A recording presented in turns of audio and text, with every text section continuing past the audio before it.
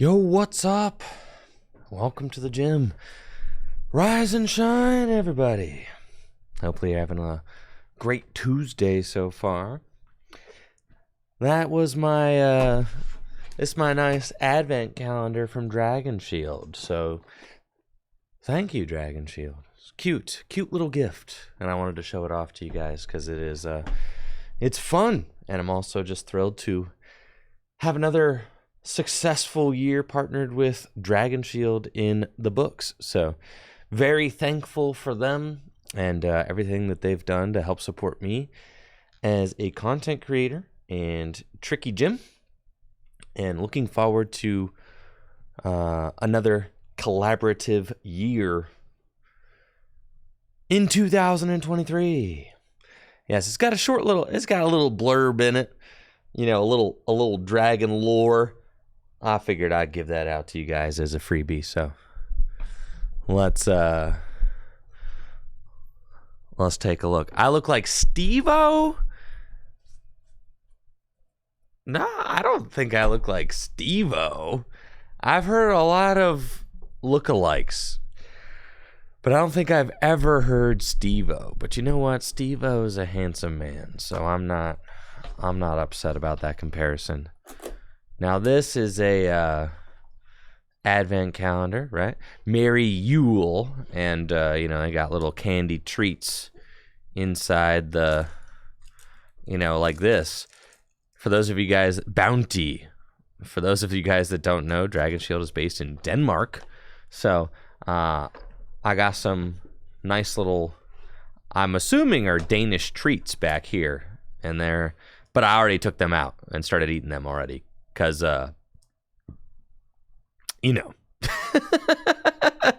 because that's what you do. So here's the Dragon Shield Christmas playmat design from this year. That was neat. And then of course you got the advent calendar. I know I'm a few days behind. I'm pretty sure they're all Bounty, little Bounty candies. I'm not really in the mood for chocolate right now. I think that's what this is, but I'll open it just to show you guys. Yeah, that's chocolate for sure. So there you go. Nice little chocolate from Dragon Shield. Thank you, Dragon Shield, for that wonderful bounty. I will treasure that. It's super cute. I love this stuff. It doesn't get old for me. Yeah, see, you get a bounty every day. Oh, here's a Twix. Yo, that's a Twix. Oh, I didn't realize Bounty was like the name of a candy. This is a Twix bar. I know what Twix is. That's cool. So, hey, you got different candy. I'll probably pop them all out and put them in the candy jar that I have at home. And that is very cute. Merry Yule from Dragon Shield. During the long night of the winter solstice, Sano, the eternal night of Yule, delivers presents to all the children of Arcania. As a child of Arcania that has made it on the nice list, Sano has seen fit to bring treats for you this winter season. Merry Yule to you from Sano and the team at Dragon Shield. Isn't that nice? That's nice. Thank you for the collaboration in 2022. Yes, love it. Very, very cool. So, thank you, Dragon Shield, for that nice little gift. And let's play some cards, shall we? That's what we got on the agenda for today. Card playing time. I know, you're spoiled with free lore. I know. The Yule time lore. I'm not going to make you pay for the Yule time lore. That would be un-Yule-like, would it not? Yesterday I was operating with like the bare minimum amount of sleep.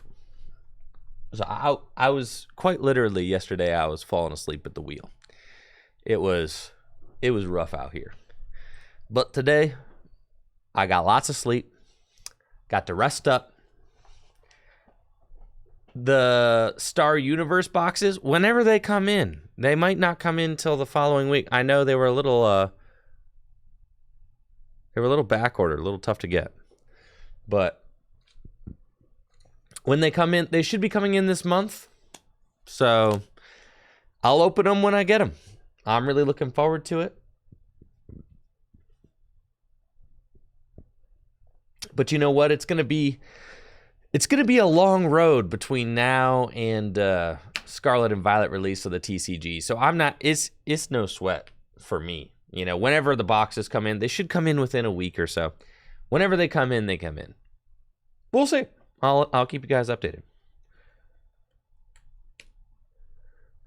Let's hop on over to the Pokemon Trading Card Game Online and get gaming, shall we? Now, I got to rest a bunch last night, which was great. Needed that. Was operating on very little sleep yesterday, but we got to talk about the Toronto Regional Championship, so that was nice. And also some decks that did well. I got to kind of take a look around at the results. And I finished Scarlet and Violet last night. That was cool. Yeah, I enjoyed the story very much. That was fun. I felt like there were some really fun story elements happening in the game. I had a good time with it. I finished the the bit at the zero base or whatever. Yeah, the characters were really good. It was really cool. Some of the cutscenes were like really fun and heartwarming, you know?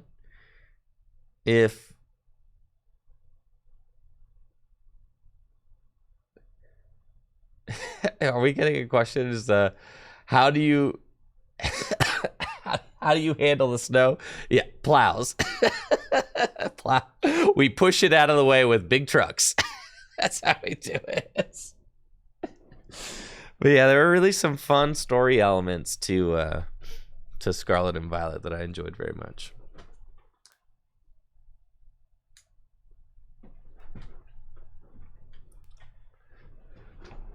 Which of the new Pokemon was my favorite? Let's see. I was playing Scarlet, so I got to see all the future Pokemon. I think I like the past Pokemon generally more than the future Pokemon.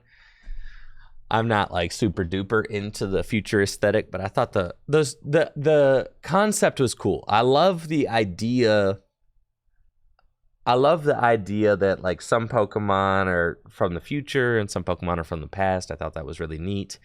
I thought it was neat because, you know, we've done different regional forms based on location, but it made sense to do regional forms based on time as well. I mean, that's like super fun, right? So I liked that quite a bit. I thought that was super cool. Let's see. Is the Medicham V really worth it? That thing seems corny. I don't actually want that. Let's put in Snorlax. I like Gormandize. I like Gorman Buddy instead. With 4 scoop up nets, yeah, we'll get to use that guy plenty. That'll be nice. That way you don't have to Crobat turn 1 every time. You can like, yeah, that's cool. Let's do that.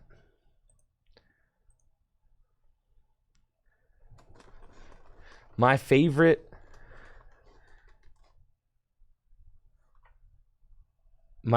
of the with 2 air balloons, you don't need free retreat Coco. My favorite of the new Pokemon, I think I really like Fluttermane and I really like Wildtail. I think I like the ones from the, or if we're talking about like purely the future or the past Pokemon, I think, and then I think that my favorite future one is the Gardeglade thing. Yeah, that's what my favorite future one's definitely the Gardeglade thing. I think, and then I like. Oh, my favorite Pokemon from like that's not a future past Pokemon is probably Flamigo. Yeah.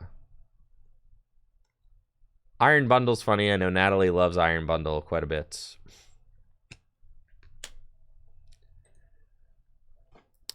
Yeah, but it was very fun. The story was fun. I ended up liking the rival. Like, Nemona's cool. At first, yes, she was very annoying. But, you know, as you get it, you're like, oh, Nimona's nice. She cares. She's not evil. You know, she's just a little excitable is all. Cool. Yeah, Arvin's storyline is pretty rough. Okay, looks like I'm playing against Zorobox with the Dynamotor deck.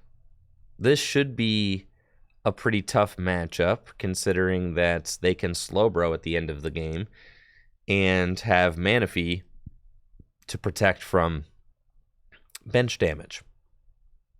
Yeah. Yep, should be pretty tough, but we'll see what we can do. We've got Radiant Greninja, Concealed Card, Serena, plenty of ways to get through the deck. So let's start with the Concealed Cards, as I've got a lot of Ball Search cards, but not a lot of cards I necessarily want to discard. We can Quick Ball away Serena and go get another Mareep. And then I think I want to Quick Ball away this other Serena and go get Snorlax. And I'm going to scoop up net the Radiant Greninja, promote Snorlax, Radiant Greninja down, Air Balloon here, and Marnie. And that's a pretty strong start for us. I'm liking this quite a bit. We'll go with Regieleki and attach an energy, Stormy Mountains, get another Mareep down, and Gormandize for 5 big ones.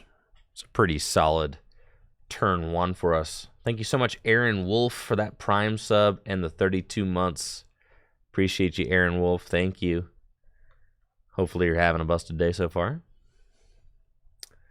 Oh, they got Behem in there. Interesting. Yeah, at this point, yeah, the game's been out for weeks. At what point do you want me to, like, stop? At what point is it acceptable to stop spoiler warning things? You just got to get over it at a certain point, you know? At a certain point, you got to expect that the rest of the world has played the game and they're going to talk. That's why I had gotten to that point, right? Because everybody started talking about, and I was like, I can't expect everybody to stop, just not talk about the game in front of me anymore. So, like, I just need to beat it. So that's what I did last night.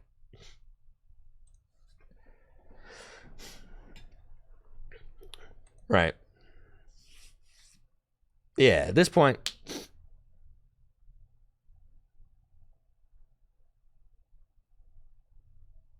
Yeah, at this point, you gotta kind of expect that people are going to be talking about Scarlet and Violet.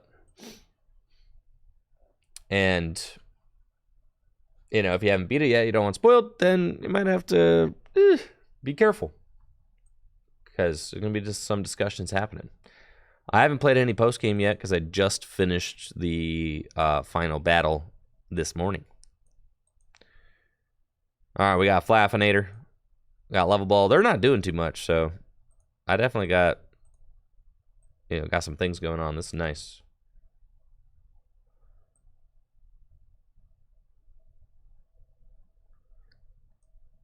Ultra Ball away these.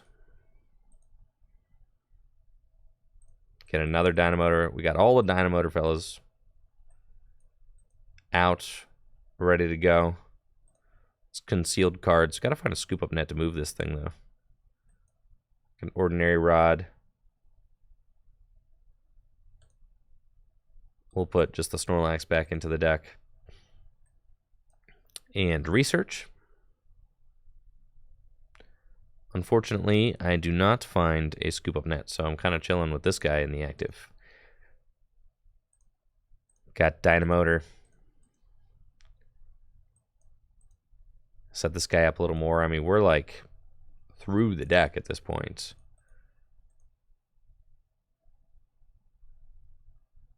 Okay.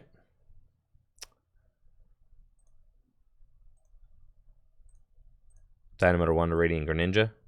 and Gormandize. Fill our hand to 7. Slow starts from both of us, but that's okay. It's early on a Tuesday morning. We'll get around to attacking. You know, I guess I could retreat this with an air balloon as well, but didn't find an air balloon either, so we're just hanging out. And this is why this matchup, I think, is just going to be bad, because they've got this mana fee. Frankly, I don't feel like playing this matchup. We're just going to, that's just like, it's doing too much, honestly. I just want to play against something, you know, where I can trade favorably. That's just going to be a long, boring slog. And then they're just going to slow bro me at the end. So, is it worth it? No. Not worth it just to get slow broed at the end. But I'm more driven than ever. See why the the Snorlax is pretty cool?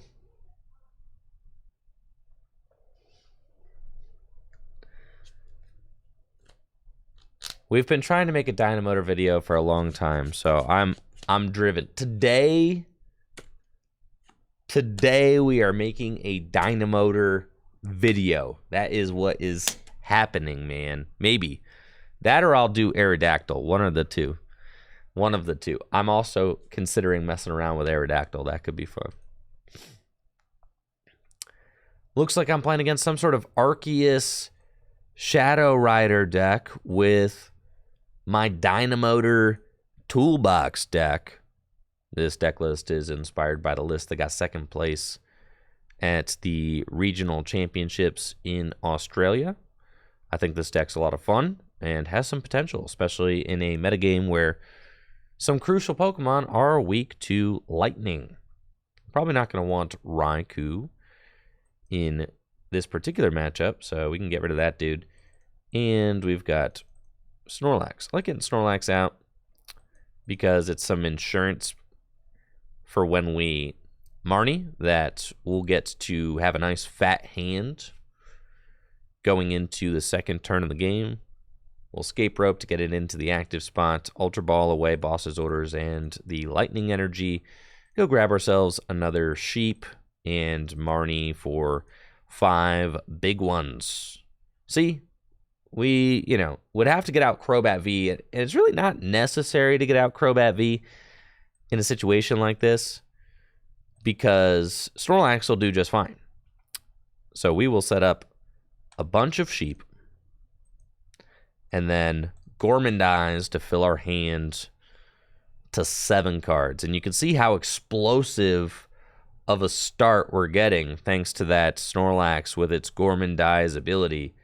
This is an incredibly strong hand going into turn 2 and is going to give us a good shot at getting a turn 2 attack. Now, unfortunately, my opponent going for a Lumineon to Marnie this big hand, which is fine. Still, a 5-card hand after my top deck is still better than the small hand I was rocking with previously, so I don't mind that. We've got Flaaffy and Serena to draw some cards.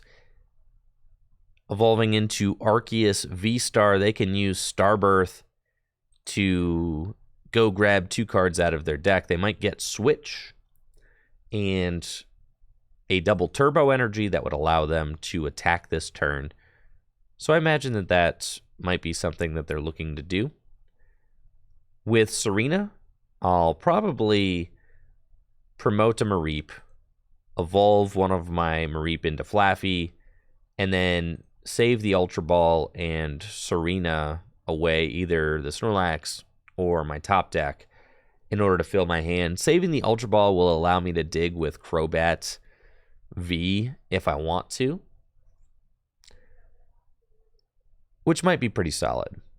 Now here's the double Turbo Energy. They're going to take that knockout with Trinity Nova, accelerate 3 energy from the deck onto their board. I'll promote Mareep and hope to find an air balloon or scoop up net to allow me to start swinging. Now it's game time. Let's go.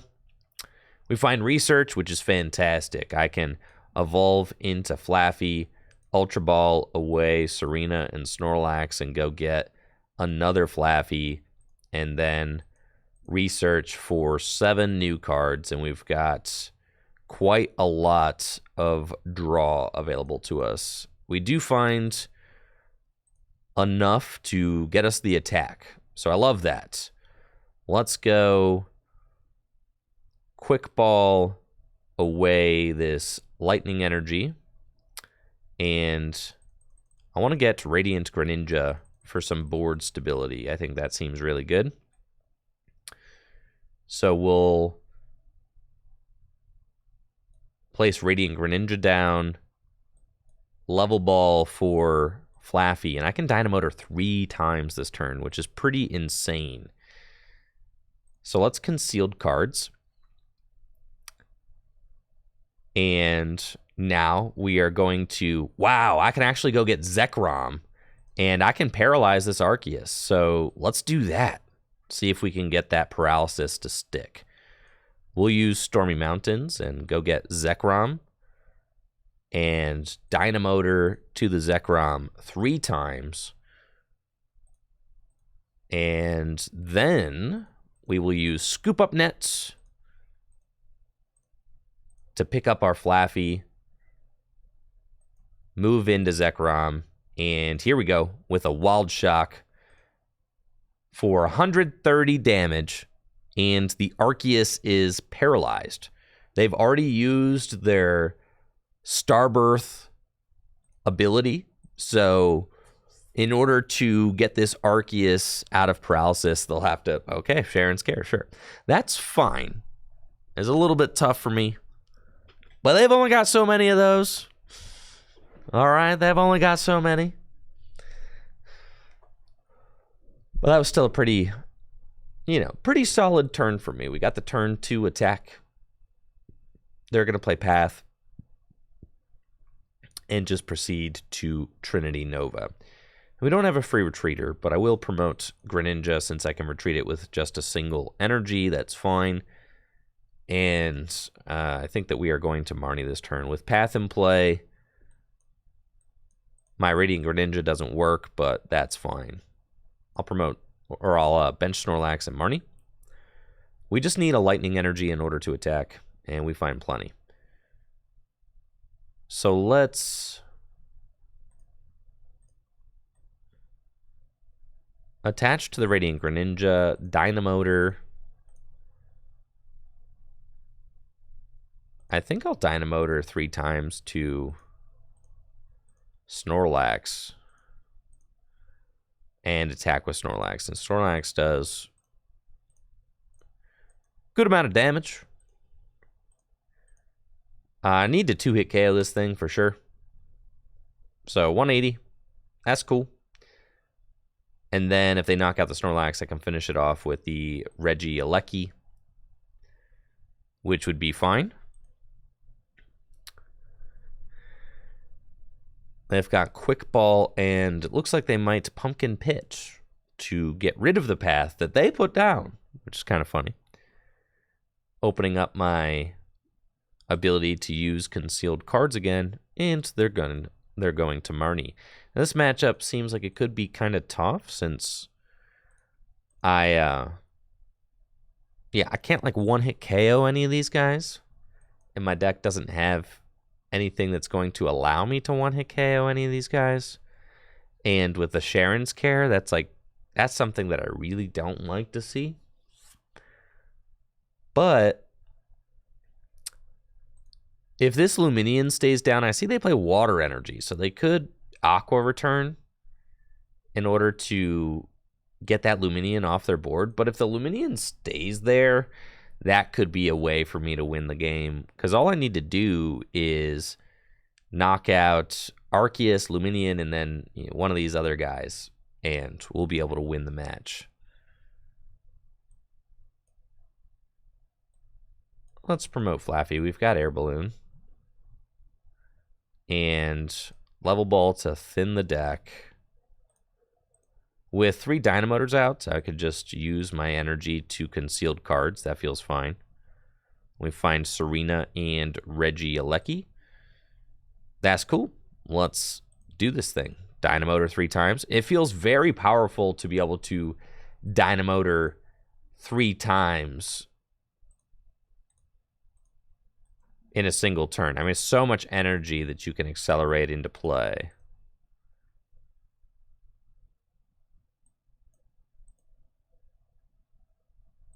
I could Serena, but I don't feel like it's worth it. Let's just retreat, keep all these cards in my hand, Terra Spark for the knockout, and we'll place 40 here and 40 here, which seems fine. Setting up the Pumpkaboo, which we could maybe knock out. We find Zekrom, that's great. We're like close. Next turn I can knock out the Luminion, spread to the Pumpkaboo, maybe spread to the Snorlax, and then gust the Snorlax for game. That's something that we could do. It looks like they're going to target down my Flaaffy, which is a little bit annoying, but it's fine. I've got 1 energy on this Regieleki, so that's okay. And they're going to go to 2 prizes remaining. You can see how tough it is when you can't one-hit KO these guys. You're really depending on some things going your way. But I could also paralyze them. So that's something that we could do coming down the line. If they can't heal, then paralysis could be our best friend. So we're going to do that. We're going to scoop up net the Radiant Greninja, promote Regieleki, use Serena to bring up the Luminion, and I want to keep the Crobat. We'll bench the Radiant Greninja, and I'm going to soften up the Snorlax. That's fine. So let's Terra Spark, knock out Pumpkaboo. I guess, do I want to soften up the Snorlax, or I guess I could soften up this and then put it within range. If they don't evolve it, we could just knock it out with another Serena. So we'll knock out the Pumpkaboo, and we'll soften up this. I think that seems like the best thing to do. Thank you, Shinarai, for the Tier 1 sub and the 21 months. Appreciate you. Thank you so much for the support. Hopefully you're doing well. And there we go. We're feeling pretty good about this. The Shadow Rider's only got 130 hit points left, and Zekrom conveniently does 130 damage. But it looks like my opponent has found my deck's weakness by just gusting up Flaffys and knocking them out. So now I cannot win. Like what? I just can't win now. That's it. Cool, man. That's neato. That's it. You just gust up and knock out. Wow. I mean, like, that's such a, unfortunate. It's unfortunate. Ain't that a win con, huh?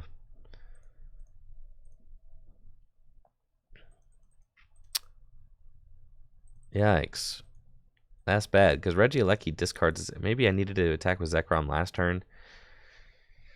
I guess.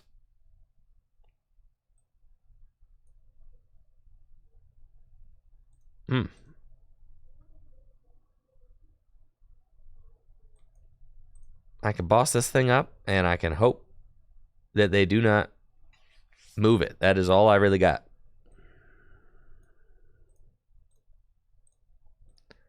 So I have to hope they do not have switch. Pass. And if they don't have switch, then I win. Ain't no way you got a switch, brother. Yeah, you about to Gormandize for sure. No. I already knocked out Luminion. How many Luminion you got in this deck? That's crazy. They're about to Luminion for Birdkeeper. That's just gonna be game, definitely.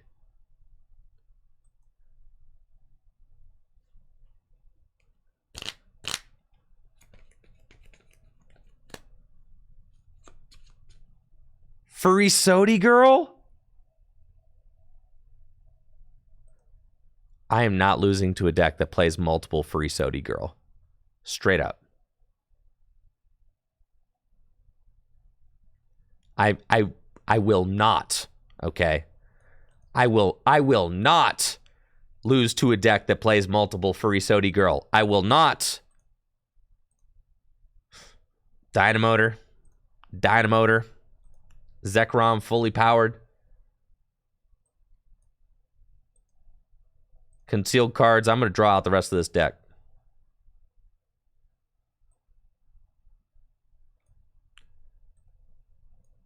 Ultra Ball. Let's go get that Serena, shall we? Scoop Up Net. It's going to be a real shame if I have the Serena as the last card in my deck. But that ain't happening. Serena. Let's go, dude. GG's. Wild Shock. 260 damage. Let's go, Zekrom. Let's go. Oh, yeah, baby. We did it.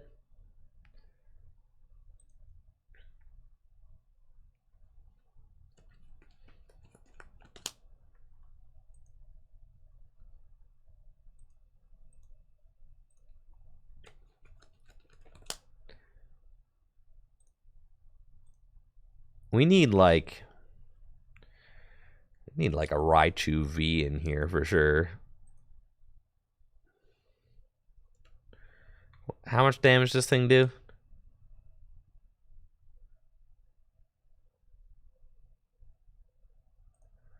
I feel like Raichu V would be pretty good, but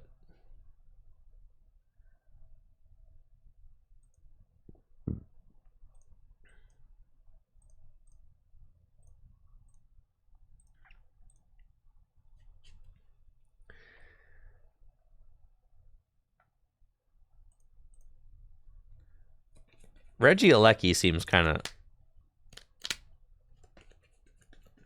I guess Regieleki could be fine.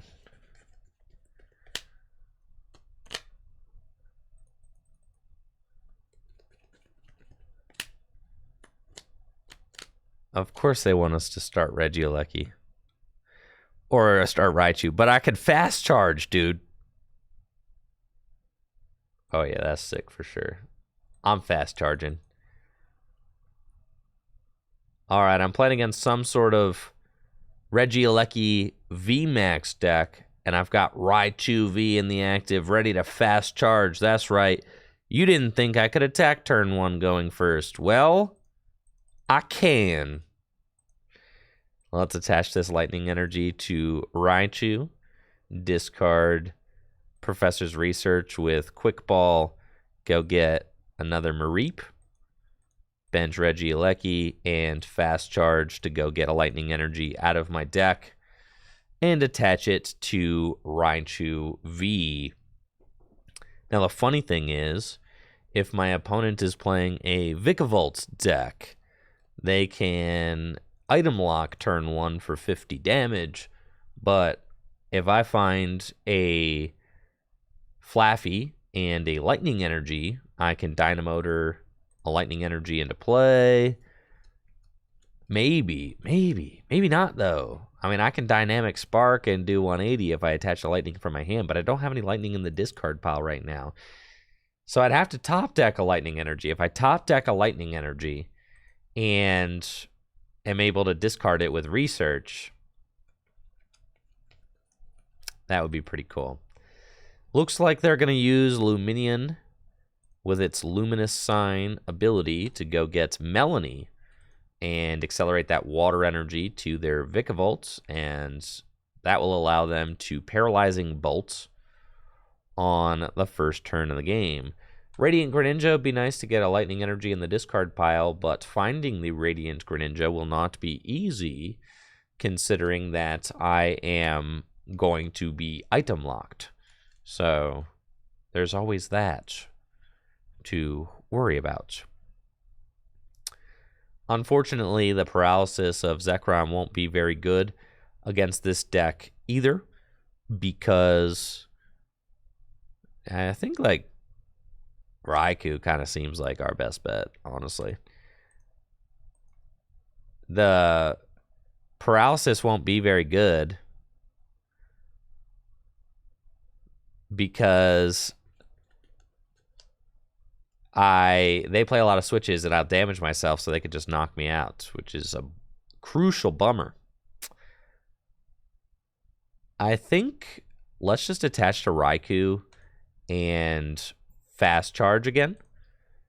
And then next turn, I'm betting that we can Dynamic Spark for a knockout. That seems fine. I don't think it's worth it to swing for 180 damage and leave my Raichu with no energy on it. That seems like a waste. Yeah, if they want to take the knockouts, they'll have to break the lock, which will open up the doors for me to set up my Flaaffies. So I'm okay with that. They should play a lot of switches in their deck. Looks like, yeah, I mean, there's already a switch and a rope down, so where there's one switch and one rope, there's probably two switch and two rope. Which, yeah, well, if they discard all their switches, then maybe my paralysis will get to stick. They do also have Luminion on their bench, and Luminion is weak to lightning. Don't know if you've noticed. Yeah, they're going for the Super Zap Cannon, but they've also filled their bench, which just means that Raikou can come up and finish them off pretty easily. So that's kind of cool. But then they might finish me off with their Raikou. But that's fine. All right, I'm chilling. I think we're going to just initiate the trade. Let's go fleet-footed. Nice. And we've got this. But in order to take the knockout, I have to fill my bench. But then yeah, it's fine. It is what it is. We got to do it. I think so, anyways. Now let's Ultra Ball away these. And go get the Flaaffinator. And then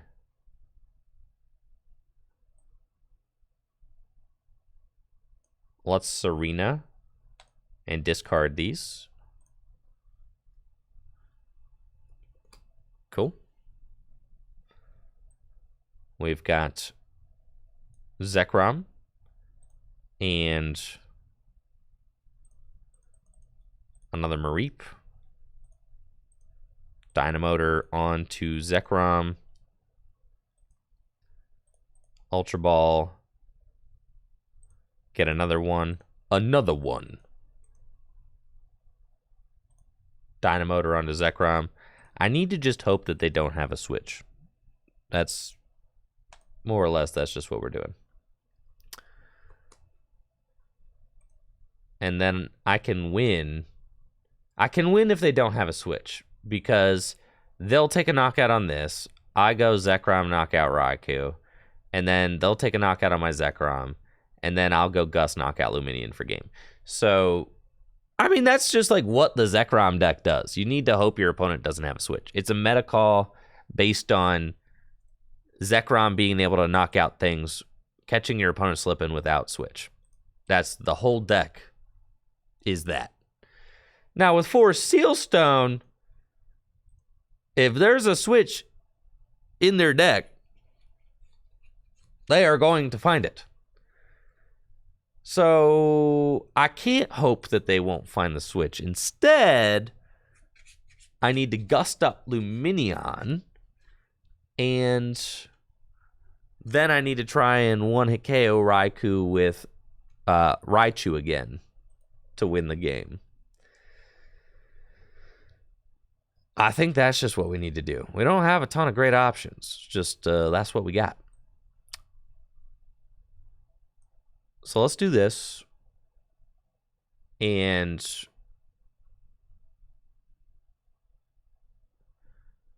as far as scoop up nets, I still have some in the deck. That's fine. Let's bench Mareep.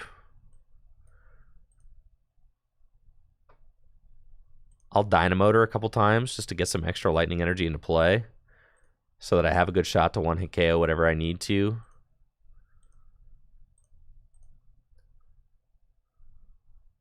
Sure, we'll put 2 on the Mareep.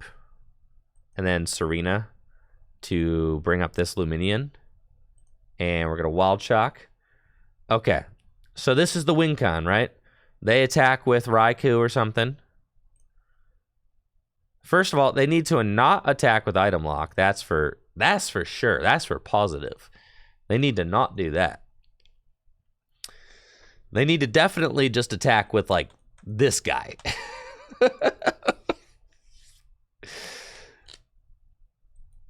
If they Item Lock me, I am ruined for sure. And it looks like they're probably going to go Item Lock because they're not a fool. Yes, here's the Vikavolt right now. So in order to beat this deck, I would need another...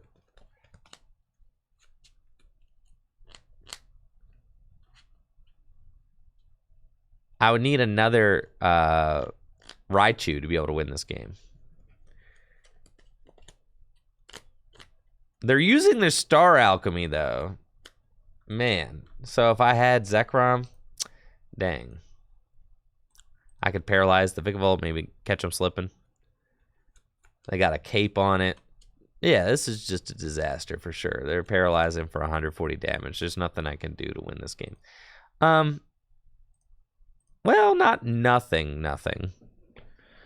I shouldn't say nothing. They might not have a switch. What do you think? You think, do I have a... I got a Zekrom.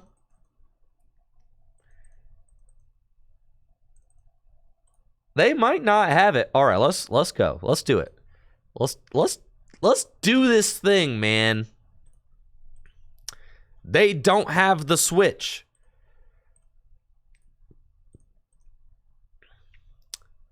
Marnie, they ain't got it, bro. No shot they got it.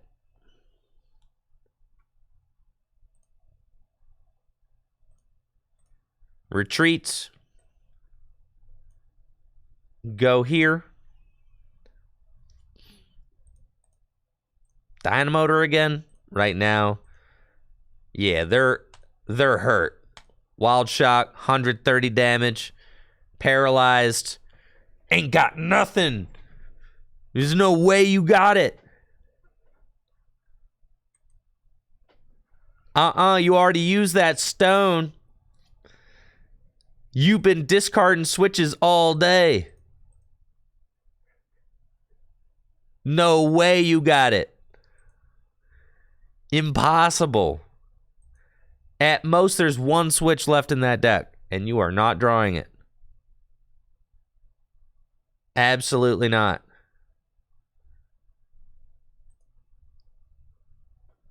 You are whiffing this switch every single time, dude. No. No!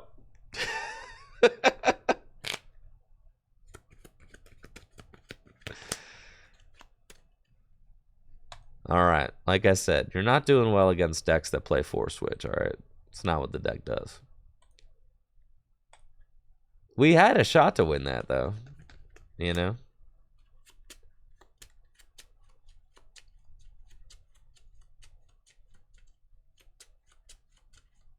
It's almost Aerodactyl time.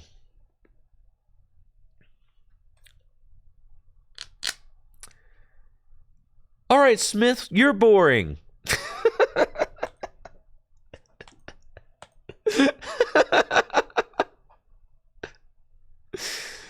All right, we're going first against a deck with Pumpkaboo.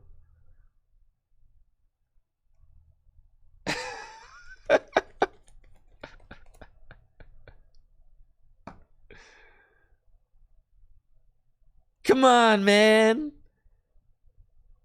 Gotta be able to show off the Flaaffy deck. All right, we're going first against a Pumpkaboo thing. Let's quick ball and discard Serena. And let's get ourselves another Mareep.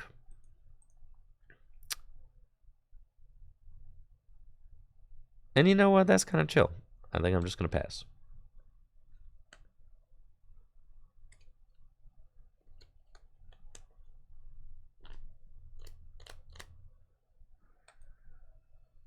They're playing Lugia? Is this Lugia? Tell me it's Lugia. All right. Ladies and gentlemen, we finally got paired against a Lugia deck with the Flaaffy box deck. I got 2 Mareep out going first, and my opponent is setting up some Lugia. This is a great hand to get Marnied into. Definitely can't complain about this. We will gladly put down the Stormy Mountains, go get a Flaaffy with Level Ball, Air Balloon, and Research. Let's draw some cards. We've got some solid stuff here. Some good stuff. Love it. We could go for the Radiant Greninja and try to draw another energy if we want to. Or we could just go for Snorlax. And I don't think I mind just going for Snorlax. I think that seems okay. We can get Mareep. We can Stormy Mountains. And I could get Raikou and just take this knockout. But then that's like, it's kind of tough. I need to think about the worst things that could happen. I guess we're going to kind of say that they're not playing Amazing Raikou. Because if they're playing Amazing Raikou, I really want to get out this Manaphy right now. But I don't think that they play Amazing Raikou. I'm going to say that they don't play Amazing Raikou. So let's just go get Zekrom. Do what we're supposed to do. We'll Ultra Ball away these cards. Go get Snorlax. Not that one. This one. Do this. Do this. And we'll retreat into Snorlax and Gormandize for a big draw. I like this a lot. Think we're feeling real solid about this turn 2. Now I'm curious to see what my opponent does in the face of Zekrom. Do they play enough switch cards to get out of the Wild Shock Paralysis? Do they play Dunsparce to protect themselves from weakness? All these questions I have. They're going to put Lumineon down. Lumineon is also weak to lightning. And it looks like they're going to get Professor Burnett to go discard the 2 Archeops from their deck. That's good. Then they can Ultra Ball for a Lugia. Pop those Archeops into play. And start attacking. But, as you can see, they do not have bench space for Dunsparce. They do not have bench space for Manaphy. So they just have to put these Archeops out, and then they are just totally at the whim of my deck right now. I mean, I'm going to be able to... Sheesh. Man, this is about to get ugly for them, for real.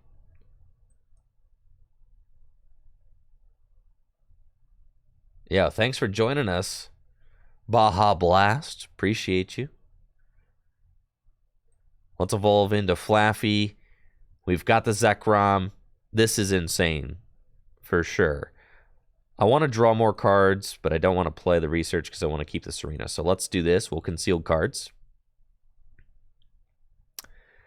And we'll Dynamotor to the Zekrom. And the crazy thing about this matchup is if the opponent doesn't have a switch, then they are just getting one-hit KO'd, essentially, by Zekrom, which is doing 260 damage.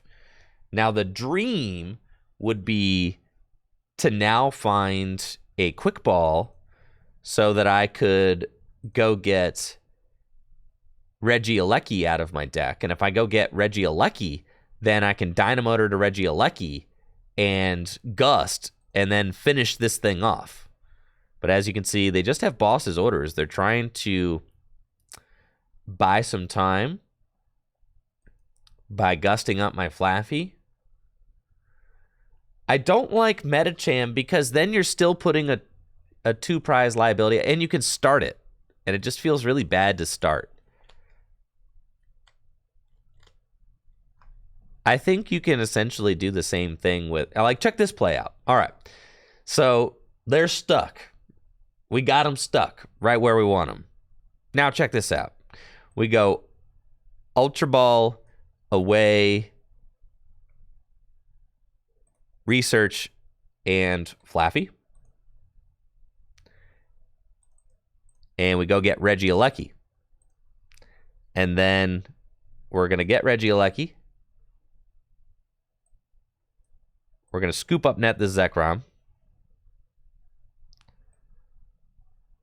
Air Balloon here.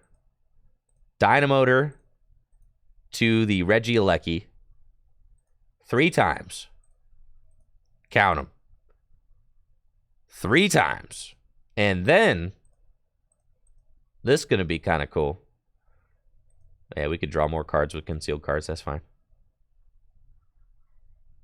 We go Serena. Bring up the Luminion. Retreat into Regieleki. Zekrom down. Lightning. Terra Spark. Skadoosh. And now we take 4 prizes by knocking out Lugia and Luminia, and that's the scoop. That's it right there. Yeah, I'd scoop too. Yeah, isn't that nuts? That's crazy.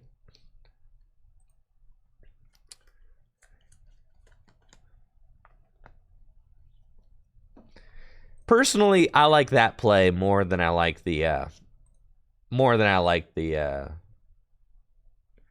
Metacham play.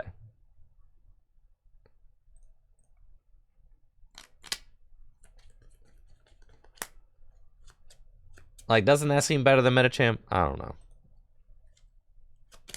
Funny Yoga Loop content? Nah. Funny take 4 prizes content. Take 4 prizes, opponent scoops. Metacham's also a big liability, yeah. If you start it, you're like, this is the worst thing in the world. Yeah, we want to go first. Let's go. Now, do I want to start Raichu? And go turn 1 fast charge?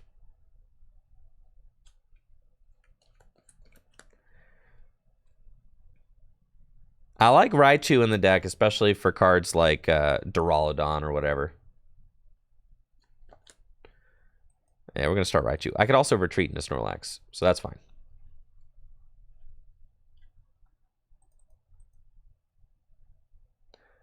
Okay, we are up against Mew VMAX with our Lightning Toolbox deck. I could fast charge turn 1 with Raichu, but that seems a little bit sketchy. It might be the best play I have, though. So let's bench Zekrom, attach this Lightning Energy, Ultra Ball away Marnie, and this Lightning Energy. Go get a sheep. And we will fast charge to go get another Lightning Energy into play. And we'll see if my opponent is playing the Fusion Strike version of Mew. The Mew version that plays Elisa Sparkle and Meloetta. Or if they are playing the Double Turbo only version of Mew. Because if they are playing the Double Turbo only version, then they can't attack my Raichu on turn 1. But if they are playing the Double Turbo version, they cannot attack. So we're kind of hoping that they're playing the Double Turbo version, since I happen to open my Raichu V, which I'm not super duper thrilled about. But let's see how their turn unfolds. Switch cards, Lost Vacuum. Not giving me a lot of information there. Next turn, if they don't get out Oricorio, I mean, I can do some damage with Dynamic Spark. for sure. So if they are playing the double turbo version, then I can take a knockout with Dynamic Spark next turn. I can attach an energy, Dynamotor an energy, and just do 240 damage turn 2. So that's pretty good. But it looks like they are playing the Meloetta version, which is pretty bad for us. In fact, if they take a knockout on my Raichu turn 1, I think I lose. But yeah, we'll see how it goes. They've got 2 Meloetta. Boy, sheesh. That's something else.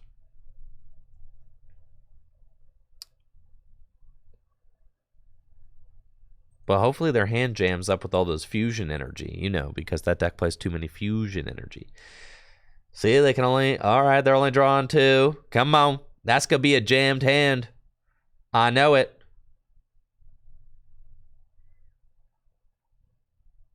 Yeah, you're jamming for sure. No way you got the Elisa Sparkle. You got 3 fusion energy in that hand, Marnie. All right, we're fine. Totally fine. See? Dodged. No issue whatsoever. Great hand off the Marnie, too. Love to see it. So now we've got a Flaffinator. We've got Stormy Montagna. And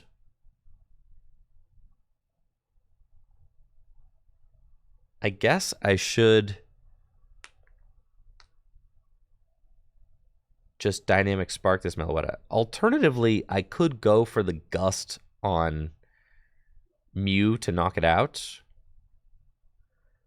But then in order to go for the Gust on Mew, I also would have to go get my Crobat. I probably hit it, to be honest.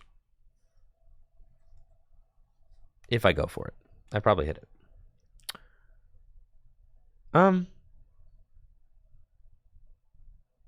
Yeah, let's go for it. We'll quick ball. Let's go get the Crobat. And we'll Stormy Mountains. Get another fella out. And Dark Asset for 6. See? Told you we'd hit it. Let's... Boss's orders up the Mew. Attach this here. Dynamotor to the Zekrom. And keep the air balloon. Let's Dynamic Spark, and we're going to discard Uno, Dos, Tres, Cuatro, Cinco, Cinco, Seis. There we go. Got it. 180 damage. Take our 2 prizes. That feels pretty good. But I've got this Crobat on my board now, which I don't love.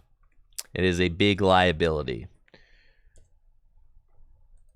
They've got the option to attack with Meloetta. They will definitely knock out my Raichu with Meloetta to tie it up at 4-4 prizes. I'll go up with Zekrom. We'll knock out their Meloetta with Zekrom. That's the thing. Now that we're at this point, the Meloettas are fine for me to deal. I would rather deal with Meloettas than deal with Mew VMAX because I know I'm trading 1 for 1. And I've already initiated the trade. So, that's fine. All I need to do is finish off Genesect for game. So I think what we want to do is we want to attack with... We want to attack with our Snorlax. That would seem pretty good. I do also have the ability to gust up a Genesect. I mean, I could gust up a Genesect and try to paralyze it. If I can do that, I mean, we'd be in a pretty insane spot. But I bet you they play, like, quite a few switches. So I'm not really thinking that that's going to be something that sticks for us. They could also just be playing, like, 1 or 2 switch cards. But I don't think that that's necessarily what they're doing. If I do 130 damage to a Genesect, I think that that could be bad for us. I think so. Because the math doesn't really check out anywhere. I could It's true. I could use Raikou V to go knock out Mew. That's true. That is true. We've got Air Balloon, so I've got options. Let's see what we want to do. If I want to go Raikou, I could trade 2 for 2 again. But then I'm going to have to... But I'm going to lose the trade 2-2 war.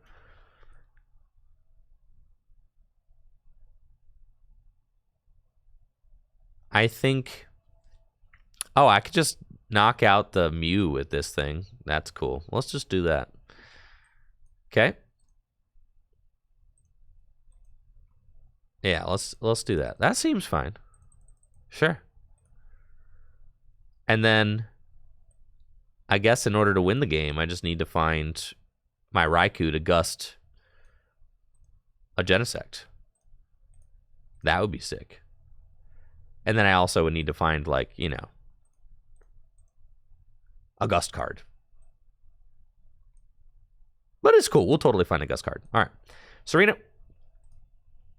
Bring up this guy. It's go time, Snorlax. Thump and Snore. 180 damage. Take our 2 prizes. We got Manaphy and Snorlax. So now in order to... I mean, I'm kind of chilling. I think I just kind of win.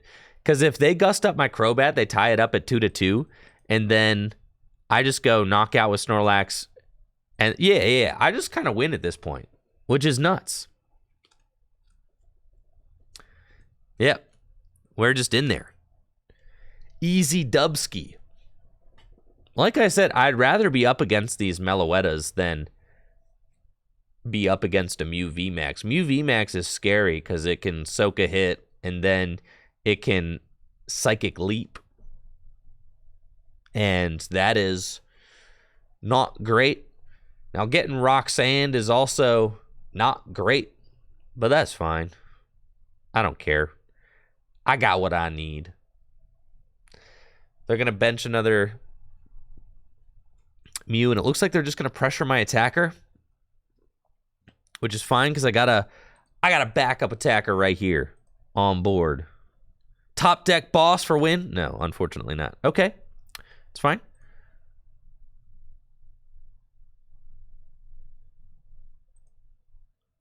But this is where we could lose. It's Dynamotor. This is where we could lose just because of Roxanne. If they can, like, go up with a Mew VMAX at the end. Which is why I'm saving my Zekrom, because maybe I can paralyze the Mew VMAX. Take our prize. It's a scoop up net. Doesn't help us a lot. Snorlax is sleeping. They have Path down, but it doesn't really affect anything. Because I can't use any abilities. My Greninja's not out. I got nothing. So here's the Mew VMAX. They definitely have switches in their deck. Right? They have to. Though their Fusion Mew list is looking... They got a lot of cards in this Fusion Mew list that don't necessarily fit in the Fusion Mew list. So maybe they cut on switches. And they're not going to counter their own path. So I'll promote Flaaffy. Gust for game? No, unfortunately not. They've got 2 prizes left. I have to go for Wild Shock. That Roxanne is really hurting me right now. I literally have 31 cards in my deck.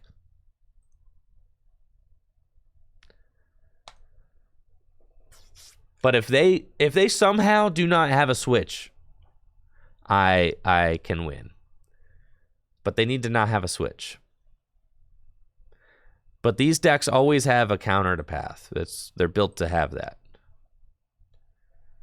But that's what we're hoping. I can scoop up net. I can keep the Zekrom moving forever. I can use Wild Shock twice, scoop up net, Dynamotor. They have escape rope, right? So that is quite bad for me. If they have Gust, they just win the game. We'll promote Flaaffy.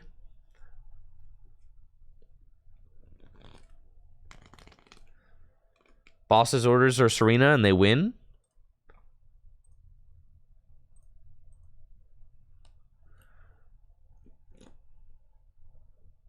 But it looks like maybe they don't have it. Okay. They're going to pass. And I get the research. Let's go, baby. Let's go. Okay.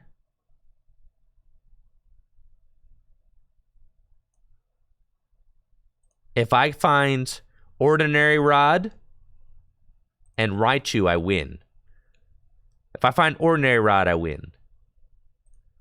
Let's research. We don't find Ordinary Rod, but I do find Raikou V can do it. All right, here we go. Quick ball. Raikou V, baby. They didn't even see it coming. They didn't even know. Raikou V about to take this one home. And that's GG's. Lightning Box. Taking the dub.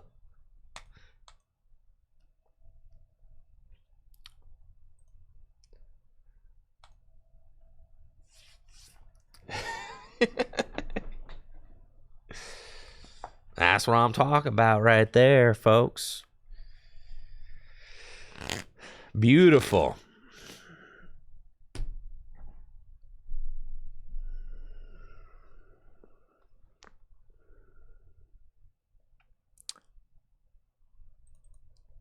Have I tested in a stall or lost box? No, we probably don't beat those decks.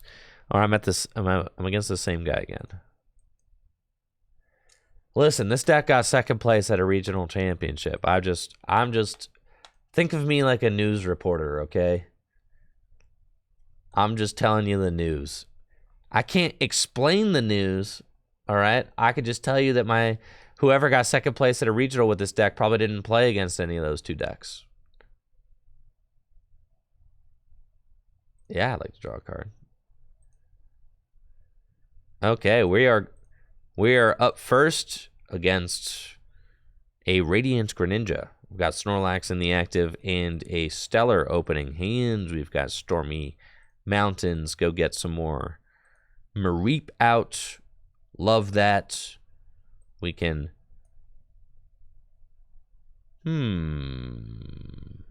I kind of like going for a big Gormandize. Yeah, that seems sick. Honestly, Gormandize is such a powerful way to start off the game. That's why I love having this card in the Flaaffy box decks, because you really want to be able to attack on turn 2, but sometimes that's difficult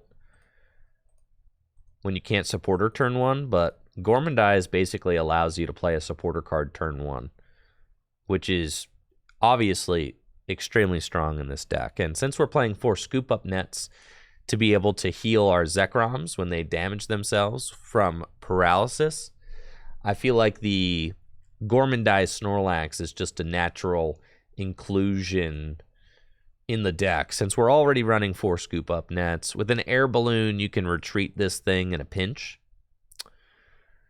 Looks like I'm up against Vikavolt. All right, Vikavolt V can use Paralyzing Bolt to item lock me, which is not great. But I think that we can do this even without items, so long as I don't put any 2-prizers in play. If I can just set up my board and avoid putting 2-prizers out, I think we'll be all right. It's also possible that my opponent misses the turn 1 item lock. It's possible. Maybe not super likely, but if they do miss the turn 1 item lock, I'll be in a... Nope, they didn't. So here we go. Paralyzing Bolt. That Snorlax is definitely sticking around right there. And I'm not going to be doing too much. Yeah, we're probably just chilling. We can go get a Zekrom. but they have a lot of switches in their deck. So Zekrom's probably not very good. Let's get Mareep. Let's attach an energy to Snorlax. I can Serena to discard these item cards and lightning energy out of my hand to draw some. We do find a Flaaffy, that's nice. I can Dynamotor extra lightning energy onto Snorlax. And we'll Gormandize for a draw of 3. Boss's Orders is quite good. Will allow me to target down the Pokemon that I want when I start attacking with Snorlax. Item lock is definitely very tough for this deck to deal with, though. We like to be able to pivot our guys in and out of the active spot. Really like to have a free retreater in play. We could use Air Balloon to turn any of these Mareep or Flaaffy into a free retreater, but without them, it's a little bit tough. 180 damage is a little bit short of the number we want to be hitting against this Vikavolt, but we can clean that up with Regieleki later in the match. So they're going to take the knockout. That's fine with me. I mean, that's cool. Now it's time to swing with Snorlax. Now, I do need this Snorlax to wake up. That's for sure. Let's get Stormy Mountains. I think, yeah, we want to start powering up Regieleki. And then Marnie.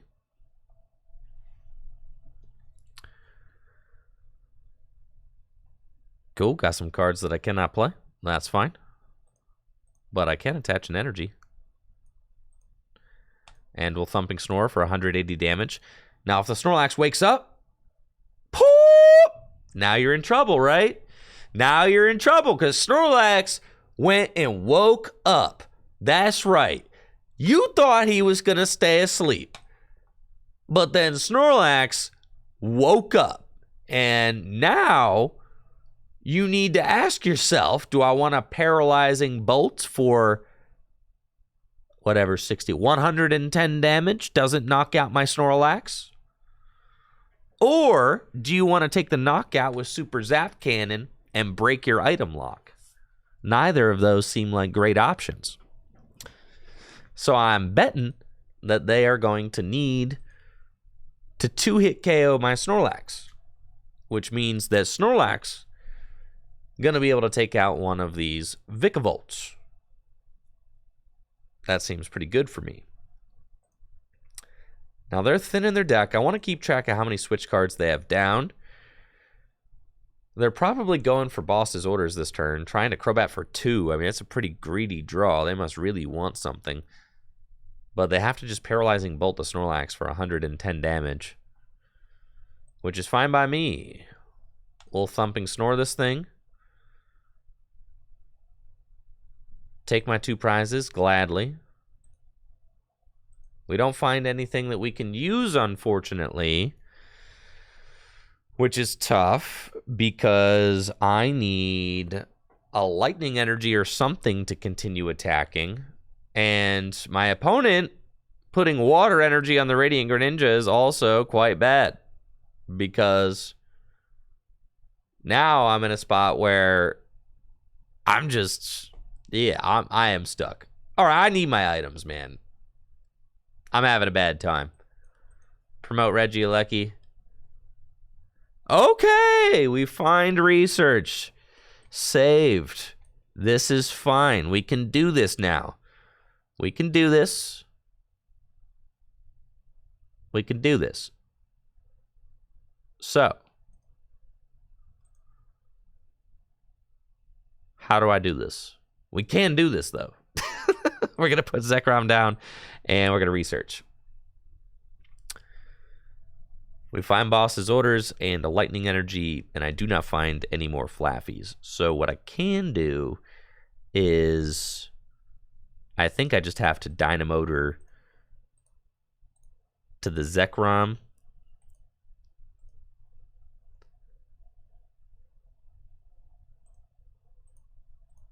But then I retreat the Regieleki. I could static shock for 20. That's like not the worst thing in the world, because then it gives me another turn. Whereas if I retreat into Zekrom, then they knock out the Zekrom, then I don't have an attacker. So I think I just hang out here.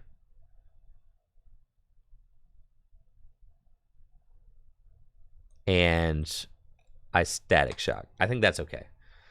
So we're going to do that. I know that seems weird, but we need to get more energy into play first.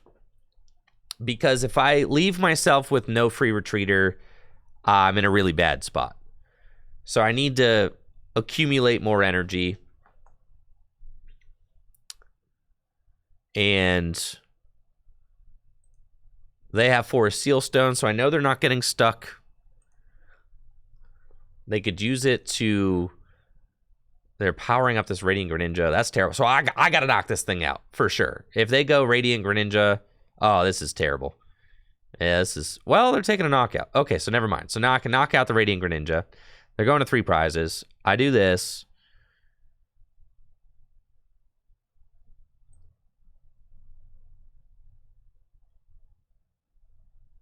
I definitely don't want to have to knock out this Radiant Greninja, but I feel like I have to.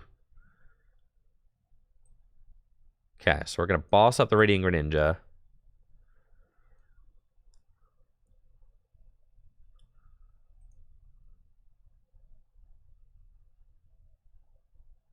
Don't feel like I want anybody else on board right now. Terra Spark seems kind of bad. I don't want to, like, just leave my dude so vulnerable out there.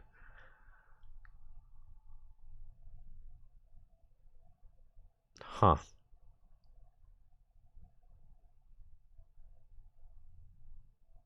I've only got 1 Dynamotor. So I feel like I kind of have to. That's fine.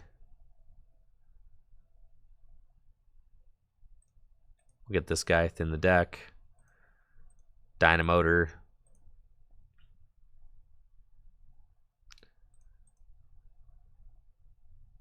And let's Terra Spark. And I guess the dream is to get a 3-prize knockout on the Regieleki. So that's what we're going to do. All right, that's how we win. With Raichu, which is why we put the Raichu in here. You need to be able to do stuff like this. You have to in order to be able to win, right? So we're going to do that. And we're saying, okay. Thank you, Dizzy Nitrum, for that tier 1 sub in the 7 months. Appreciate you, Dizzy. Thank you. Yeah, so that's what we're going for. 3 prizes on the Regieleki. 270. I could Serena it up. They're going to knock out a Flaaffy again. That's turbo annoying. But it's fine.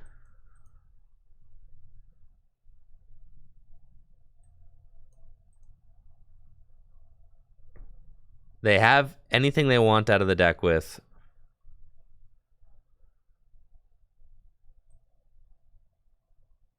Huh.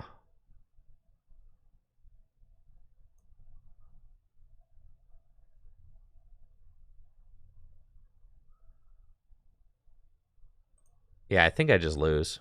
But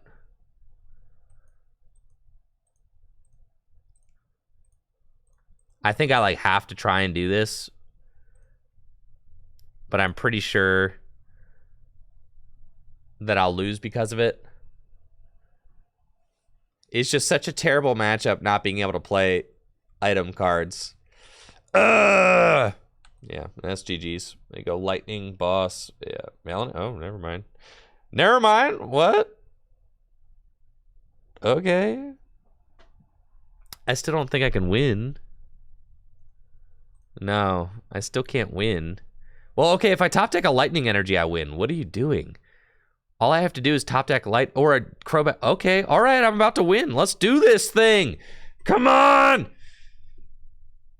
Oh, yeah, baby.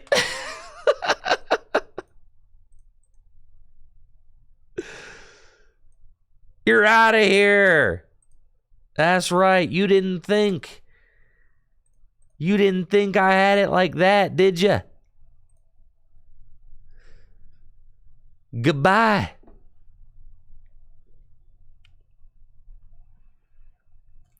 GG's. GG's.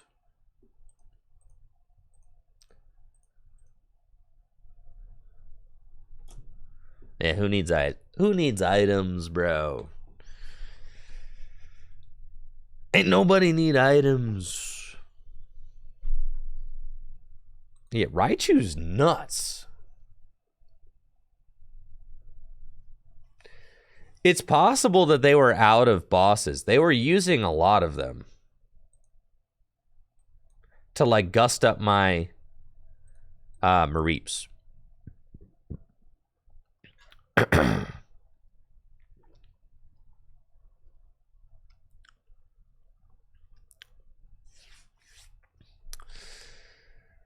Okay, we are up against a Reggie deck. This matchup should come down to whoever attacks first.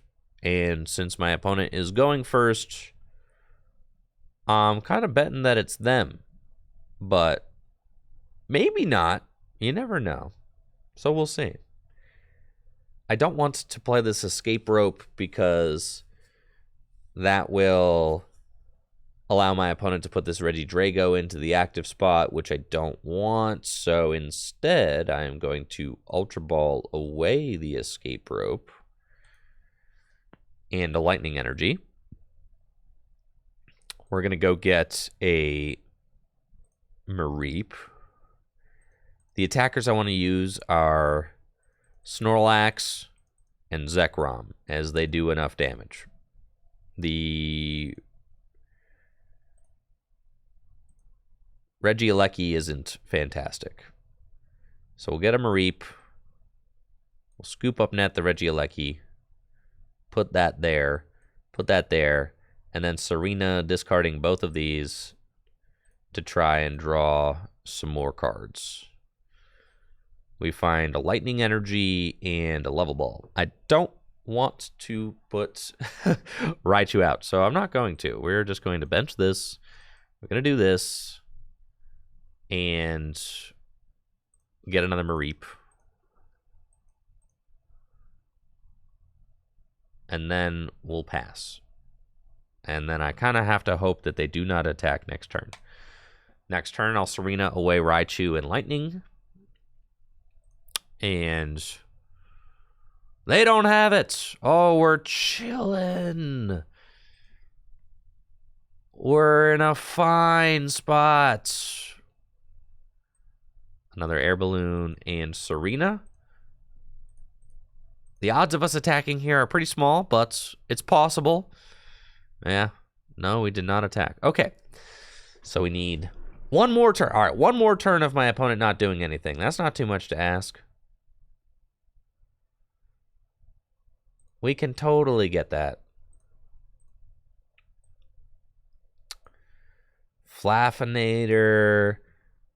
Quick ball away this. Go get Sir Gorman. Dynamotor. And Gorman dies. Snorlax always here to save the day. So we'll retreat into this guy. And Gorman.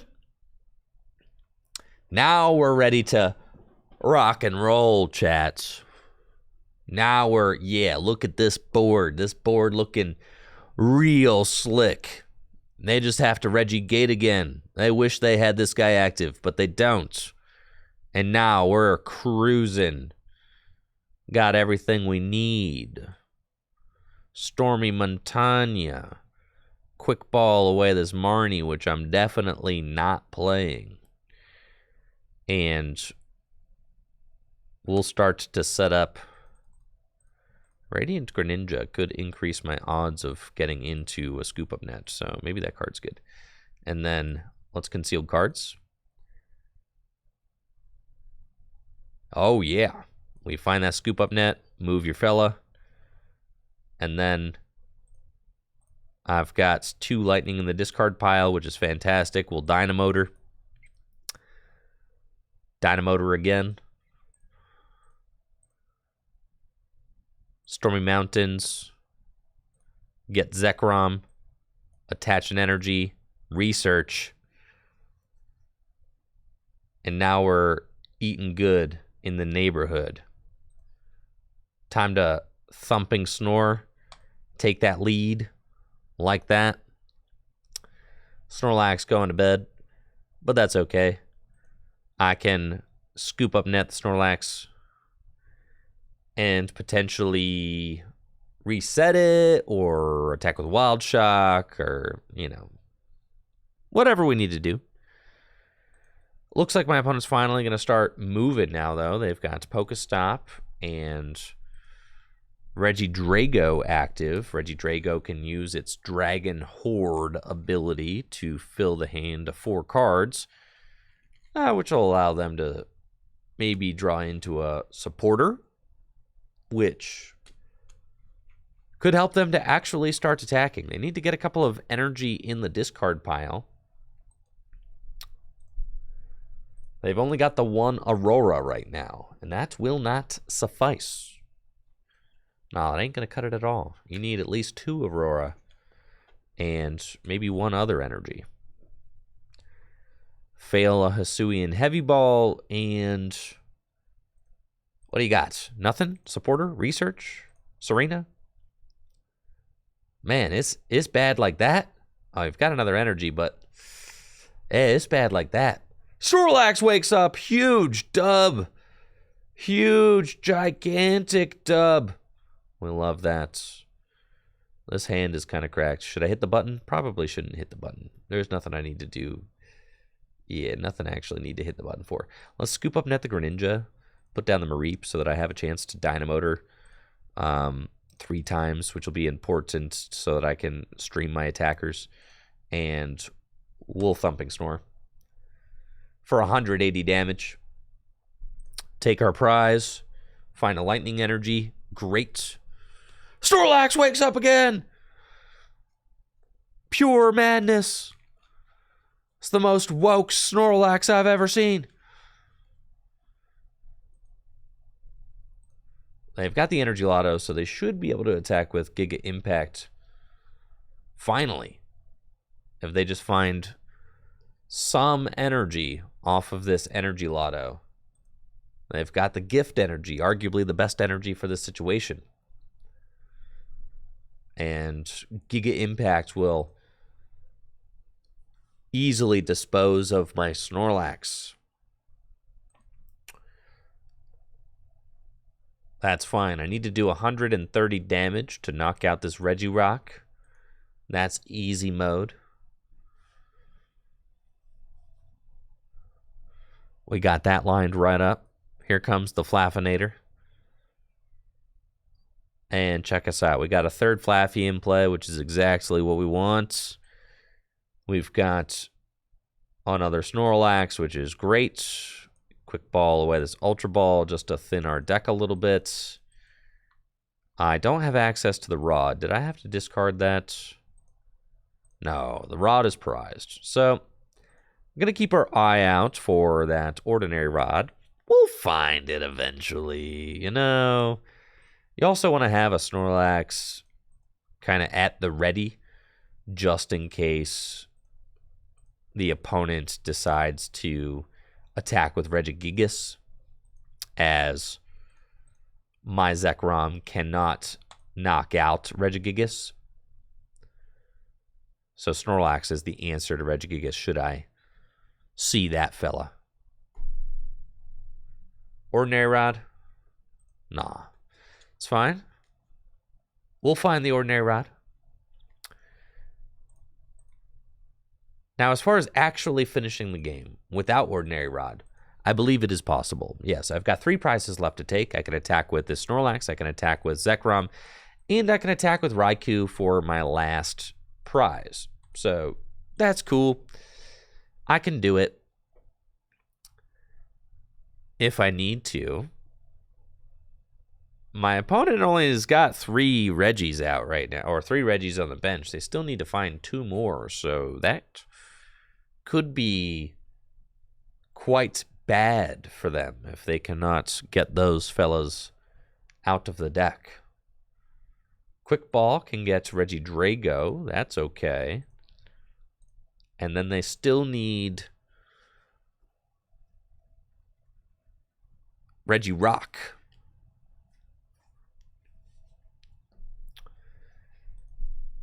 Palpad. They play Clara. That's an interesting card in the deck. Research. They need to find the Rock. They need to find Mr. Johnson. Can they find it? There's Mr. Johnson. All right, good. Reggie Rock makes its way onto the bench. And now they can use Reggie Gigas' Ancient Wisdom ability to accelerate some energy onto their Reggie Alecki and take the knockouts. But I've only got 3 prizes left, so I'm feeling very good about this trade. We'll promote Flaaffy, and I'm going to save the Snorlax because Snorlax, again, I'm keeping for the Regigigas in case I need it. We'll bench Zekrom, and we're going to attack with Zekrom this time.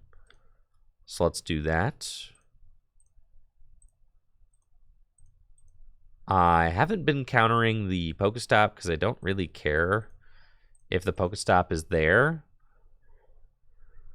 And it could in some way help me. I'm already winning the trade, so that's fine. We'll just Wild Shock, 130 damage. Hopefully find the Ordinary Rod. Not that we really need it, but it'd be nice. Got Serena instead. And that's fine. At this point, we've got our 4th Scoop Up Net in hand also. So if, you know, when you start getting towards the end of a game, you got to start thinking about ways that you could possibly lose. And resource management is a way that you could lose a game. If my opponent, for instance, was able to maybe gust up a Flaaffy, if I had 10 lightning energy in the discard pile and all my, or on board, right? And all my Scoop Up Nets were accounted for and my air balloons both attached, that is a way I could lose. Thank you, 36 Nathan, for the Prime sub and the 14 months. So you got to start thinking of ways that you could lose when you start getting to the end of, when you start getting to the end of the line, when the end of the game. 2 prizes left. We will promote a Flaaffy. Yeah, that one's fine. Want to keep the ones with the air balloons on them. Now, if they go Boss's Orders my Snorlax, sheesh, still fine. I could just whip out the Reggie, not the Reggie, the Raikou. Raikou could do it. Just finish off the Regigigas. They'd only have 3 prizes left. They could knock out the Raikou, and then I would still be able to take the game because I'm so far ahead. It looks like they're just going to attack with Giant Fangs to knock out my Flaaffy, leaving my Snorlax, which is fine with me. They can't spread damage because of my Manaphy. So we're in there. Feeling good.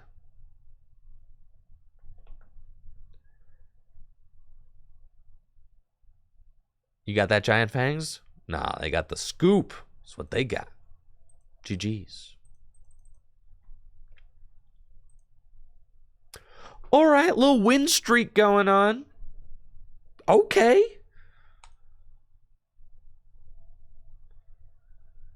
Yo, what's up, Chip? Chip in the chat. Now, Chip been doing a great job at the regional championships. Awesome to see. Awesome to see them give you free reign over the trainer lounge. Chip's Trainer Lounge. They should call it Chip's Clubhouse or something. They should give it a cool name like that.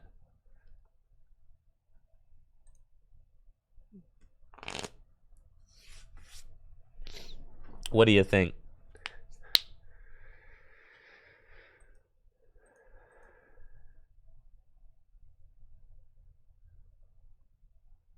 No, Ibrahim. No, I'm still going. Yeah, for sure. Cool. Looks like I'm up against a lost box. This should be a pretty disastrous matchup for us. I don't expect to be able to win, but we'll give it our best shot. We've got Stormy Mountains. We can go get a Mareep. And then Quick Ball, discarding. I think just 2 Lightning Energy seems good. And we'll get another Mareep. And pass.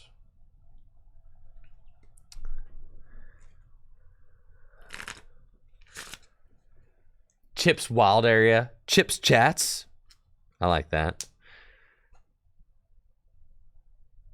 Yeah, Chip's Clubhouse. I'm telling you, dude.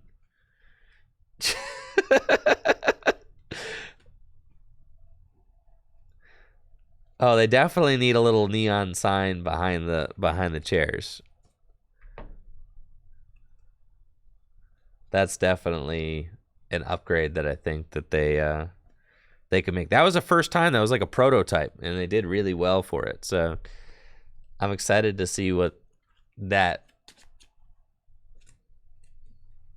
kind of evolves into. You're not the only one who's going to be doing that role the rest of the year, though. But what if you were? You're so good at it.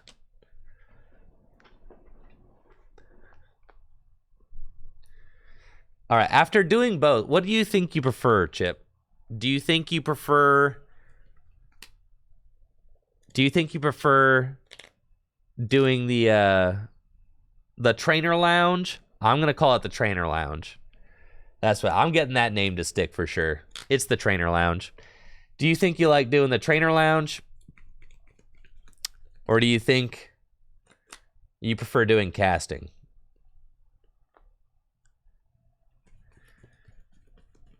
Which was your fave? Which do you like more? The trainer lounge is like you're basically a host. You're basically hosting, which is... Yeah, that's what I'm saying. You're more like a host when you're doing the trainer lounge. The lounge was way more work. Yes, definitely. That's what I'm saying, Chip. You got to take the reins, baby. Steer the ship. You got to steer the ship. Take the wheel, Chip. Chip, take the wheel. When you cast, you just show up and talk. Right. But you should, having control, man. Yeah, giving you creative control is fantastic.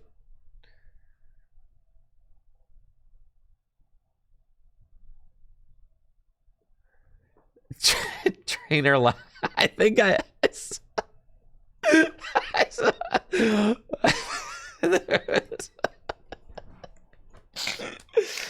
Oh man, someone said that you looked scrumptious on that. On the chair, bro. Someone said Chip looks scrumptious in his suit, and that comment got deleted instantly. But they were right. They shouldn't be penalized for being correct. Chip, you looked mad handsome back there in the trainer lounge. Just saying. Yeah. Thank you, Awkward Color, for that Prime sub in the 7 months. I don't want to play this match. I'm going to lose, dude.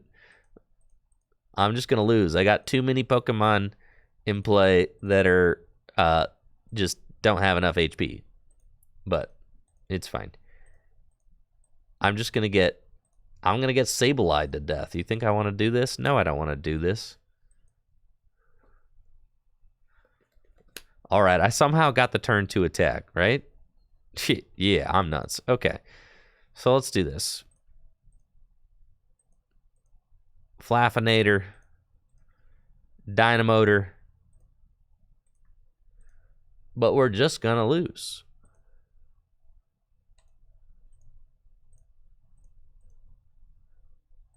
It's over.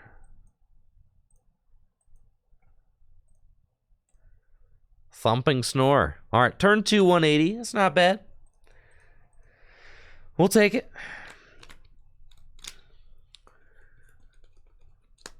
But yeah, I think it's great that they're giving you a little more control over the show, getting to kind of control the narrative of the production. I mean, it really took because if you think about it, just streaming tabletop matches with no host is kind of just, you're not giving any context, right, to what's going on.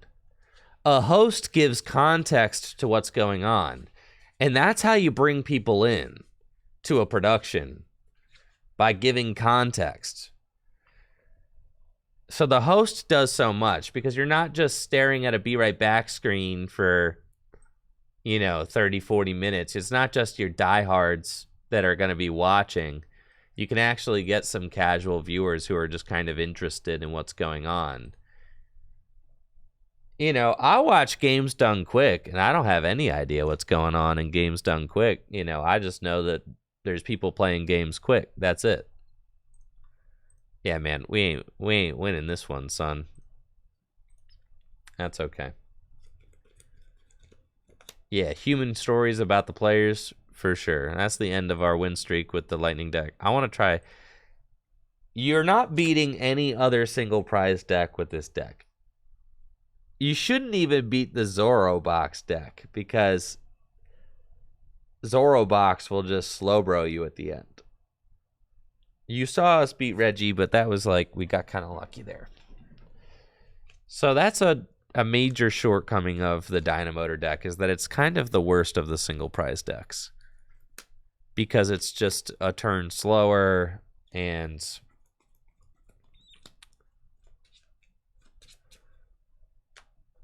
yeah, it's not really worth it. I think Frostmoth box is just, yeah, that's not a good opening hand. I don't really want to play that either. All right, let's do how you guys want to do Aerodactyl? Let's take a look at Aerodactyl. Did I get enough games with this deck? How many games did I get? Did I get enough games that I won? Could I maybe make you think I can maybe make a video out of that? Maybe. Aerodactyl Weezing. I need more caffeine. I need a jolt to my noggin or something. Oh, Aerodactyl Weezing, huh?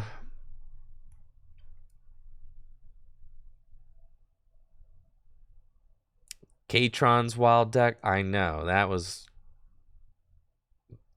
I saw that.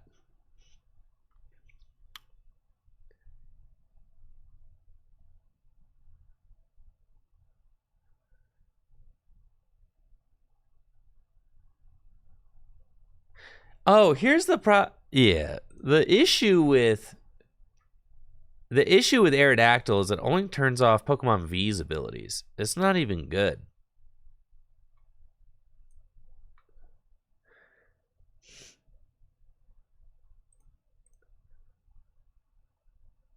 All right, here's our hit and run deck. That's cool.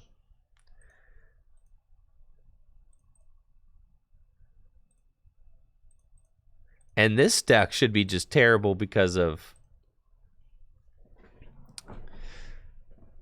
Serena.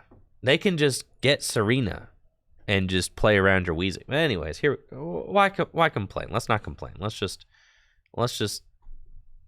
take a look. We got Aerodactyl. All right, what are the stats on this beast? Rock Crush, 1 retreat, 210 hit points. Lost Dive, 240 damage. Ancient Star. Your opponent's Pokemon V in play have no abilities. All right. Okay. Okay. All right. Seems good. 4 Hiding Dark. 5 Darkness Energy. Turns off Pokemon V's abilities. Love that. Don't need none of that. Bird Keeper, stinky card. Air balloons. Ew. Okay.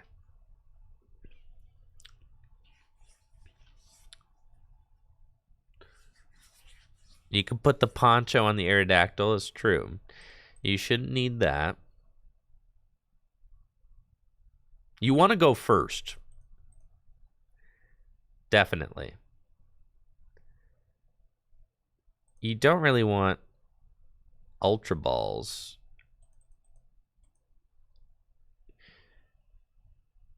You kind of just want, or maybe you play Ultra Balls and like Evolution Incense, but you kind of just want Evolution Incense.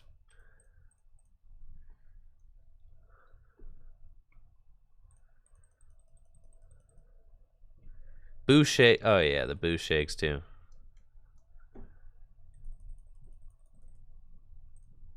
Okay.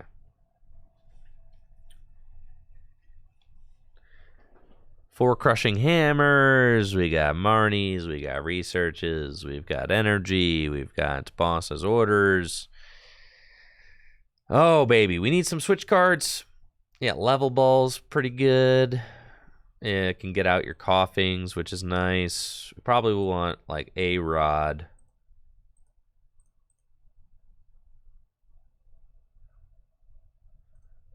Put the top 3 cards of your deck in a loss zone. Dang, that's crazy.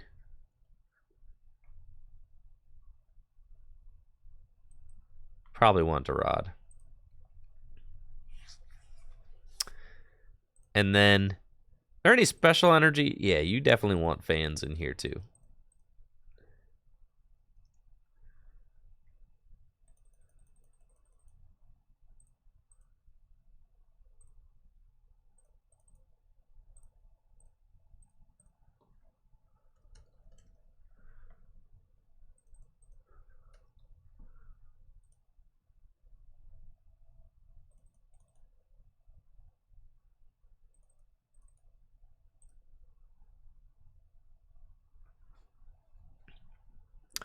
Stone fighting energy.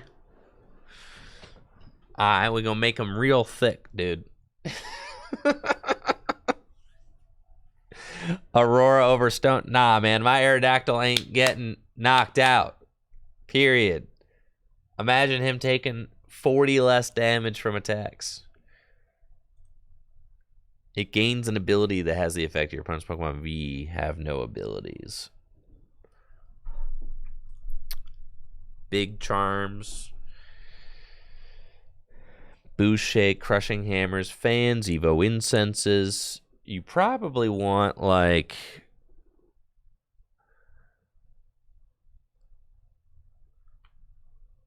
Yeah, Silene Palpad's pretty cool. You probably want Galar Mine.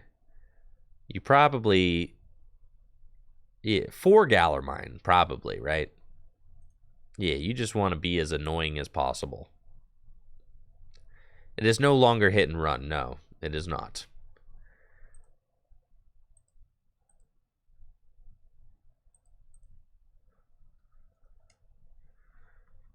We need switches. Probably just like Bird Keepers. Bird Keeper, kind of a terrible card. But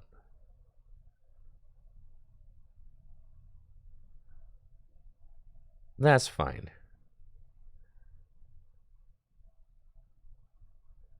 Fury Soda Girl? Oh, man.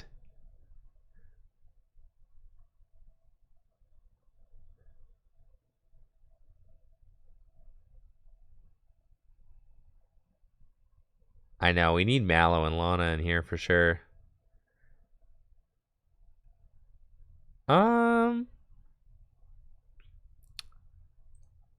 Just play Switch, but we don't have a lot of draw power.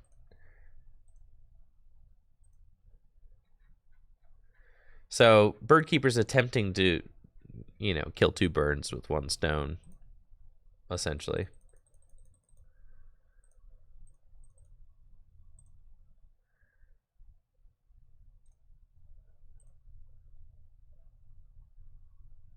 Because we need a little more draw. That's why I think we kind of need...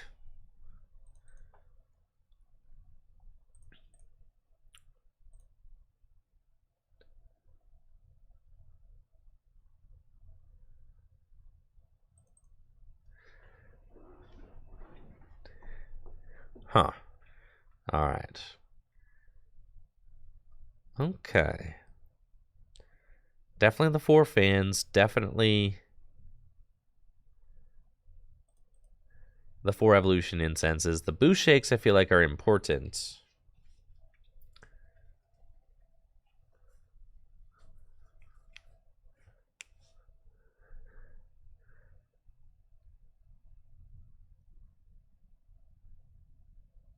Aerodactyl doing 240 damage. That's a lot of damage. You can like finish off the game pretty quick if you just attack with that a couple of times. But you need to be against a deck where it's only the V abilities that matter. Right. Poncho. I thought about Poncho. But like, are you going to have the Poncho at the time that you need it? That card kind of seems stinky. I'm not going to lie. Are you really going to have that Poncho when you want it? I do like Tool Jammer. You're never going to have it when you want it.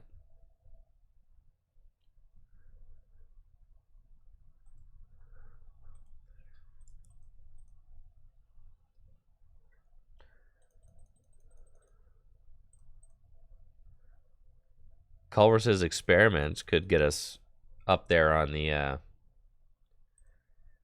supporter counts, which would be nice. We do need to boost our supporter count a little bit.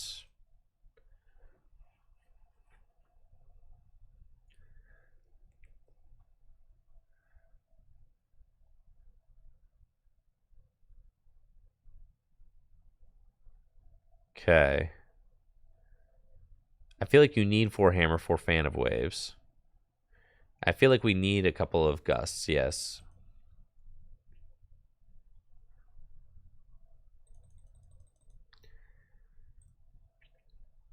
Okay. And we don't have any switch cards in the deck right now. Which is it a problem? We can go 2 stone energies. 4 fans a lot. If you want to beat Lugia, you're going to need to stop them from attacking altogether.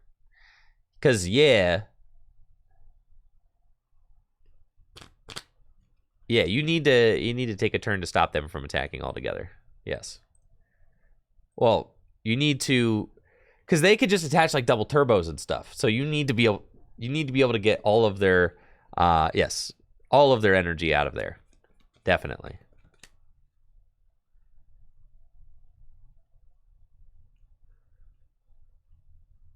Okay.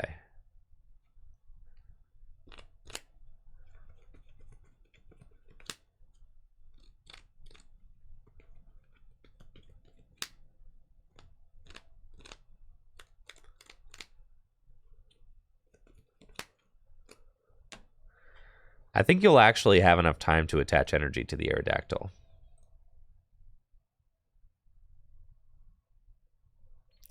All right, we need some switches. I'm at 59 cards.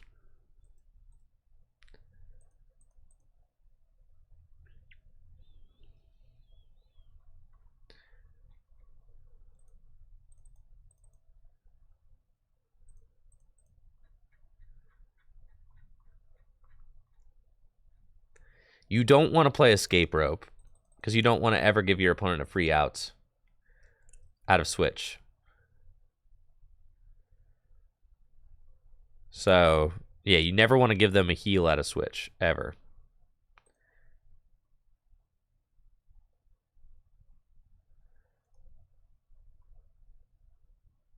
Huh. Okay. That's fine. And we need to name it something. We're going to call this Weezing Aerodactyl.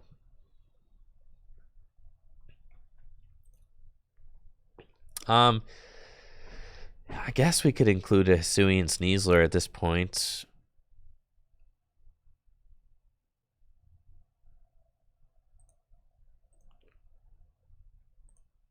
Because we've already got Pokemon that can be gust out of the active.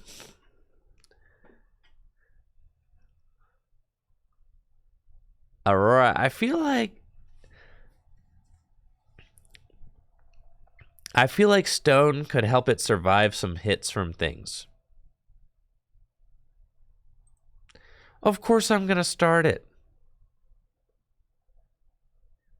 Of course. Look at this deck. Of course I'm starting it.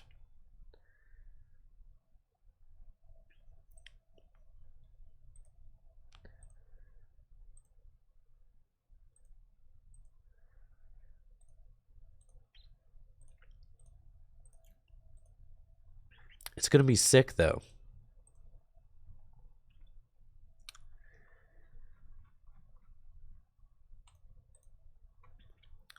All right, this is the Arlington deck right here. This is definitely, I'm going to get some caffeine out of my little fridge over here real quick.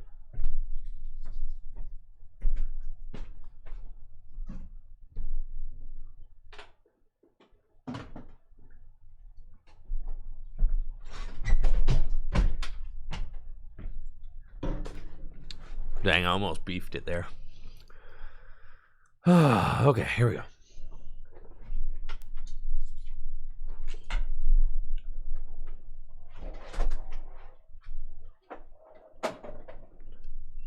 Want to go first?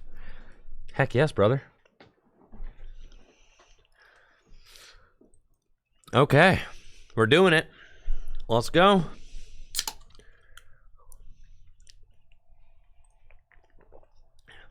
Beefing it? It's from Rocket Power.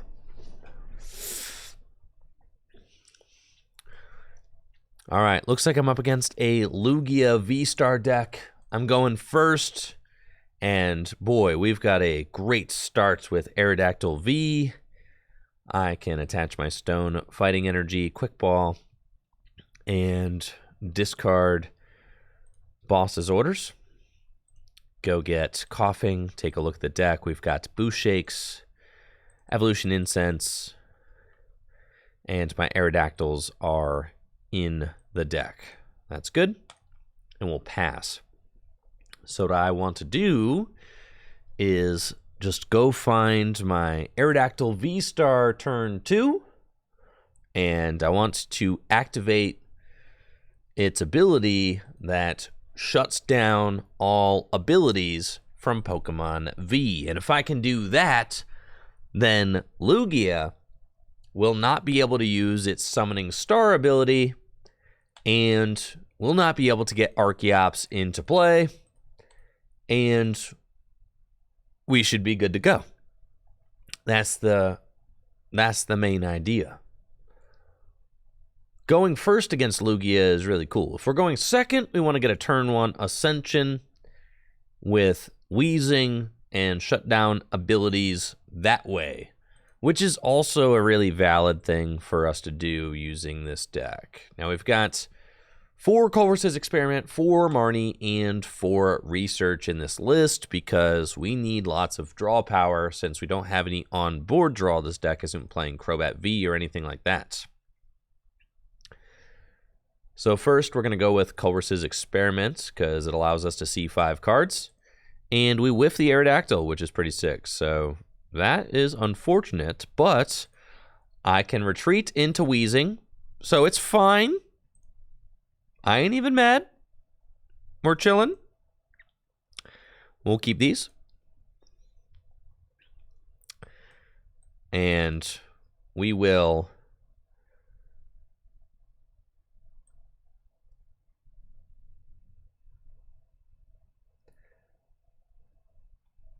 attach the Hiding Dark, retreat the Aerodactyl into Weezing, Crushing Hammer, and bench this and Severe Poison. So this is our game plan. We're fine. Now, so long as they don't have Serena or Boss in their hand, we're okay. If they have Serena or Boss, then okay, then everybody keep calm. Everybody keep calm. They don't have it. Okay, we're chilling. Oh, and here we go. This is all I wanted. That's it right there. And we've got the stone fighting energy, and we can retreat for free into Aerodactyl and Marnie. And now we will gladly use the Ancient Star attack. So that's it. They cannot use their Lugia V-Star's V-Star power so long as this Aerodactyl stays in play. And this is why we play so many ways to remove energy, because we need to keep them from doing anything. And there we go. There's the scoop. GG's. GG's. GG's. And yes, the game plan is to attack with Aerodactyl, yeah.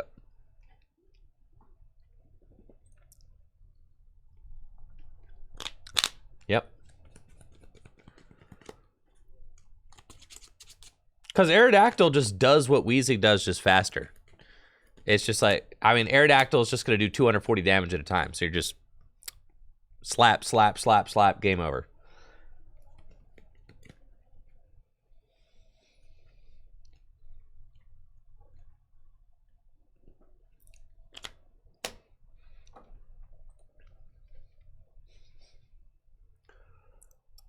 Would I like to go first? Yes, I would.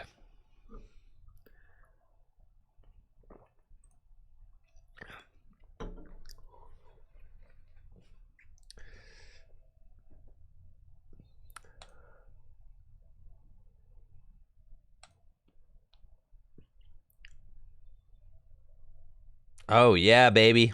Let's go. What are we up against?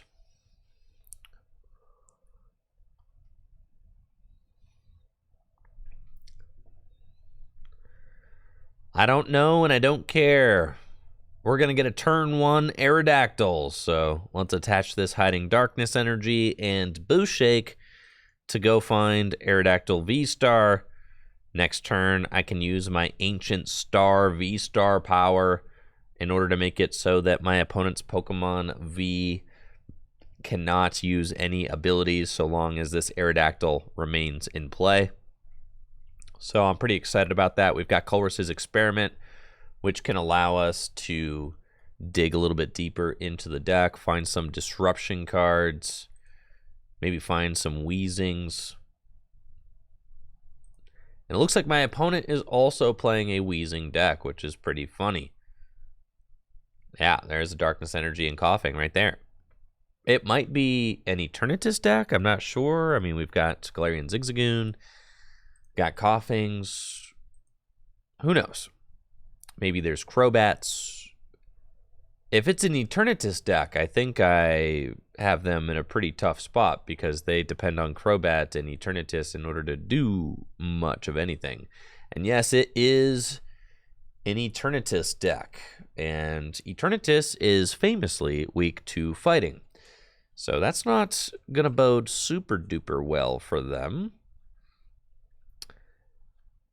Now, what's funny is that Galarian Weezing can turn off my Ancient Star ability, which then would allow the Eternatus's abilities to work. So, yeah, we got like a little bit of a funny situation going on. Would have been better for me to start with Coughing in the active and use Boost Shake on Coughing, but Aerodactyl is who it was. So we just got to live with that. They've got the turn 1 Ascension, which is fine.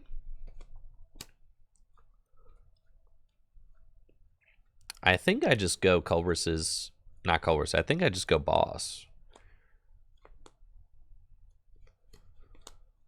Though Culver's Experiment could be good too. We'll Evolution Incense to thin our deck. And then let's boss up the Eternatus and use Ancient Star to make it so that you can't use any of your abilities. Thank you, Brazy, for that Prime sub. Hey, nice to meet you too, Brazy. Thank you. So now, so long as this Eternatus, or so long as this Aerodactyl is in play, my opponent's Pokemon V do not have abilities. So they cannot use Eternal Zone. They cannot use Dark Asset. They cannot use Dire Flame Wings. They can get Galarian Weezing in the active spot, and then if Neutralizing Gas turns off Aerodactyl's ability, then they will be able to use their abilities again. So they're going to Marnie and hope that they find a switch or a Hiding Darkness energy.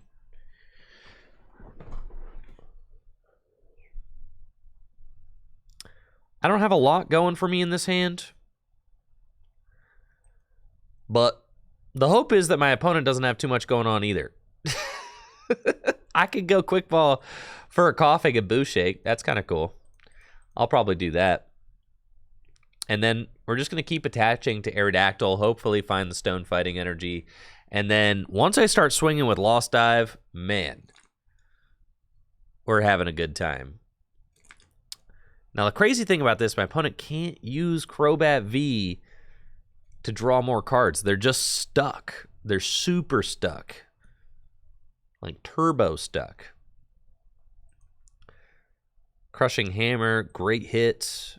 Take that energy off the Weezing. Quick Ball away the Darkness energy. Go get a Coughing myself. And Boo Shake to go get a Weezing in play. So no matter what, my opponent will not have abilities. Yes. If they find like an escape rope or something, then Weezing gonna turn off the ability. Ain't no abilities happening. I have a dead hand though, so that's not great. And they've got a dark. They could actually just swing into my Aerodactyl. Oh man, that's bad. I need a fighting energy bad. Oh, this is real bad. How much damage are they doing? Not enough, right? Nah, it's not enough. It's too much. But not enough. All right, we just need a fighting energy right here. Come on. 210. Come on. Fighting energy. Oh, baby. Research. Oh, man, this is bad. Okay, that's fine. Switch into Weezing. Quick Ball away, Gather Mine. Yeah, that's fine. I still feel like my best bet is to probably power up at Aerodactyl and try to one-hit KO things, so we'll do that.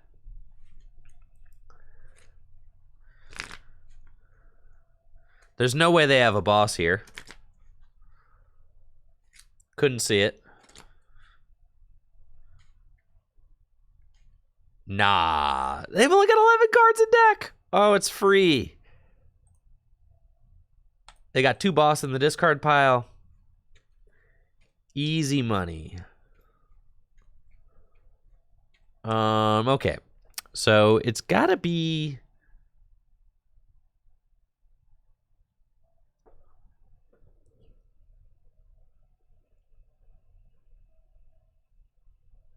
It's gotta be go for it time. I think.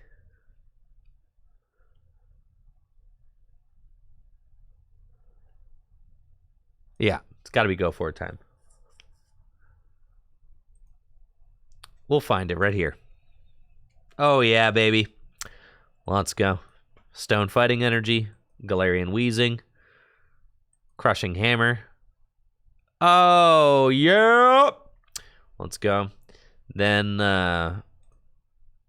Lost Dive.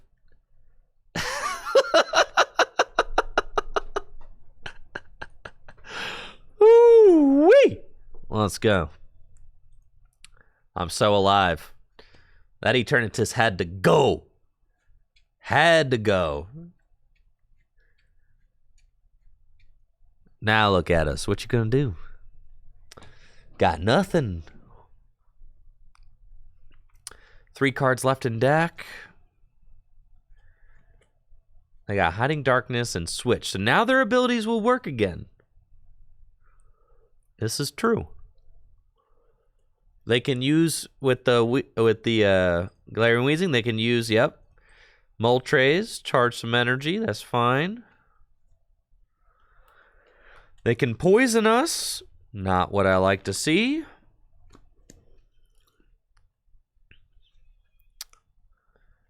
I need to top deck an energy so that I can heal my fella. Oh no, I'm getting Marnied. That's sus. Okay, Colress and Fan. Okay. Severe poison. I'm poisoned.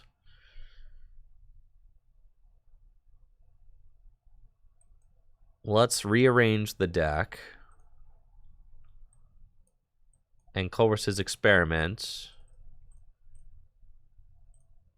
We've got these guys, which is fine. We'll do this. Fan that.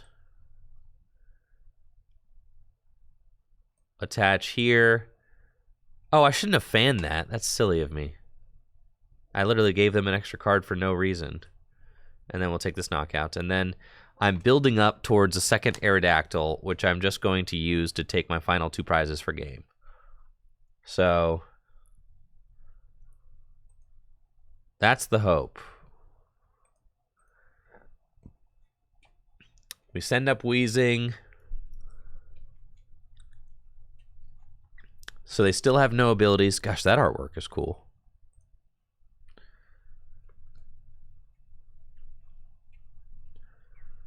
They've got Galarian Moltres, but they're going to damage themselves with Aura Burn, which is fine. And then I promote Coughing.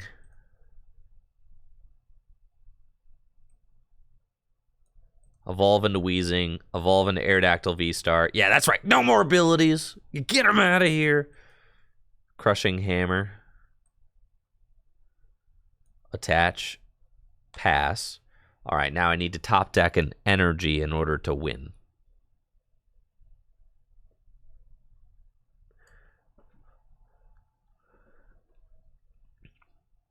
Come on.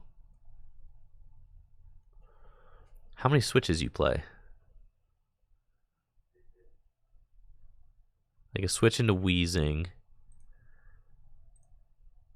Probably play a lot of switches because they play. They're down 3 switches, though. They probably don't play 4.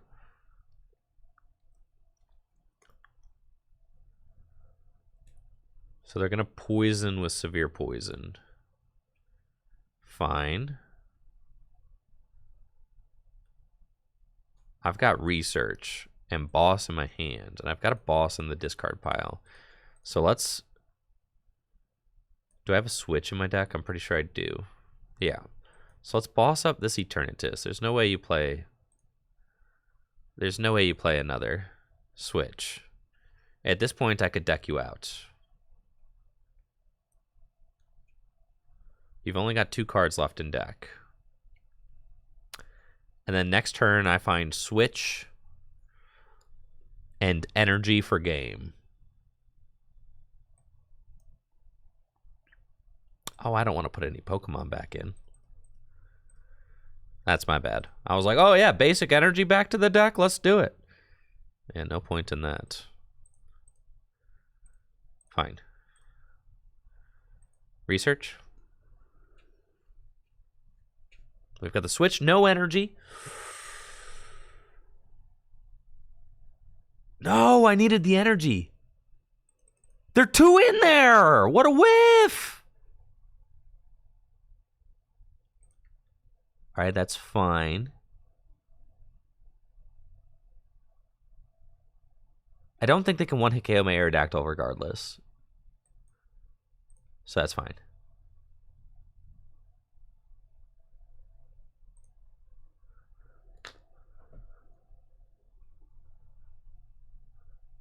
I know, and I gave my... Listen, I'm playing sloppy, but... Is I know. I hit the coughing up a big... I know. Listen, the rod had good intentions, but they don't have it. It's GG's. Here we go. Hiding dark. Game over. Lost dive. Brrr. Aerodactyl taking the win. See? That wasn't bad. There were some Eternatus at the Toronto Regional Championships.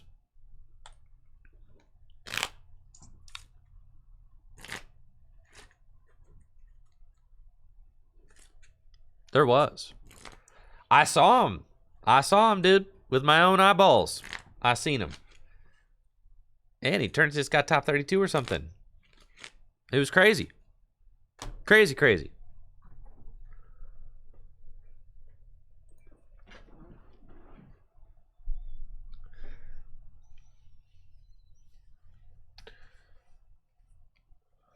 Just outside top 32.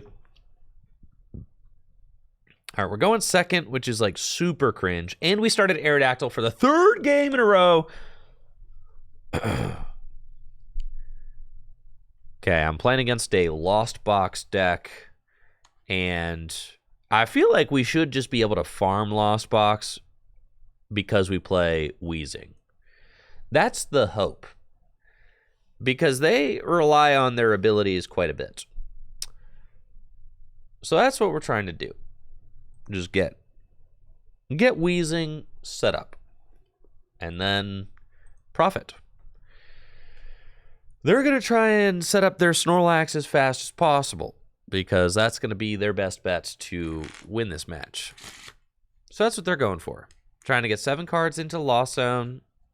And to be honest, since I started this Aerodactyl for the third game in a row, I'm feeling pretty sad. Huh. All right, should we thin anything? We'll thin, I'll thin.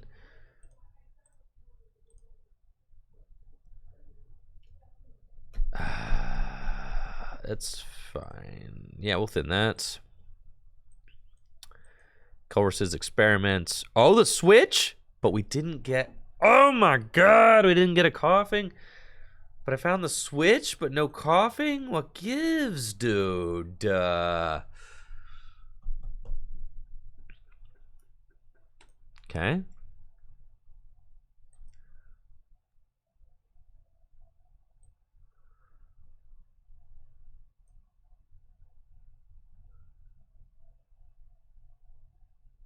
That's sad. Oh well. So all we have to do next turn is just Marnie Weezing. But they're probably going to be able to get up to 7 in the Lost Zone this turn. If they get to 7 in the Lost Zone, and if they find Choice Belt, they can just knock out my Aerodactyl and win. So I'm feeling pretty terrible right about now. And we missed our Crushing Hammer. Don't love that. They're just going to swing with Kramer. All right, that's about the best I could hope for, I think.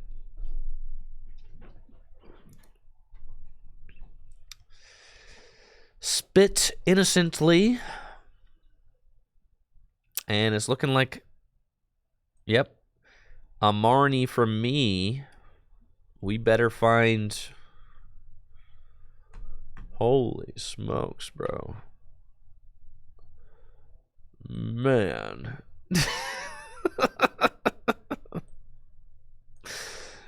Man, this deck is atrocious. Okay, that's fine. That's fine. We're fine. Well, Ancient Star. The reason I didn't want to evolve is because he's got a retreat cost of 2.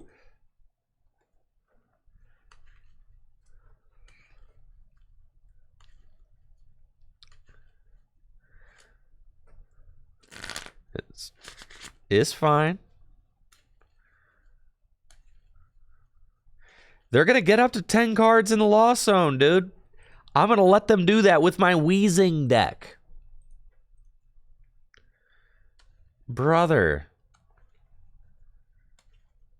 Ain't supposed to be like this. No, I just got to spit. Okay, cool. I Marnied them into nothing because that's what you do when you play against Lost Box. They never have it. quick ball away the young boss's orders. Go get a coughing, and we are going to research. About to do our own research. And there we go. We are in there, brother.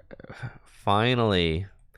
Gallermine, make life as difficult as possible for you. Okay. Sheesh. Doesn't Ancient Star do nothing? It's better to use Ancient Star. I don't know their list. Okay. It's better to use Ancient Star just in case than to pass without doing it. Right? It's still better to do it than to not do it. This was way harder than it should have been. way harder, dude. Come on. This should not have been that difficult.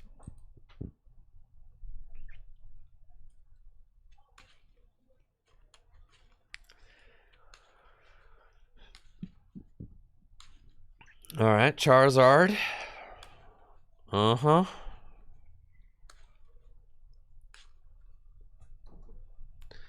Let's go Culver's Experiments. We want Crushing Hammer, Quick Ball. Marnie.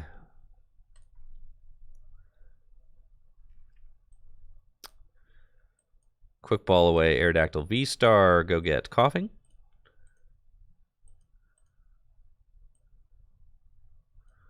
Crushing Hammer. Retreats and Ascension.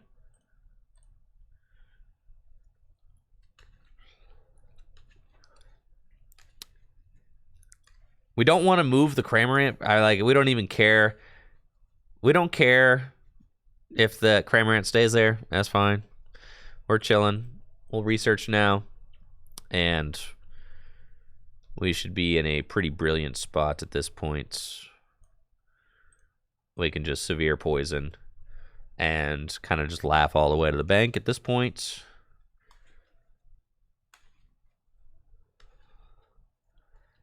Just poison, back, forth, back and forth. On Quick Ball for another Weezing, get a third Weezing out. Yeah, I probably should play the Radiant Sneasler, yeah. Yeah, we'll probably put that thing in the deck. Sure.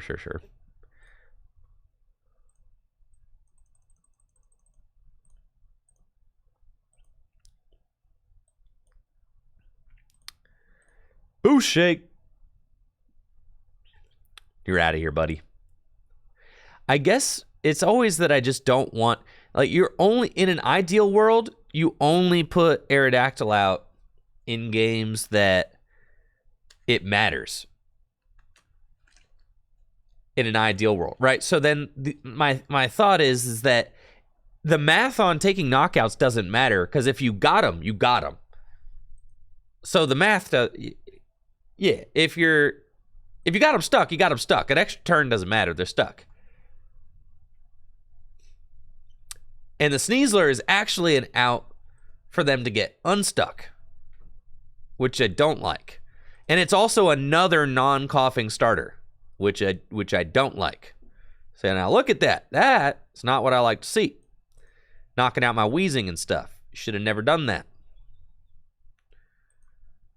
All right, yeah, we got to do that. We got to do that. Yeah, there we go. And Marnie. Now we're chilling. But I have to take a bunch of prizes without decking out. So that's the concerning thing, I think. The Sneasler, you could make an argument for the Sneasler because it helped me to not deck out.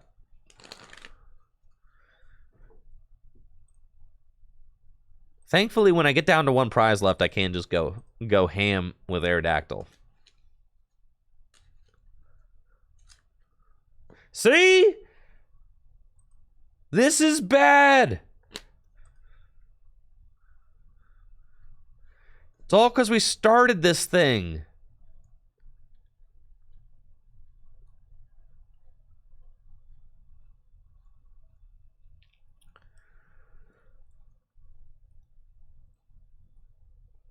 Volo, I know, right? Gosh, what a terrible outcome that was. That's why they didn't really capitalize on it. They just took 2 prizes. But I guess they probably have enough cards in the loss zone now. How many you got? 1, 2, 3, 4, 5, 6, 7, 8. It's not good.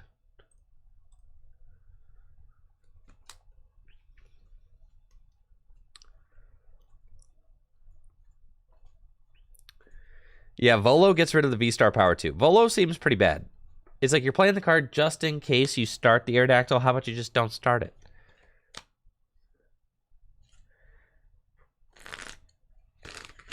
Yeah, you definitely don't lose to Lost Box if you don't start the Aerodactyl. If you start coughing, you just auto win this, I think.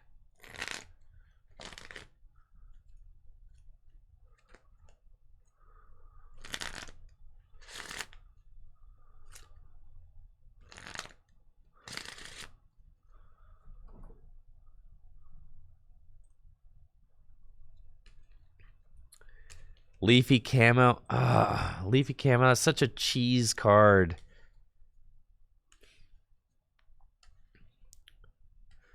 Temple of Sinnoh. Chill, brother. It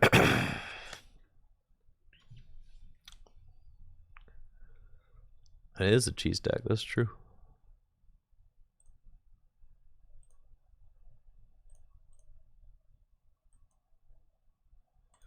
I don't have any basic energy in the discard pile.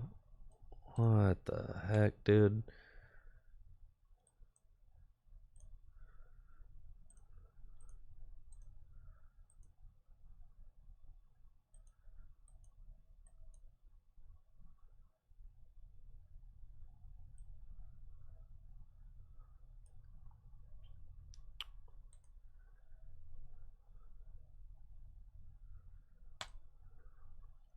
There's no way they have another boss, right? Why do we thin the deck? Because they got a Snorlax coming.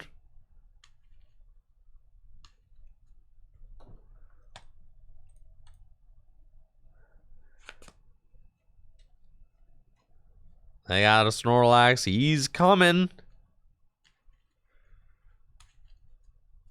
And I need to have backup.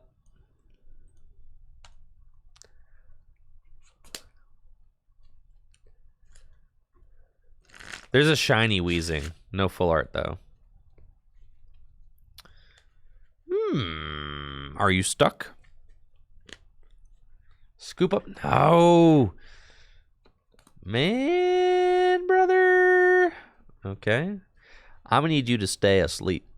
Can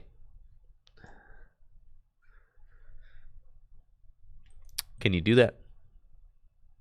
Good.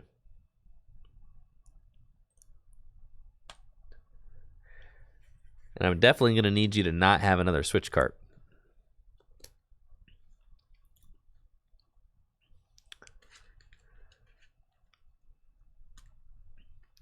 I need that Snorlax to stay right there. Nope. Oh, we are definitely losing this. Yeah, no chance of survival. Oh my gosh, it's over, dude. See, now that should have never happened. All of this attacking with Snorlax nonsense.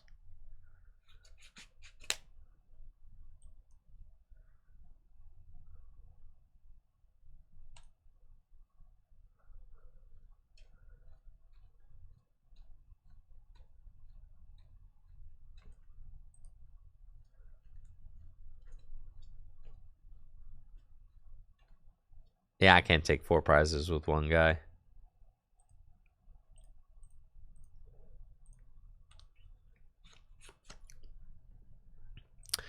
You could say that, I don't know, man, playing just one Aerodactyl V feels so bad. You could play a 1/1 and just say, don't prize it, baby. Don't prize it. You definitely can't afford to. Although the heavy ball will be unsearchable. That just seems terrible.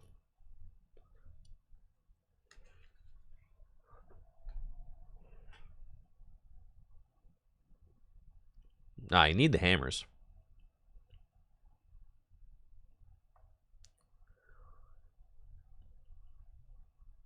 No, this deck's good. It's chill. You just can't start Aerodactyl. I've started Aerodactyl like 3 games in a row.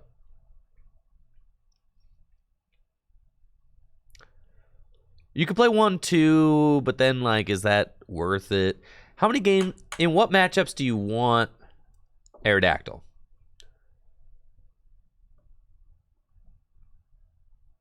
Lugia?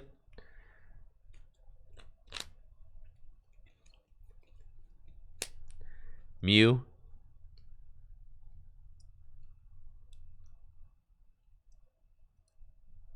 Yeah, you could play a Sui and Caesar, but that's another bad starter.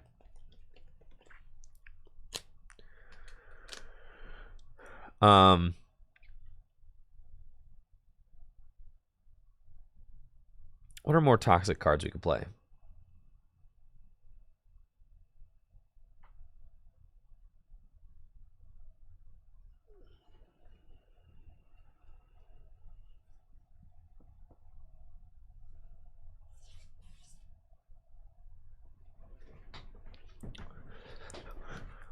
You don't need to discard energy. We got plenty of hammers and fans.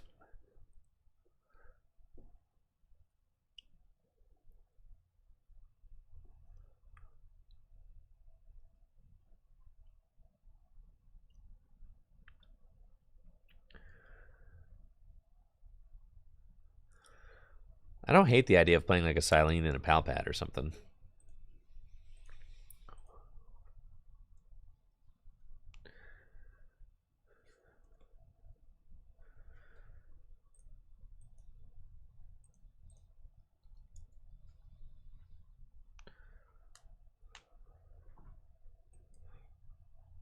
No, we'll try that.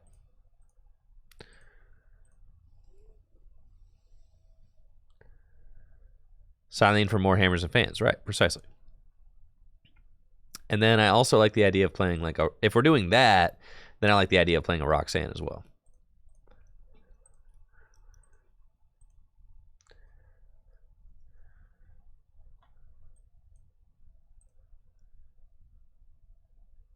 Seems good.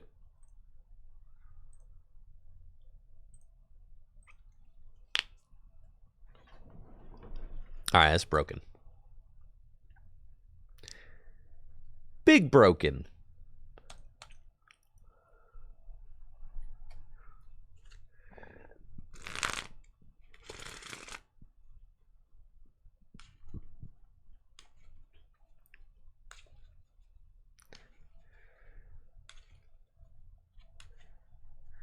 Yeah, just the 1/1 Weezing or the 1/1 Aerodactyl. That's all we need.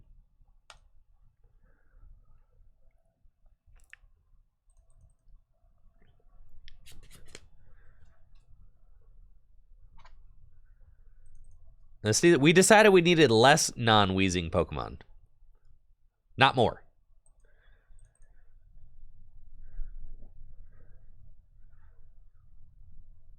Okay, we got a few mulligans, but that's fine. I'm playing against Lost Box. I've got an Energy and the turn 1 Weezing, Boost Shake, and that should be the match, folks. I think we're in a pretty good spot. There we go. GG's. GG's. Let's go, baby. Let's go. That's how it's done.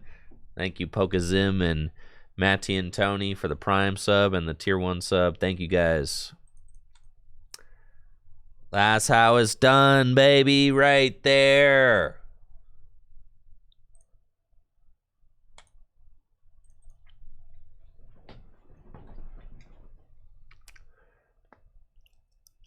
Now that's why you consider playing a deck like this. For the free dubs. For the scooparoonies. That's it, to watch your opponent just concede right there in front of you. Because you did one thing. It's pretty funny.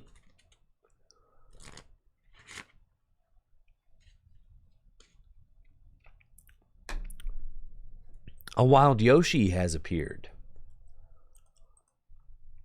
Okay.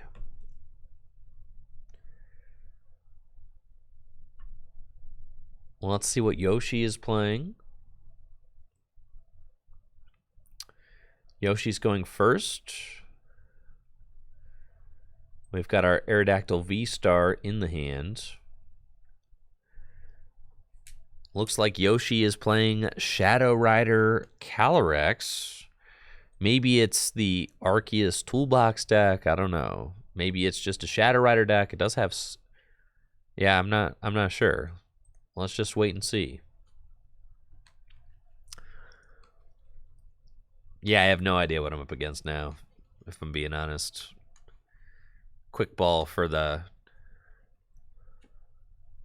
Pukimuku turn 1. Rare Candy. Man. What do we got going on over here?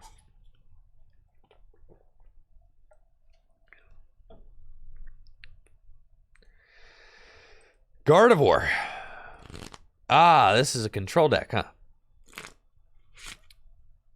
This is Sanders' Gardevoir deck. Got it. Gardevoir Mewtwo V Union. Well, I plan on shutting this down right away. So let's do it. I've got Culbert's Experiment, Gather Mine, Research, Turn 1, Weezing, all the good stuff.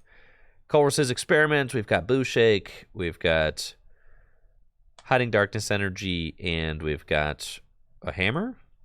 That seems really good. And then I can get 2 Weezing into play. And with 2 Weezing in the play, I mean, we're just kind of having a good old time. So let's do this. Let's do that. Put the Gather Mine out and Ascension.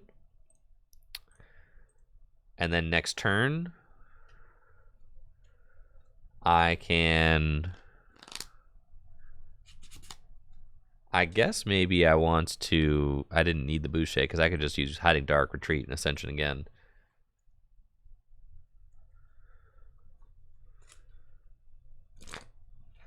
Yes, I think that we should just beat any deck that relies on abilities, for the most part. If we get the appropriate starts, I think we're chilling. Like Yellhorns, don't do anything. Because we can just use Hiding Dark to pivot. So we keep all those energies gone. Do this. Retreats. Yeah, sure, I'll research. That's fine. And Ascension? Almost whiffed there, actually, so that was sketchy.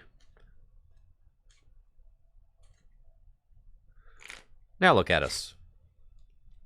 You Shadow Mist for 10. But you're going to get severe poisoned. And that's a GG's.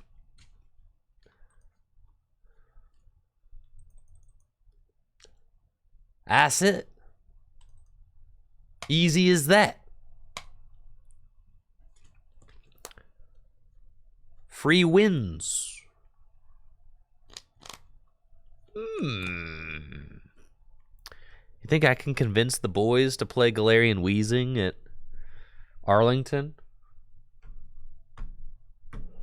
What do you think?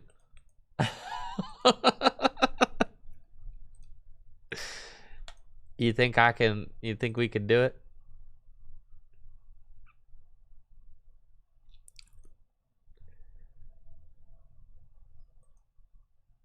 Oh man, this is a sick turn 1 opening hand. Looks like I'm up against Lost Box, and I've got a great opening hand with 3 Coughing and a Gather Mine. So we'll play the Gather Mine, Evolution Incense a couple of times, go grab a couple of Weezing just so my opponent knows I mean business, and then pass. Turn 2, I'll evolve into those Weezings and Marnie my opponent, and at that point It should be pretty smooth sailing for us.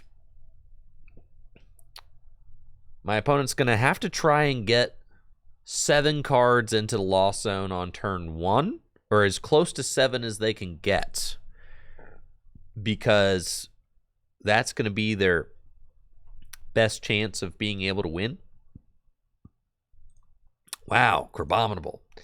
If they can get 7 into the lost zone turn 1, then they can maybe use Mirage Gate to accelerate energy to a big dude like Snorlax, and that could maybe be good for them.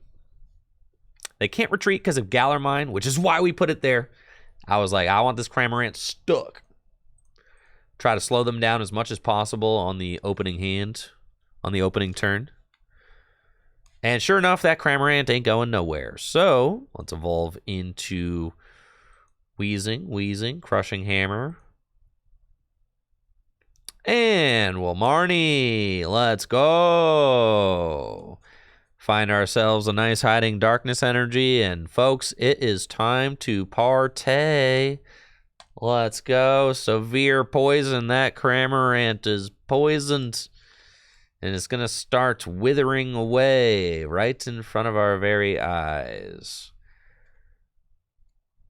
We've got Culver's Experiment in our hand.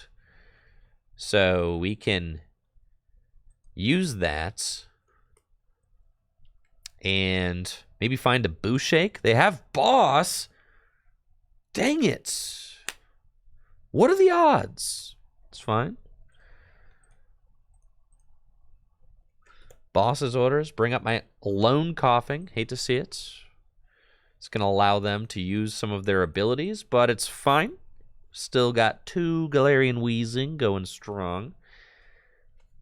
But I need them to not get too many cards into the Lost Zone so that they can't unlock Sableye. If they unlock Sableye, it's a little bit weird because they can place damage counters on my guys, which is not something that we want to happen.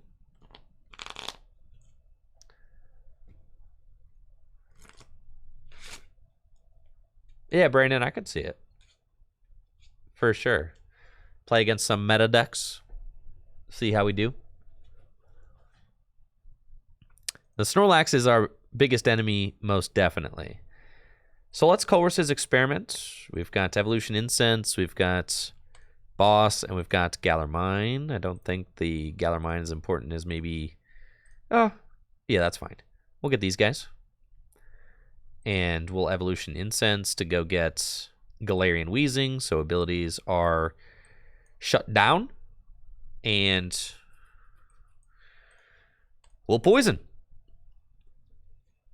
With 3 Weezing out, I'm feeling pretty confident. Because they need to get to 7 cards in the Lost Zone. They've got 4. So they'd have to have a Culver's Experiment in their hand to be able to push to 6. They can't flower selecting anymore, guaranteed, because all of my Pokemon in play are Galarian Weezing, which is one of the reasons I really love Booshake in this deck, because it allows you to, you poison, and then you have turns where you don't need to do anything. So you can play cards that end your turn, because the poison is doing the work. So you have the benefit of being able to play cards like Booshake that end your turn. There's no reason to bench that Coughing at this point, because we know they play Boss's Orders, so we're just kind of hanging out. And this is the reason why I don't like playing Hisuian Sneasler, because Hisuian Sneasler gives them an out to break the lock. They can Boss's Orders. I thought about Camping Gear. Yeah, because Camping Gear can get you whatever cards you need out of the deck, which is kind of nice. It's not bad. So here, I can just Culver's Experiment again. And it's nice because it can allow you to thin the deck too, which is real good. We like thinning the deck. They've got a 4-card hand. Really no reason to bench that Coughing. So we're just going to Severe Poison. Because we don't have a ton of draw power, so Colress's Experiment's real nice to just push and grow the hand. I do like that. It's quite good. And now with only, what, 4 cards in the Lost Zone? Dang, I got as many cards in the Lost Zone as you do.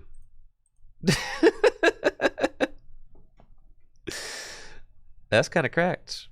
Nice. We got our last Hiding Darkness energy. Love to see that. Go for Crushing Hammer. Cool. And keep it chill. Right there. Cramorant down. Love that. Got another Marnie.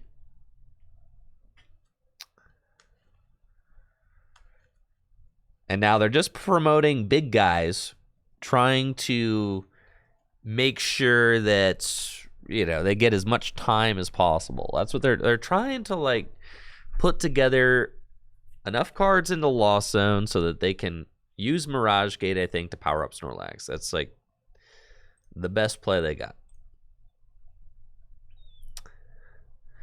I'm good to just neutralizing or just severe poison and just hang out here.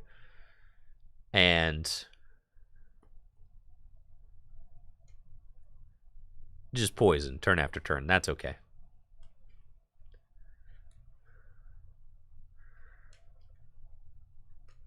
They've got Escape Rope. That don't do nothing. In fact, I'm glad they played Escape Rope because now I've got my Hiding Darkness Galarian Weezing. That's cool. Nothing in this hand that I want to quick ball away, so we'll just severe poison.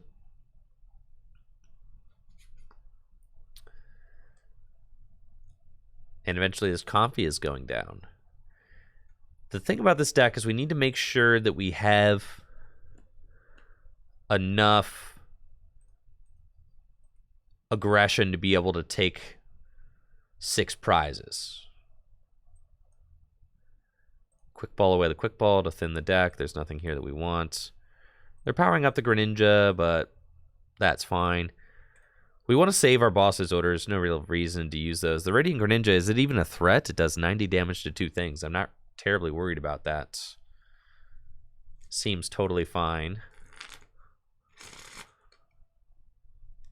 There goes the Sableye. We love that. Find another Hiding Darkness. Just severe poison again. I could Marnie to get my 4th Weezing out, which is kind of cool. I might do that.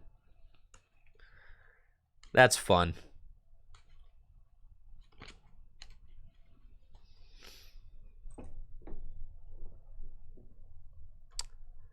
Doesn't Blissey just roll this deck? No. Not necessarily. You've got a lot of energy removal and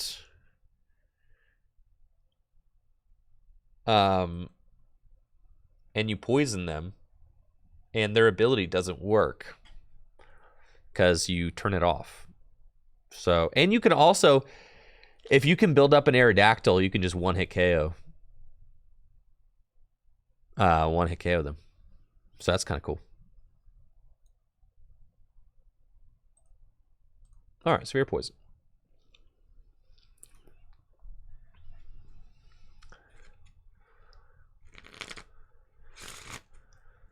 Also, Blissey's not a popular deck right now. So, I would be more worried about Arceus Duraludon. That is the concern. Arceus Duraludon.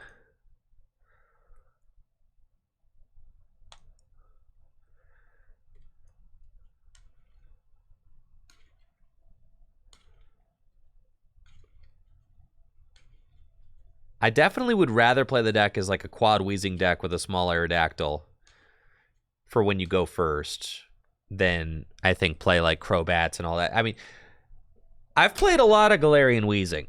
The more non-Weezing cards in the deck, the worse it is. Period. All right, dude. I'm sick of you doing all this switching around.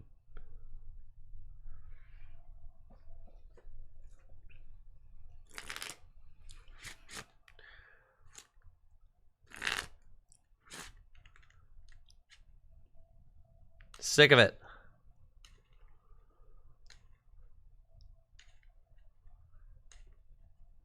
Like, what are you getting at? Thank you, Shiny King, for the tier 1 sub and the 22 months. I know, it's cool. This is content right here. Just watching the Lost Box deck just wither away. Yes, slowly withering away. Eventually, you will lose. I could just boss game. That's fine. All right, I boss game, dude. We'll take this guy. There's my rod. This deck is fun, man. I love this deck.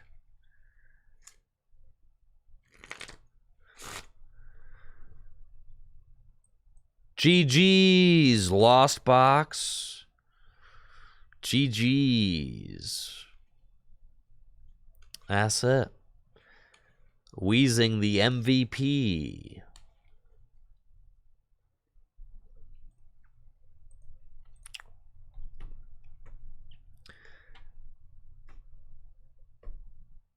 All right. Anybody want to play like you know, like some meta deck against my Aerodactyl Weezing deck?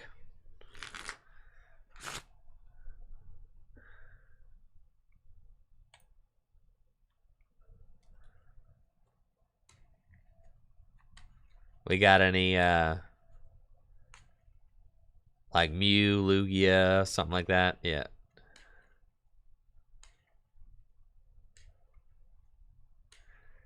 You think your Mew will beat me, Yoshi?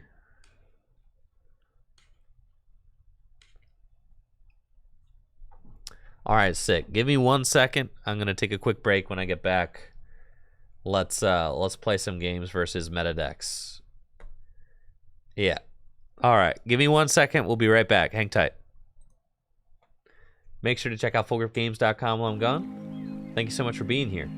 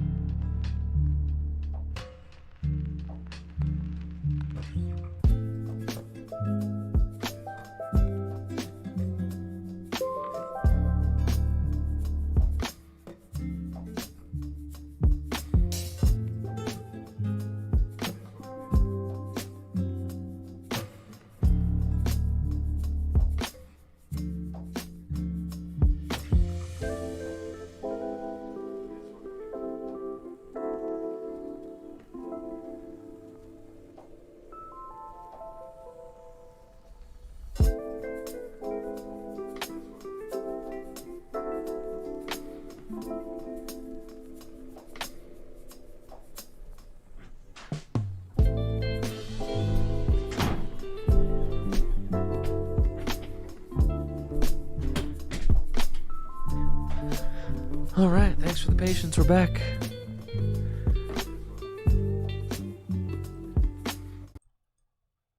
Let's do it. Yoshi, you ready to play? Let's throw down. Mew versus Weezing Aerodactyl. Should be fun. I'm stoked. Yellhorn's a card that's also could be pretty good in here. But I think I like the focus on hammers and fans more. I could take out Roxanne, Silene, and Palpad for Yellhorns, but I kind of like those cards that allow you to be able to be a little bit more flexible and recover things.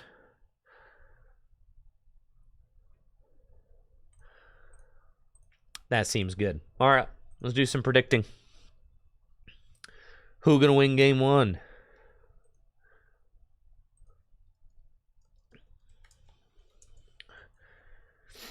Let's see. Weezing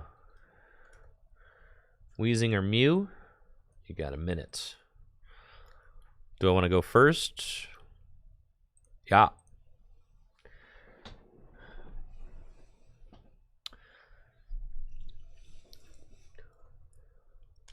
Peonia? No, I think you just got to not prize it.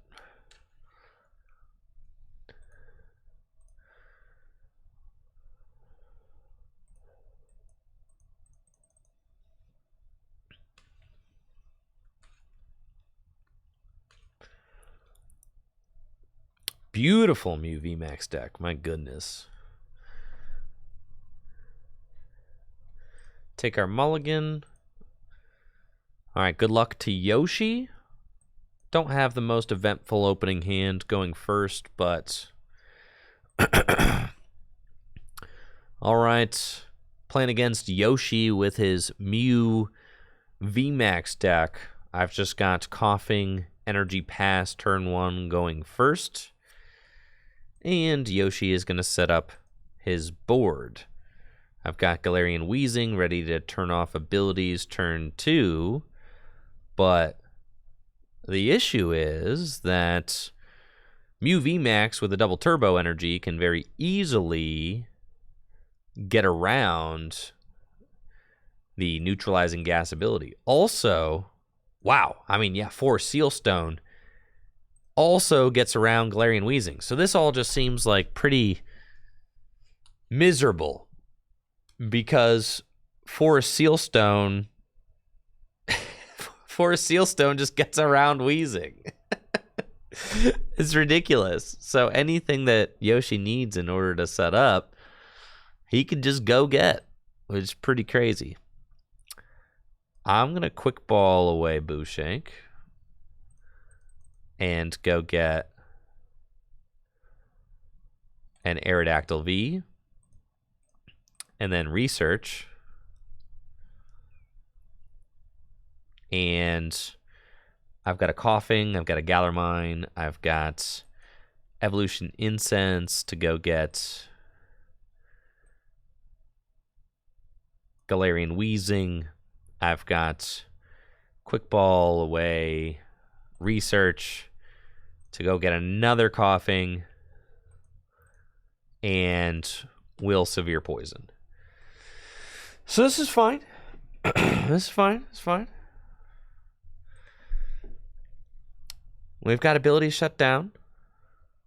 Now, obviously, Boss and Serena get them out of the ability lock. They could just bring up Aerodactyl, and they could go get Boss and Serena with the 4 Sealstone, which they can use. And that's the tough thing. I don't know that Tool Jammer is worth it, because are you going to be able to find Tool Jammer fast enough and your opponent can just use the 4 Sealstone on the first turn of the game? Oh, 4 Sealstone might be bugged on PTCGO, so that's true. Yeah. That's true. So they should be able to use it. Yes. They should be able to, but I think it is bugged on both PTCGO and live. But they still have it. So it doesn't matter. So they're just going to knock out the Aerodactyl.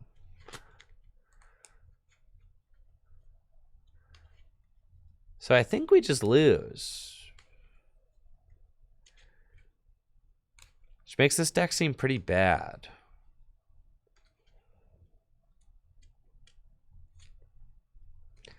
Yeah, Mew being able to get around this with 4 Sealstone is like pretty gnarly. But we'll see what we can do. Not great. There goes my Aerodactyl. Let's just Marnie. We Marnie, we turn off the abilities. We hit a fan. Okay.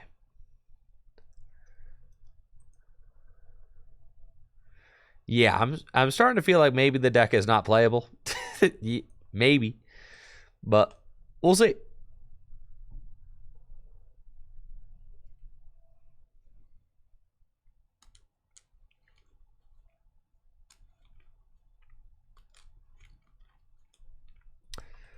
Let's see, they got Palpad, Boss, and Judge back into the deck. Yeah, that's very good. And they just have to pass with the Mew. It's great news for me. We'll Culver's Experiment first. We want Weezing. We want Evolution Incense. And we'll take the Crushing Hammer. Wheezy. Evolution Incense. Another one. And we let that poison just keep doing its thing.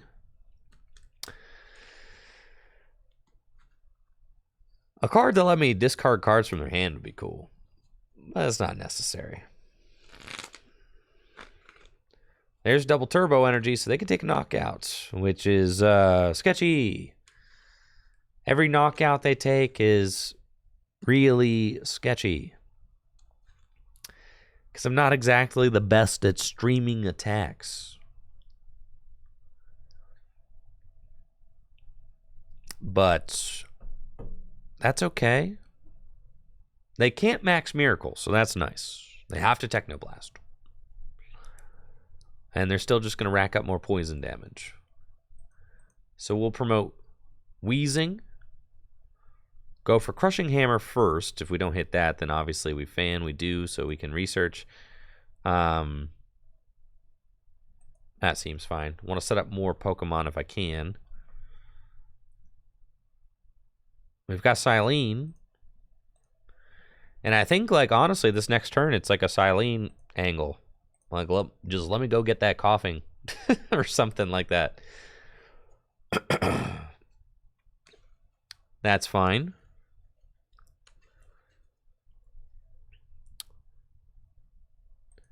Yeah, Silene. Broken card, honestly. Let's get that coughing back on top of the deck. And pass. Mew goes down. I take 3 prizes. Love it. Got another Crushing Hammer. Love it.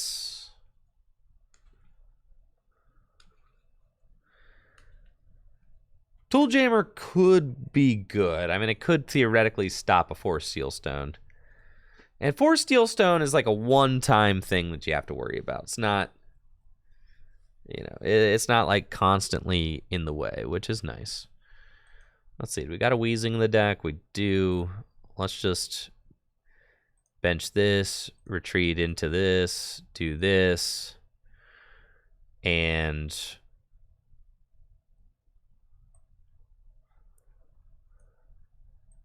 boss up this guy. And Ascension. Alrighty then. We'll do that. Part of me thinks the Aerodactyl is just kind of a waste of space. I don't know, man. Aerodactyl seems like a huge liability for, like, no reason.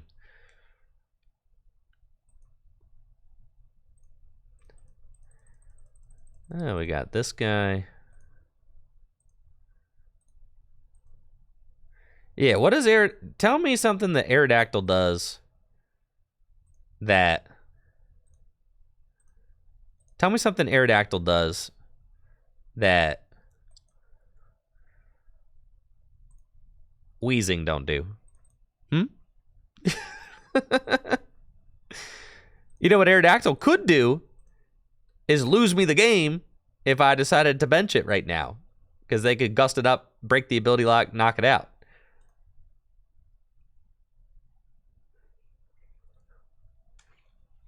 It does want to KO Eternatus VMAX. That's true. It hits harder. That's true.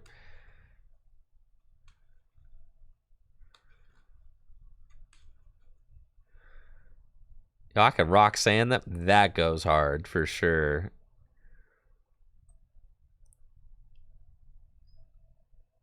Let's quick ball away the Colress. I'm going for it. I feel like living a little bit. Let's do this. And we're going to rock sand. Yeah, that goes crazy for sure.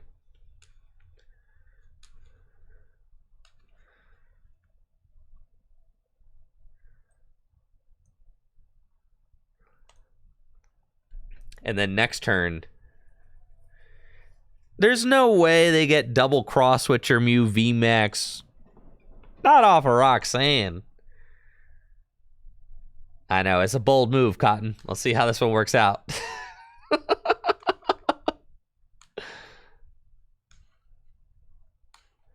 I did rod it to avoid Echoing Horn because I want to show it off, man, for the content, man. Check it out. Now look at our handsome fella. Now look at us go. Yes. Ancient Star, baby. We take our 2 prizes. I can't do nothing. Plus 240 damage. Pretty good.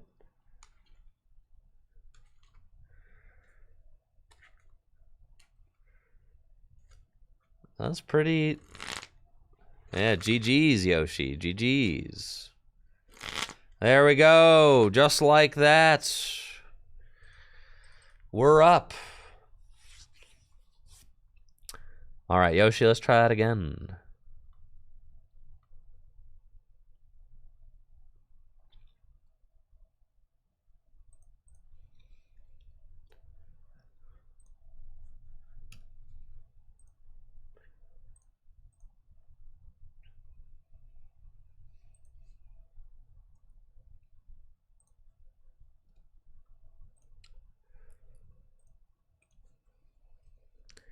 I think the Aerodactyl gives you a faster way to win games, which is nice.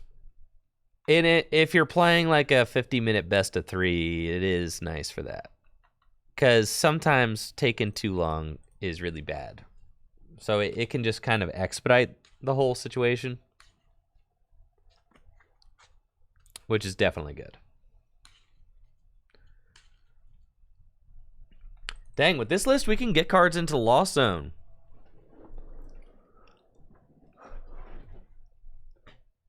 Imagine that. I got 4 Colress's Experiment, and Aerodactyl puts 3 every time. Yeah, we could play Fantina. How about that? Going second. Big Chilling. We've got Coughing. Marnie. No Darkness Energy yet.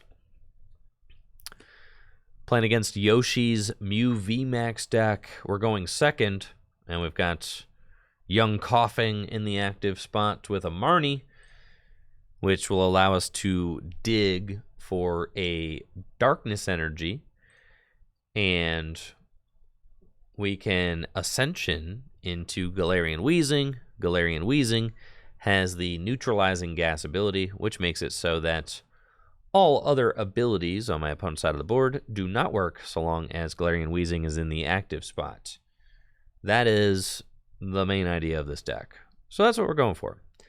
Yoshi's going to want to set up as many Pokemon as he can on the first turn of the game so that he can draw more cards with Fusion Strike System and generally just thin his deck out so that he can have a better chance of finding the cards that he needs once I turn off his abilities with neutralizing gas. And it looks like he's doing a pretty successful job of accomplishing that with 3 Mews and 3 Genesect set up. I like the decision to get 3 Mews because that will allow him to Psychic Leap if he wants to try to avoid a knockout somewhere. That would be very good.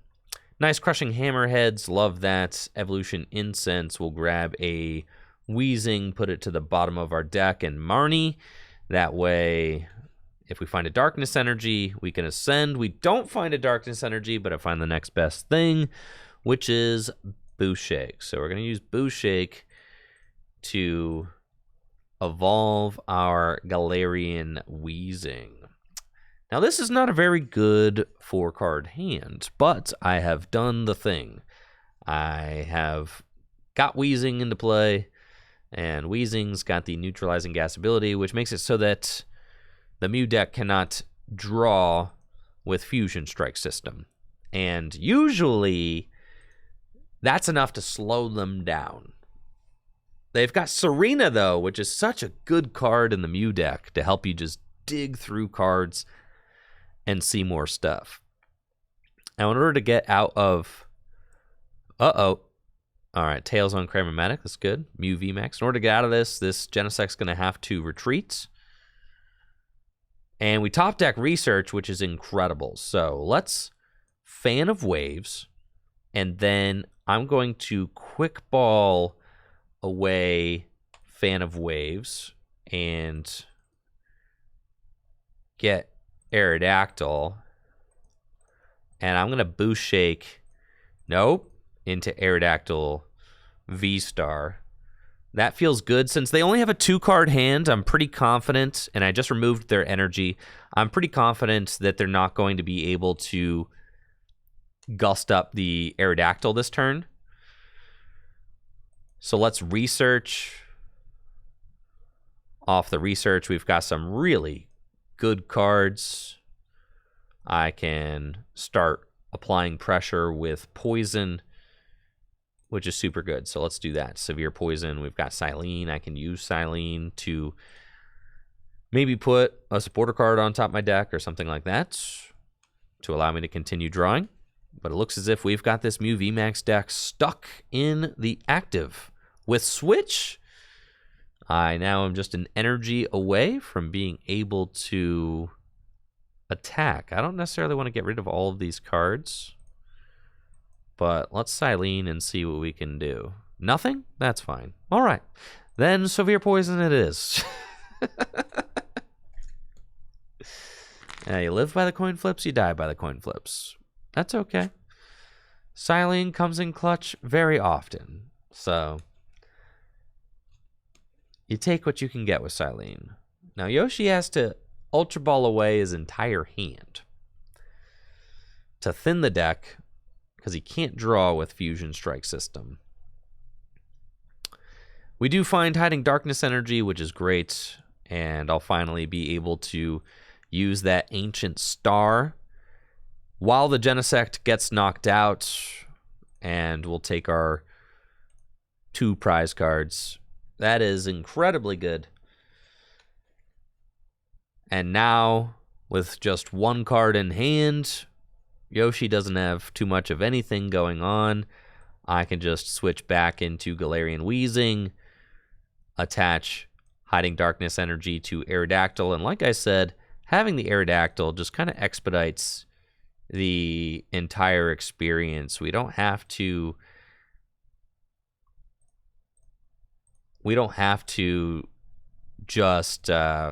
just poison everything to death. We can actually aggress and take big knockouts with Lost Dive, which does 240 damage, just a ton of damage. Yoshi's gonna continue trying to retreat out of poison. I've got Boss's Orders, Marnie, and a Coughing is fine. So let's do that. coughing and all severe poison. Doesn't matter at this point if they gust up the coughing because they won't be breaking the ability lock, since I was able to use Aerodactyl V-Star's Ancient Star ability. Their Pokemon V's abilities are locked regardless at this point. We do play Galarmine, but we just don't have one right now, so they're all just not around. Cool, and this is what we're here to do. We've got Aerodactyl V-Star, and it's party time. Lost Dive, 240 damage. 210 after resistance. But we know that their hand is pretty weak. It's possible that if they have double turbo and 2 power tablets, I mean, they could take a knockout, but they're just not doing anything. They have double cross switcher, but it's not enough. I don't want to Marnie them, so we're just going to play this game of pass. Judge, oh, that was the fastest Judge play of all time. Yoshi's like, get me a new hand, please. Tails. Okay, that's a lot of Crematic Tails, unfortunately. We can quick ball away the Evolution Incense, go get another coughing, and Marnie. We do find Galarmine, hiding Darkness Energy and Boss's Orders. So let's put the Galarmine in play and Severe Poison. So hopefully that Mew VMAX won't be able to retreat or pivot or do anything else like that. They have Path, which hilariously turns off Aerodactyl, but that doesn't matter because then you still got Galarian Weezing, but then Path also turns off their own abilities. Path does allow the Mew to retreat, though, which is nice. And at this point, I will be able to retreat Galarian Weezing and use Lost Dive for 210 damage after resistance, take a knockout on the Mew VMAX, and then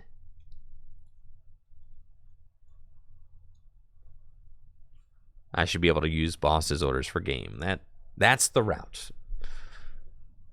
That's what we got going on. Hypothetically, anyways. I don't think there's anything crazy happening over here to help bring this game around. Yoshi deciding where to put his energy, decides this Mew VMAX is the one. Could have used Psychic Leap. Has the 4 Seal Stone. We will use Hiding Darkness Energy, retreats here, and I think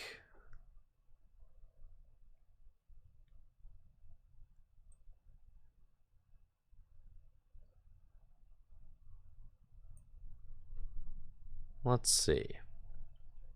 Just knock out the active. I mean, technically they could knock me out if they go double power tablet choice, but I think I'm fine. We'll just go Lost Dive. Do that. 12 cards left in deck. We take our 3 prizes. And I don't really think that there's too much that they can do. That's 1 power tablet. That's 2. Not a knockout, though. Not a knockout. And then we've got Boss's Orders on Mew VMAX, or Mew, and Lost Dive for game.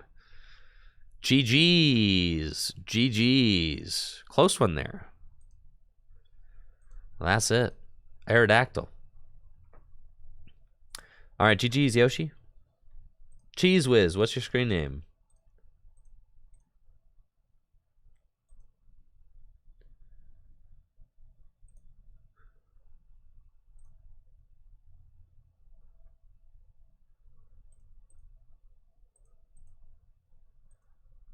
No, yeah, that was unlucky.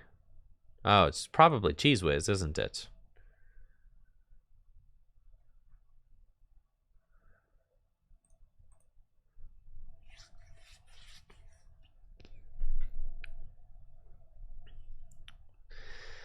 All right, best of luck, Cheese Whiz.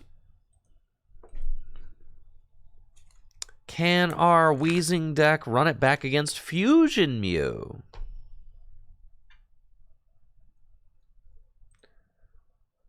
Would I like to go first? No. You too, Cheese Whiz.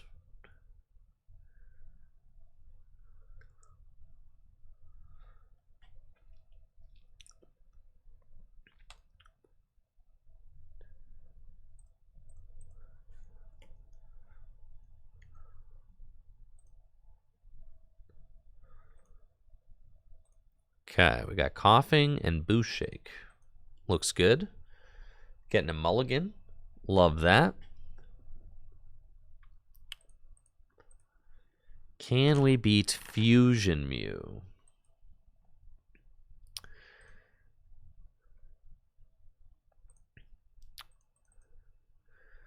Going second against Fusion Strike Mew VMAX.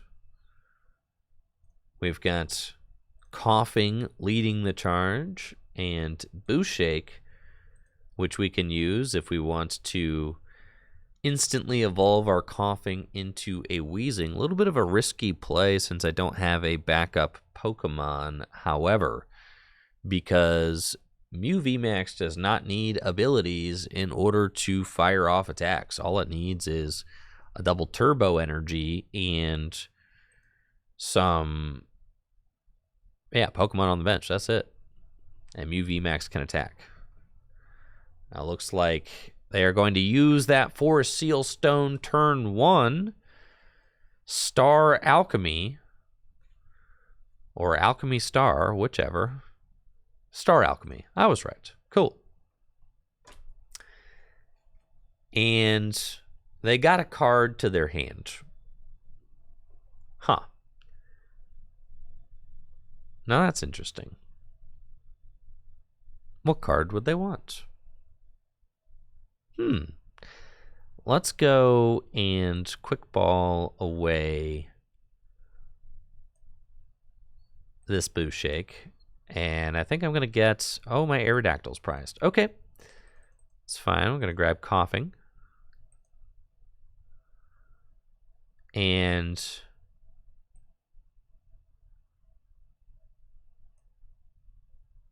let's just research. Probably a mistake. But we've got Gather Mine. And we've got Ascension. So that's pretty good.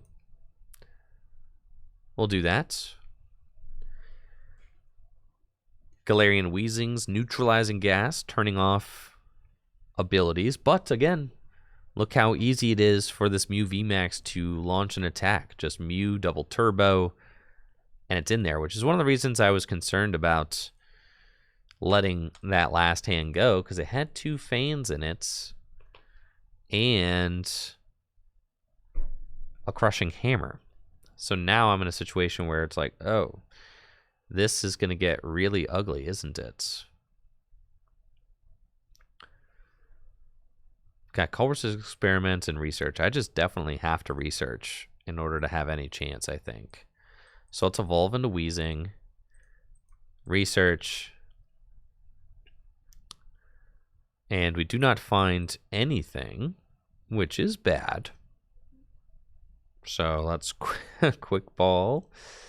And we're going to go get a Coughing. And I'm going to Boost Shake. Cool. Let's do that. And next turn, we're going to research again. And... oh boy, they can just retreat this Mew VMAX if they want to. Yeah, this is going poorly.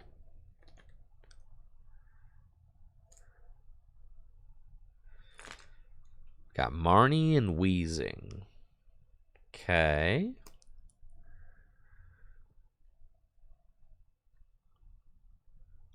They can retreat. If they do that... Huh. They only have 3 Pokemon in play, and they're still just giving me the business. That's crazy. And the Confusion Strike system, because... Oh, yeah, because of... Oh, my gosh, that's terrible.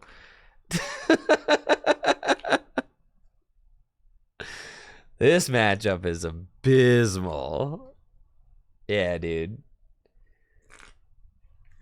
Being able to Fusion Strike system, that is not fair.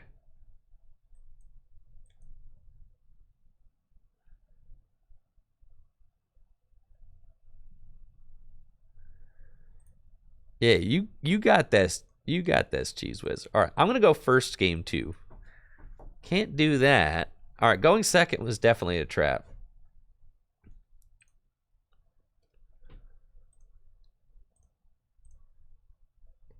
That's fine. Game 2, I'm going to choose to go first.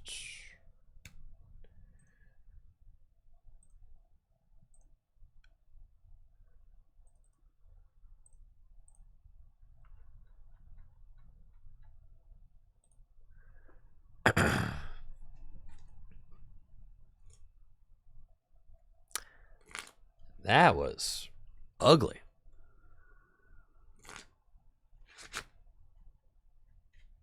Quite ugly.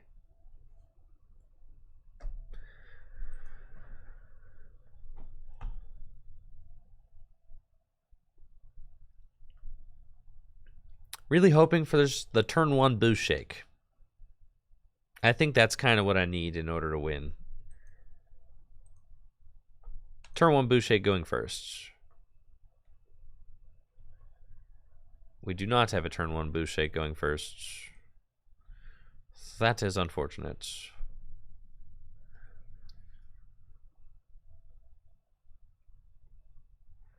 Okay. We've got Coughing active against Mew VMAX.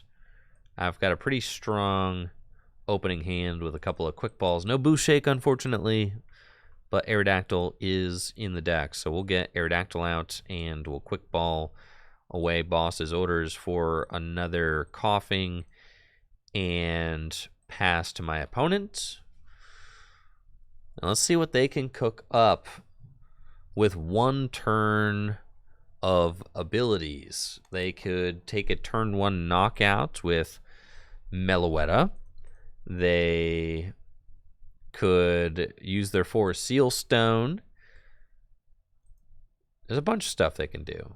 They could maybe use Pokemon Catcher if they play it and bring up my Aerodactyl.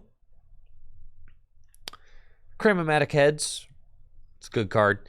Probably want to go get Elisa's Sparkle to accelerate Fusion Strike energy into play so that they can attack with Melodious Echo turn 1.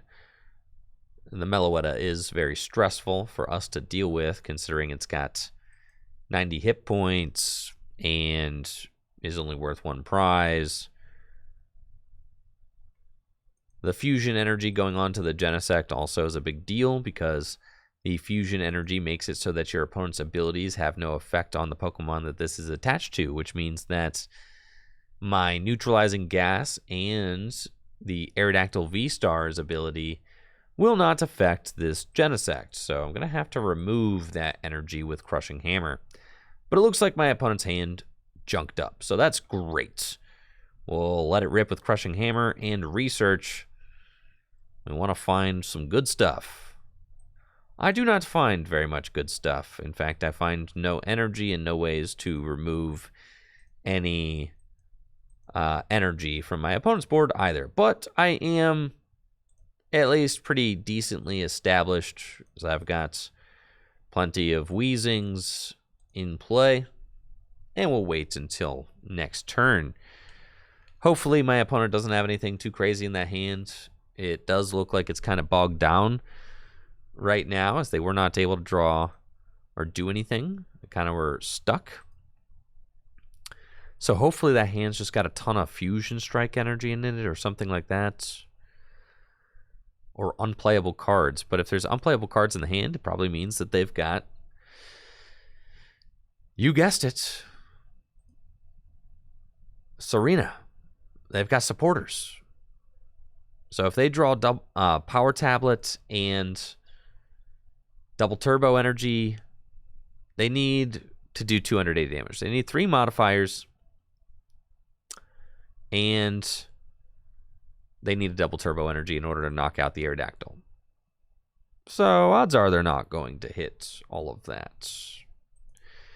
But they do have the option to be able to genesect as much as they want, which is annoying because they were able to break my lock.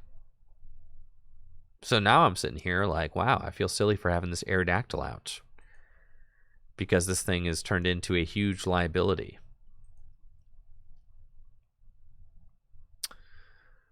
But we'll see, right? Because now if I take this hit from Meloetta, it's doing 180 damage, 210 damage, and 240 damage. Holy moly. That's not good. So I can't even really afford to Ancient Star.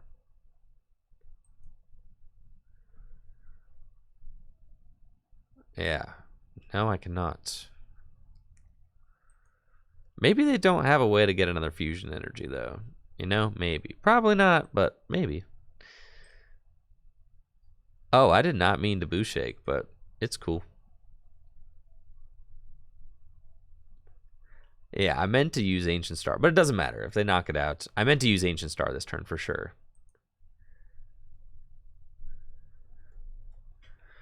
But now they can just use their abilities. So that is a huge error on my parts.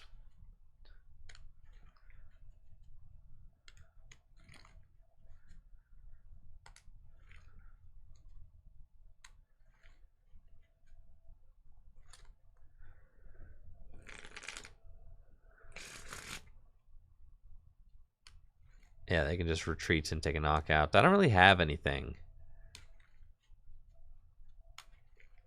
So I think it's just GG's.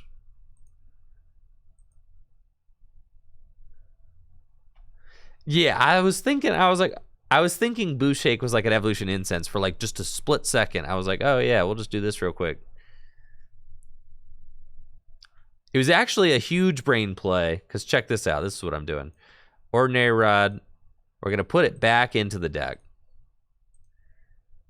It's actually gigantic noggin play right here. Going to go get it again. Hiding Darkness Energy and Research. Crushing Ham. Get that out of there. And we're going to Boo Shake to do it again.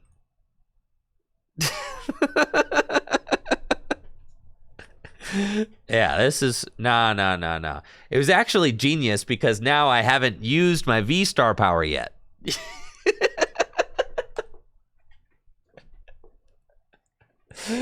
Yeah, you see?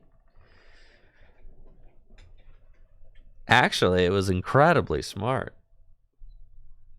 No, the Colossian now. No. Oh, man.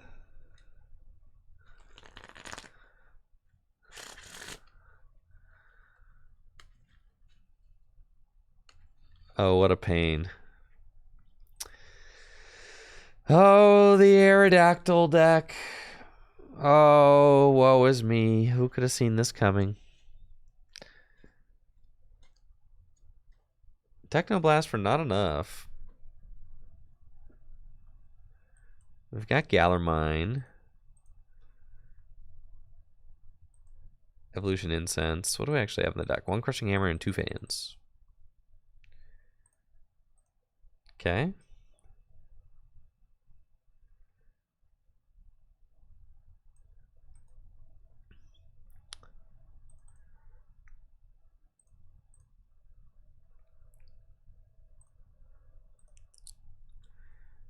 It's fine. Just switch here and poison. They can't retreat. I know. I want to wait until at least I can remove some energy or something, though. Plus, they just used 2 Serena. They don't have another one. Yeah. They don't have another Gust. That'd be crazy.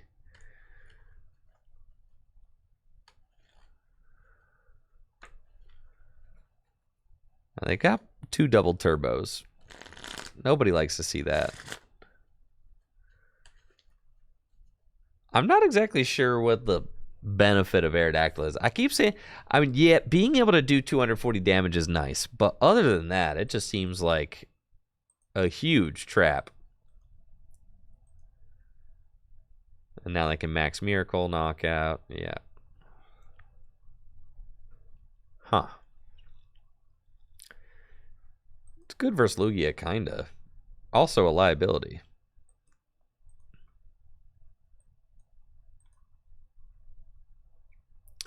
Weezing's also good versus Lugia.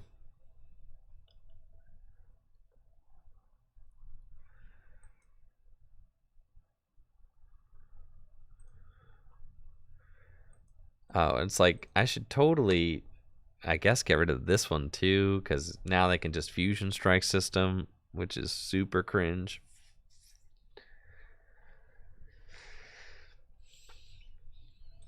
Allowing your opponent to Fusion Strike System is not what you want. Oh, wow, yeah, now they can just Technoblast. Yeah, that's bad. Alright, I think I've seen enough. Yeah, this is not good.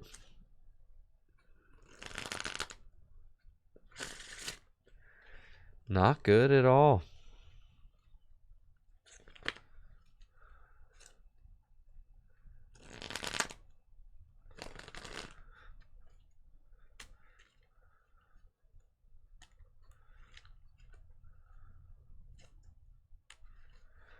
Yeah, I think Weezing's just better.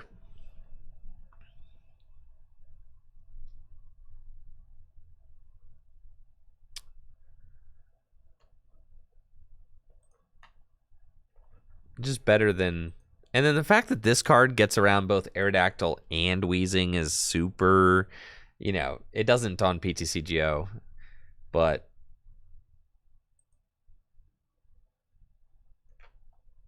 Wait, they just use it under Weezing? Cool. Yeah, this is well played, Cheese Whiz.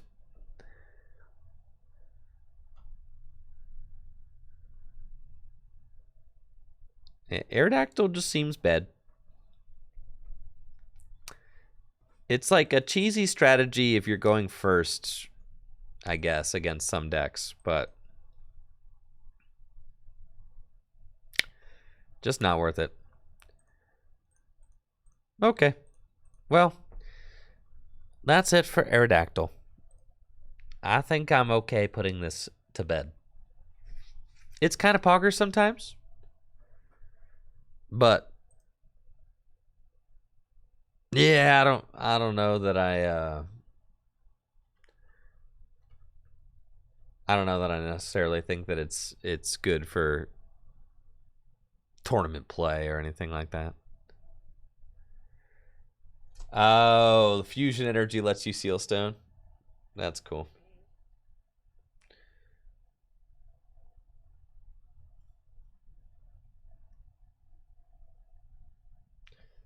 Hisuian Arcanine V.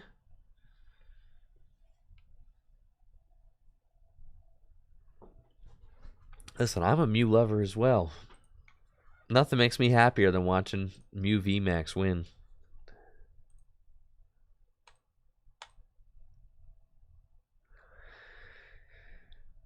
Durant. Oh, man.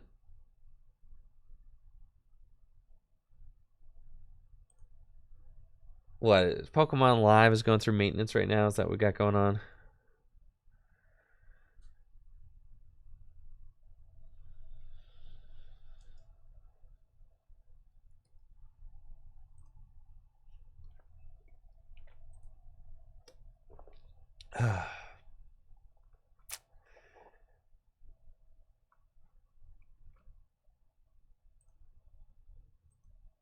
Long list of fixes, huh? Let's see it.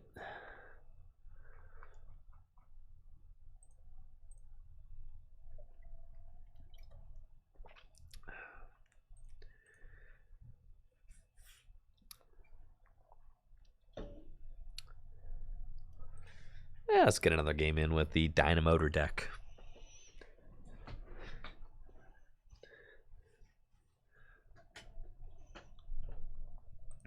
Would love to go first. Thank you for asking.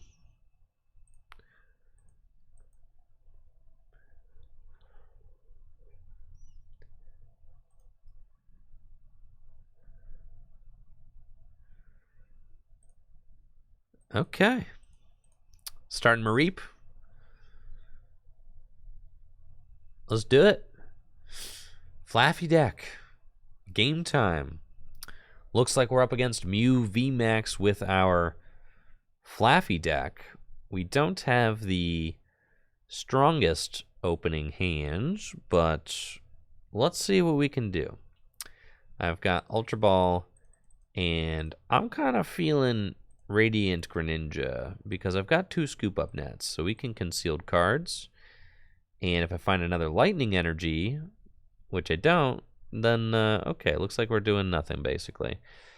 It's cool. Next turn we got it. We're doing good stuff next turn. We're going first against Mew. They're not going to get the turn 1 attack with Meloetta. They would never do that, so we're fine, right? Why would they do that? They just wouldn't.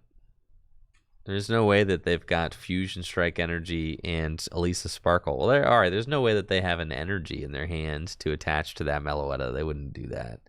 All right, there's no way that... yeah, this is fine. Yeah, it's fine. There's no way that they win. They're just going to knock out my Mareep is all. That's okay. All right, and they got the Seal Stone. That's fine. Yeah, they can get any card they want out of their deck now, but they've already got all the cards they need out of their deck, so they're just going to save that for later, which that's okay. I'm not even... That's fine. Okay, we need a little bit of a stronger setup than that.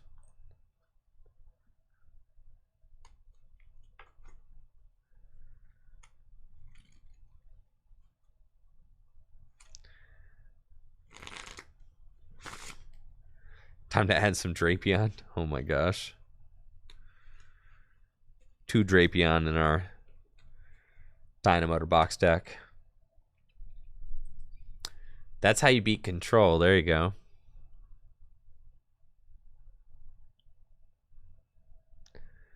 You just Dynamotor to your Drapion.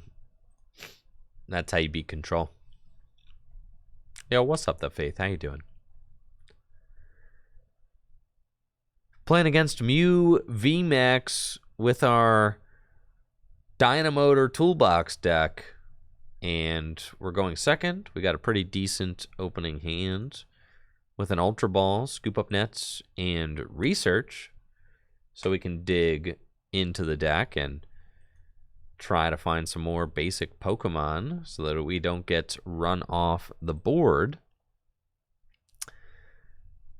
They're gonna, Fusion Strike System and do all that nice stuff, draw some cards, try to establish more basic Pokemon.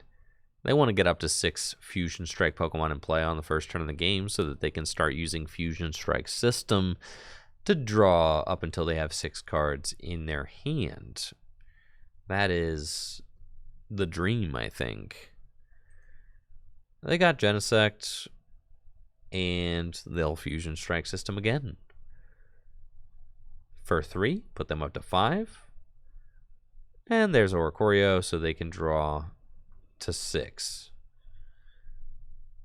I'm thinking that I want to go for Gormandize Snorlax off of this Ultra Ball because it really helps you to be able to fill your hand to 7 and also not to lose any meaningful Pokemon on the first turn of the game. Right, we can hide behind the Snorlax. Like, look how this allows us to play our hand so aggressively. I really like that. We can Ultra Ball. Let's Quick Ball away. Quick Ball. And we're going to go get Snorlax number 2. And then let's do that. And well, Ultra Ball. It'd be tough if they hit me with the old Echoing Horn, but they won't do that. They would never do that.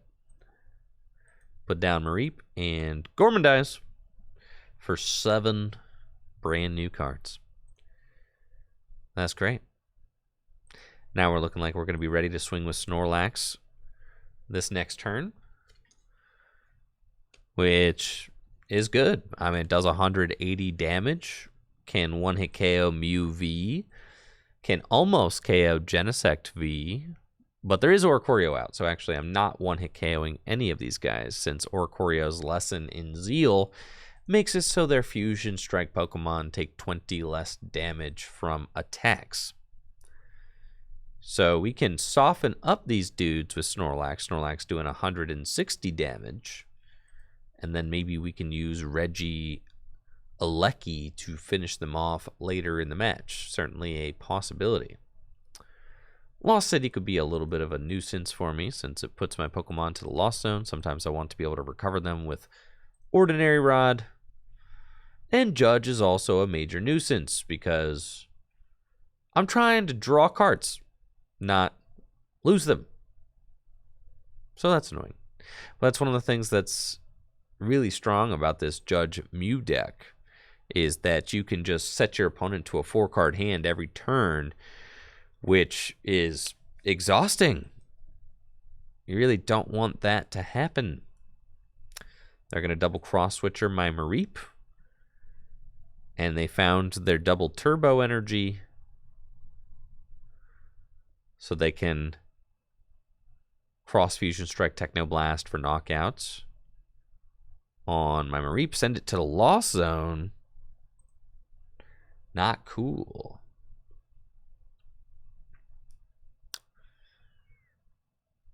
Yeah, that's a tough one. But that's okay. Maybe I can attack with Snorlax this turn. We will see. Mareep off to the Lost Zone. Let's promote this guy and get into it. Top deck research. Love that. Let's go get Radiant Greninja concealed cards to see a couple extra cards. We've got Flaaffy, and I can Quick Ball for another Mareep. And we'll research. Cool. That's nice. I get to attack. Let's Dynamotor. And Dynamotor.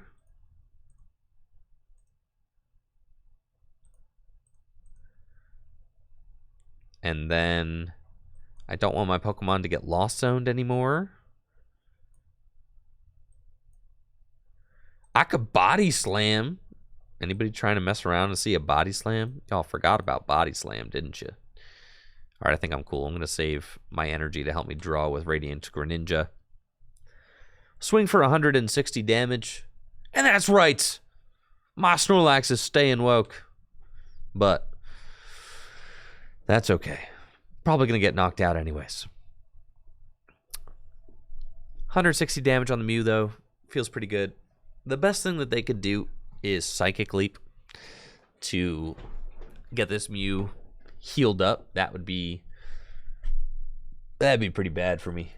Yeah, if they could like double cross switcher Mareep, Power Tablet, Fusion Strike, copy Psychic Leap. And with a card like Forest Seal Stone, which basically lets Mew do whatever it wants, that is certainly a possibility. That's not even asking a lot. Forest Seal Stone gets you whatever you want. Cramomatic can get you whatever you want if you flip a heads. So here's Switch. Now it's just Switch, Boss, Power Tablet. That's all you need. The Switch has been used. Now I'm thankful that they used the Switch.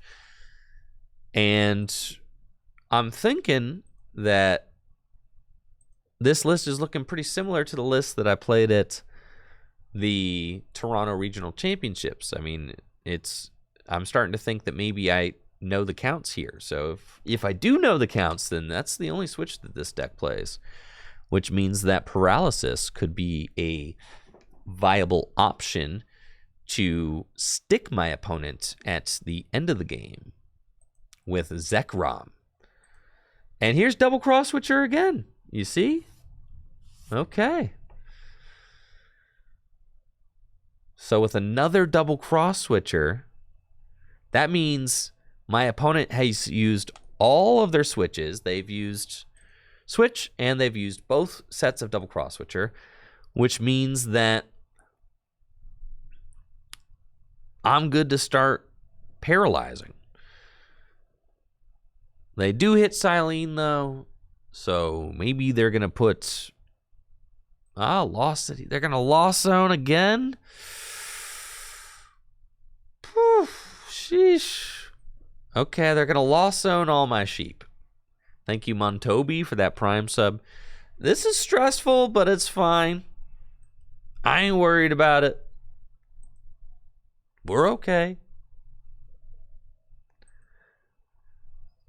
And here we go, sending my Flaffinator to the... And they got the Psychic Leap knockout. Oh, God. All right, it's starting to become not fine. But I still think maybe we're still fine. But it's certainly starting to feel more and more not fine. Thank you, Elock, for that Prime sub. Yo, any primers in the chat? Thank you guys for the support. I really appreciate it. Okay, this is bad. We're going to use concealed cards, draw 2 more cards. We find Marnie and Ultra Ball. So, I'm thinking that we scoop up Nets, this Snorlax, and we Ultra Ball away Manaphy and Snorlax.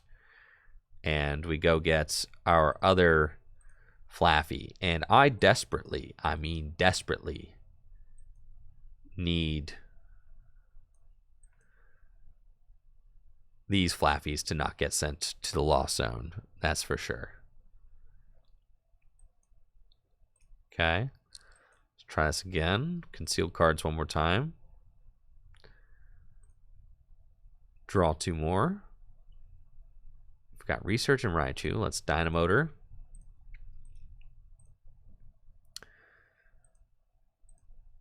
Dynamotor 1 to the Radiant Greninja. And we'll Thumping Snore. This feels bad. Because with the damage decrease, I'm not necessarily going to be able to finish this off with Regieleki. However, I know that they are out of switches. So I think that Zekrom should be able to help bring this game home. I've also got the Raichu. They don't know that I have Raichu in the list. I haven't shown them the Raichu yet. So Raichu could be a way to take a big one-hit KO on a Mew VMAX for game or something. I really don't want to waste this boss's orders. I feel like I need to be careful with it. Huh. I've only got 9 cards left in my deck as well. So it's sketchy. I mean, yeah, we're just in a sketchy spot. That Lost City is going to put some of my guys away also. I could go for boss's orders and just see if I can get them to start running out of resources. Echoing Horn, who is it? Oh, not Raikou. No, leave him be. Oh, and you're going to gust up my Raikou. All right, you're going to take 4 prizes? Oh, my gosh. All right, so then you'll have 2 prizes remaining. I don't think that I can possibly win. Let's see. What's the energy count? You've got 1 double turbo in the discard pile. That's it, and 1 in play. So you still have 2 double turbo energies left. Holy moly. Mew is broken. It's so broken. Such a broken deck, dude. That's why I keep playing it. It's so good.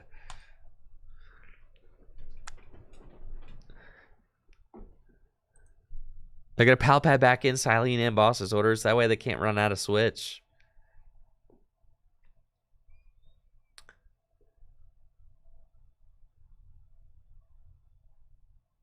All right, there goes Raikou.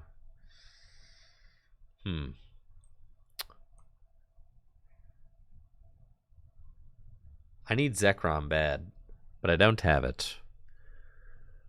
So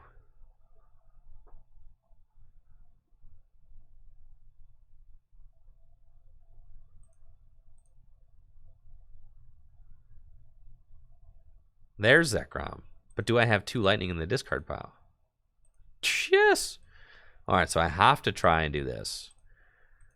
It's my only shot, and I need them to double tail Silene. Okay, all right, we can do this. Let's go. Come on. Wild Shock.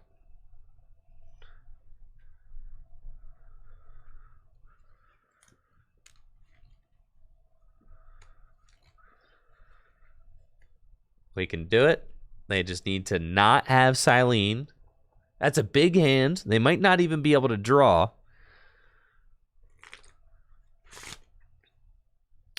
And I could Wild Shock again. You don't need Emergency Jelly in this deck because you have Scoop Up Net, so you just do that, and then you Dynamotor again. It's very easy.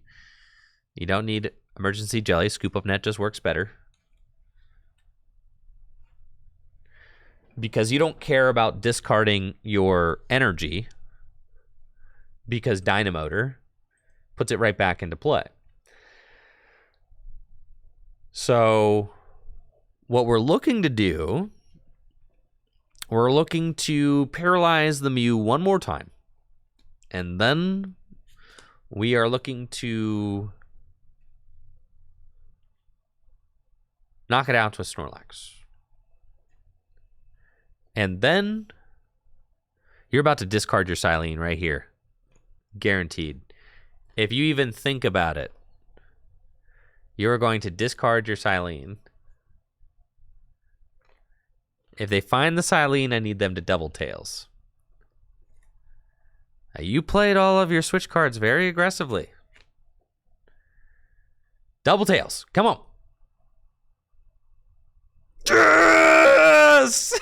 Yes! All right, so let's go. Now I think we're in there.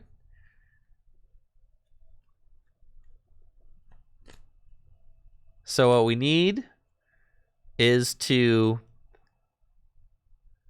Wild Shock one more time. I don't think that I should Pokestop. It seems like kind of a trap. Yeah, I don't have a lot of cards left in my deck. I don't know if you noticed, but that's fine. We'll Wild Shock one more time. So they're stuck. I don't know that it's worth it to bump Stadium. I don't care if they want to Pokestop themselves, they can.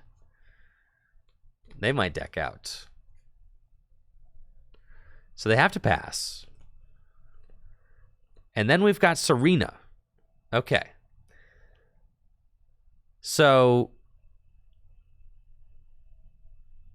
I know they cannot switch. Do we just take this knockouts with Snorlax? That's fine. But I know they have a boss in their deck.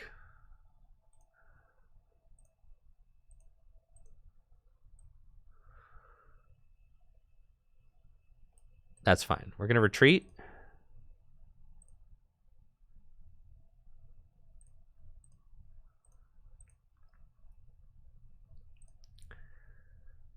Put some energy back.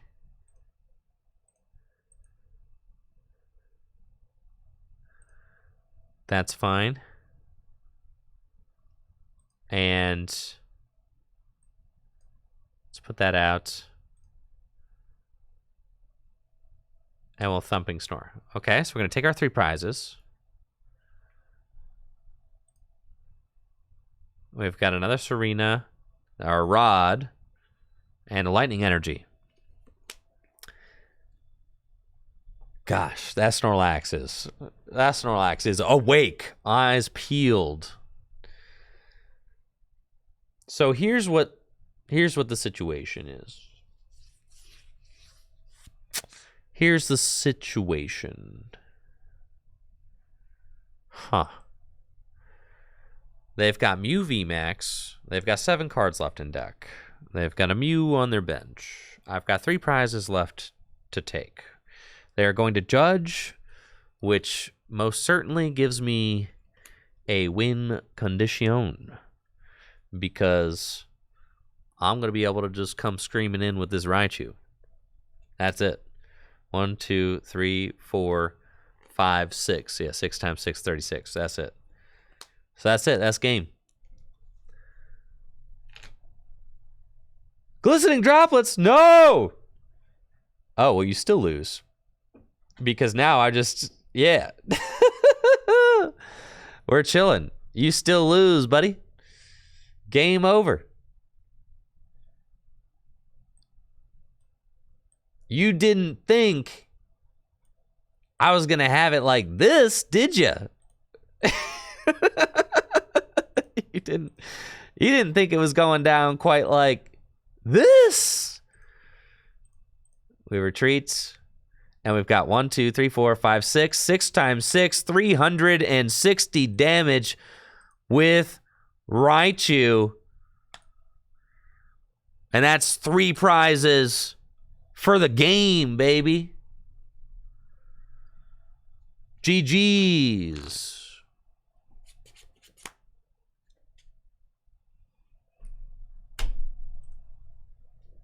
That's it right there. We got it, dudes. Yeah, Rope Boss could have done it too, but that was easier than just retreat. That's why, like, you gotta play Raichu, right? You have to, because sometimes your single prizers ain't. You have to be able to just pop a 3 prize knockout at the end of the game. It's 1 card that lets you do that. I can't imagine playing this deck without Raichu. Because Snorlax takes 3 energy. Zekrom takes 3 energy. It's such an energy-hungry deck.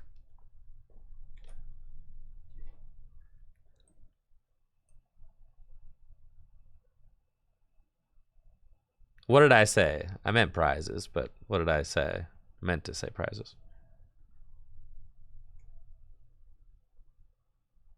Oh, prices. Okay, got it. Okay, yeah.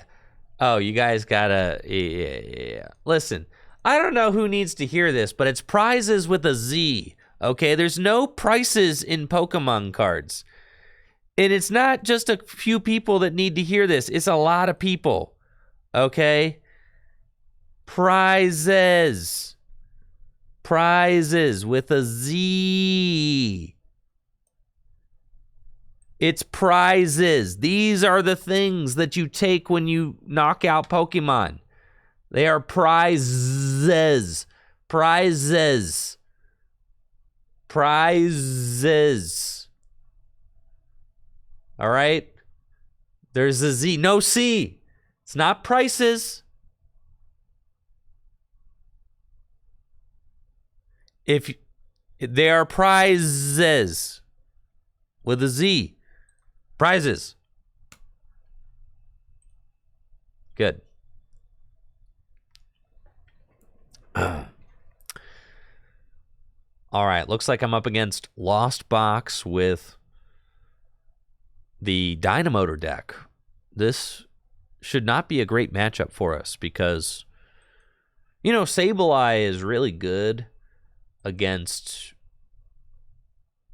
this whole deck. But my opponent does have Luminion in play and now a Giratina V, so who knows? Maybe we can make this thing work. We'll see. It doesn't feel great, but I'm willing to give it a shot. We got Mareep, and let's let it rip. Research away all of those.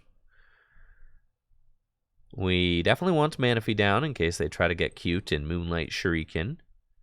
We definitely want to quick ball away Serena and just get all of my Gust cards into the discard pile. Why not? Who needs any of those? I got one boss left. That's fine. That's cool, man. We'll put that down. Quick ball away boss's orders. Go get... yeah, like... maybe Regieleki is a good way to kick off the game. Probably. We'll go get Regis Aleki, and then we'll attach an energy there and pass. And then next turn, we're going to try and Terra Spark. Now, Terra Spark's cool. We can do 40 damage to 2 benched Pokemon. That's nice. Thank you, Baka, for that Prime sub in the 9 months. Yeah, Radiant Eternatus will probably be pretty cool. I do think Radiant Eternatus will be cool. Yeah. Have you guys seen Lugia? Lugia is pretty good, right? It is, right? It's pretty good. You know why Lugia is good? Because it gets Pokemon into play instantly from the deck without having to, or like instantly from the discard pile without having to evolve them. Right?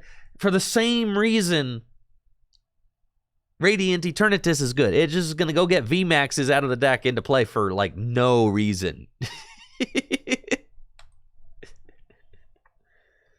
It just breaks all the rules so easily.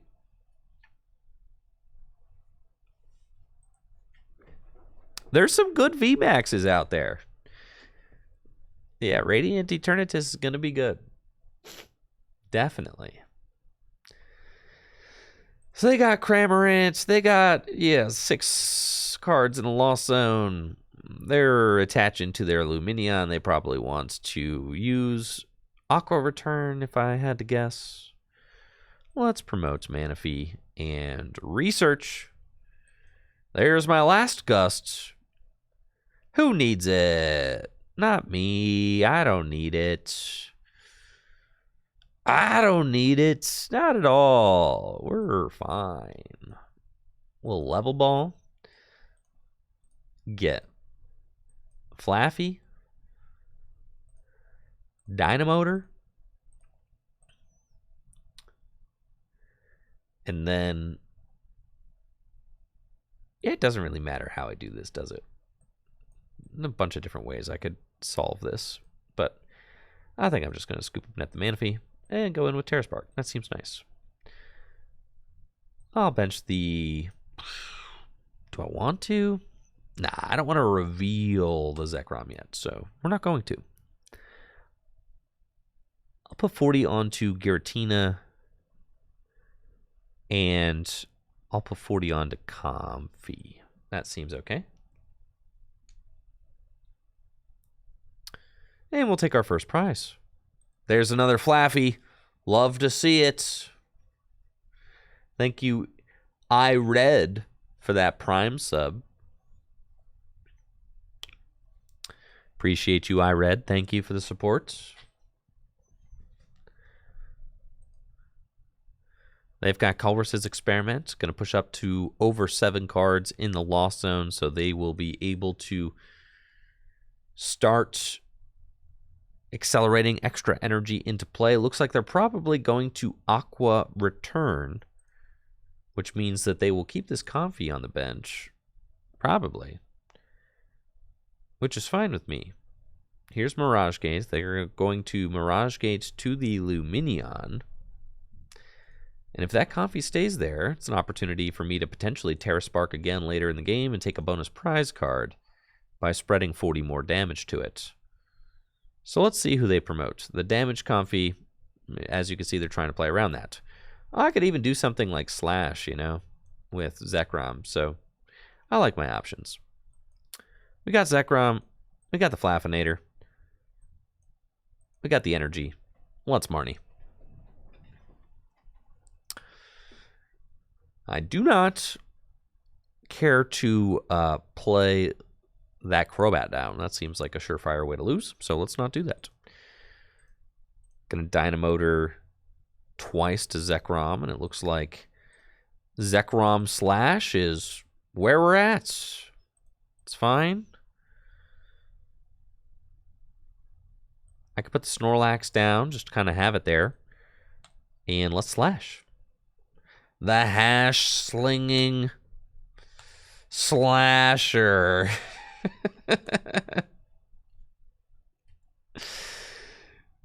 Oh, man. I'll be here all week.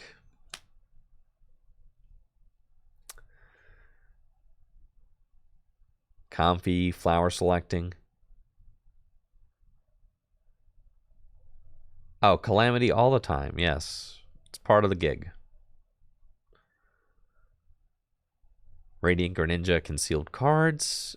They would like to find a Mirage Gate to attack. But the thing is, if they Mirage Gate to Giratina and you Shred, then I will just bring up Snorlax and knock you out.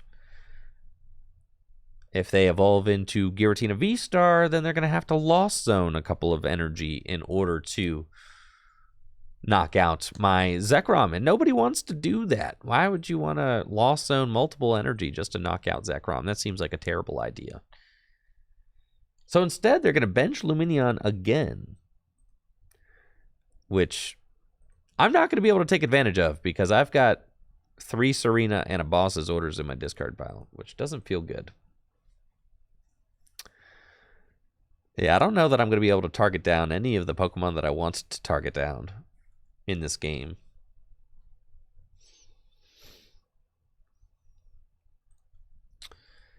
We had some really rough discards with the Boss's Orders and Serenas earlier. But that's Pokemon cards. Colress's Experiment, they'll look at 5 and keep 3, pitching the other ones to the Lost Zone. At this point, they are just about in Sableye range. I am worried about the Sableye, but I do play 4 Scoop Up Nets, so it is possible for me to play around Sableye's shenanigans. It's possible. I don't love it, but we could do it. Let's send up Mareep. Mareep does not have a lot of HP, so if they're going to knock it out this turn, they can knock it out. Go ahead.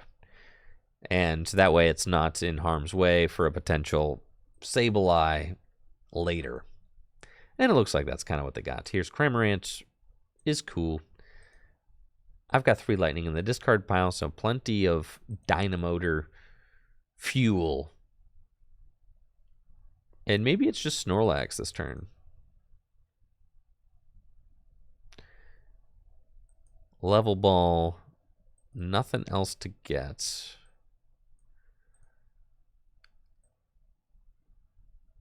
Quick Ball away Flaaffy. We'll get Radiant Greninja.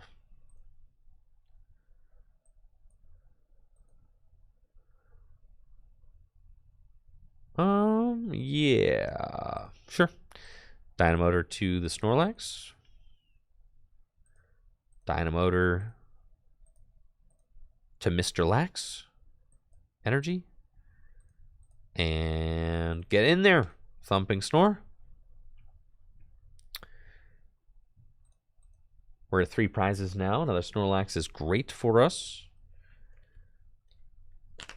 But how are we going to close this game? I suppose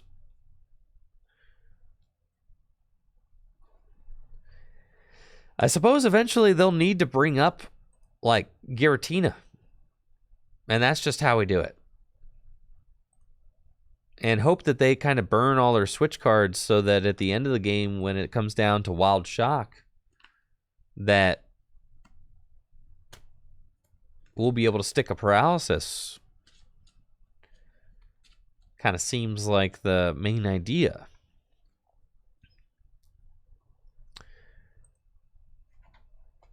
They have all 4 scoop up nets in the lost zone. So now if they plan on using switch, it's going to have to be a switch or an escape rope, which is really good for me. Because, yeah, those are cards that break their paralysis. So if they do send up Giratina to attack, then I can knock it out and then finish off whatever I need to for game.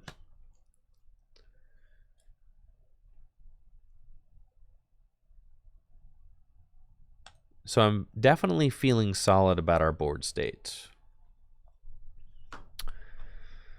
They've got Ordinary Rod to throw a couple Pokemon back into the deck, or energy. And Quick Ball Away, Battle VIP Pass. Cool, for Sableye. Now, Sableye was a card that we're concerned about. Because if this Snorlax stays sleeping, then I'm in a lot of trouble. So I need the Snorlax to wake up right now.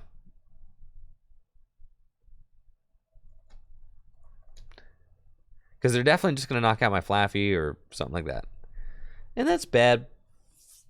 Yeah, that's pretty bad. Yeah, that's not good. Need you to wake up, Snorlax. Ah, that's a good boy.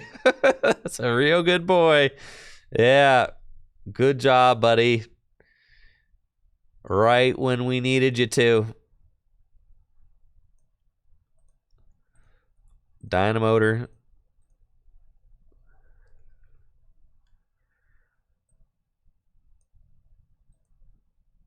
Thumping Snore. I'm just going to get as many attackers powered up as I can. So that I just have some energy in play. I suppose. I don't know. It all feels bad. I need to knock out this Giratina, but I don't have any Gust left in deck. But if they promote the Giratina, that's fine. Then I can do it. So if they attack with this Giratina this turn, we're chilling. They need to evolve into Giratina V-Star. That's okay. I already got rid of the Raichu, didn't I? Oh, why did I do that? Shred! Oh, we're in there. All I got to do is attack. GG's. Easy money. Finally, Crobats. Draw some cards. Holy moly.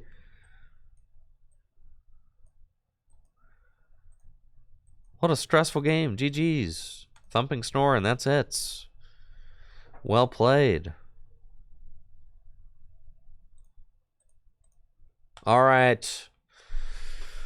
Whew. I think that's about it for me. I'm still recovering from this past weekend. I am feeling zonked. Extremely zonked. So, have mercy on me for not the longest streams ever this week, but I'm getting back to my normal self. Thank you guys for hanging out while we play some games today. And thank you guys for the good times.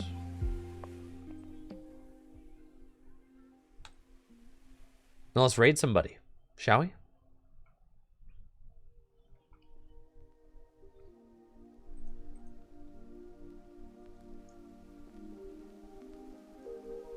All right, go say hi to Tord.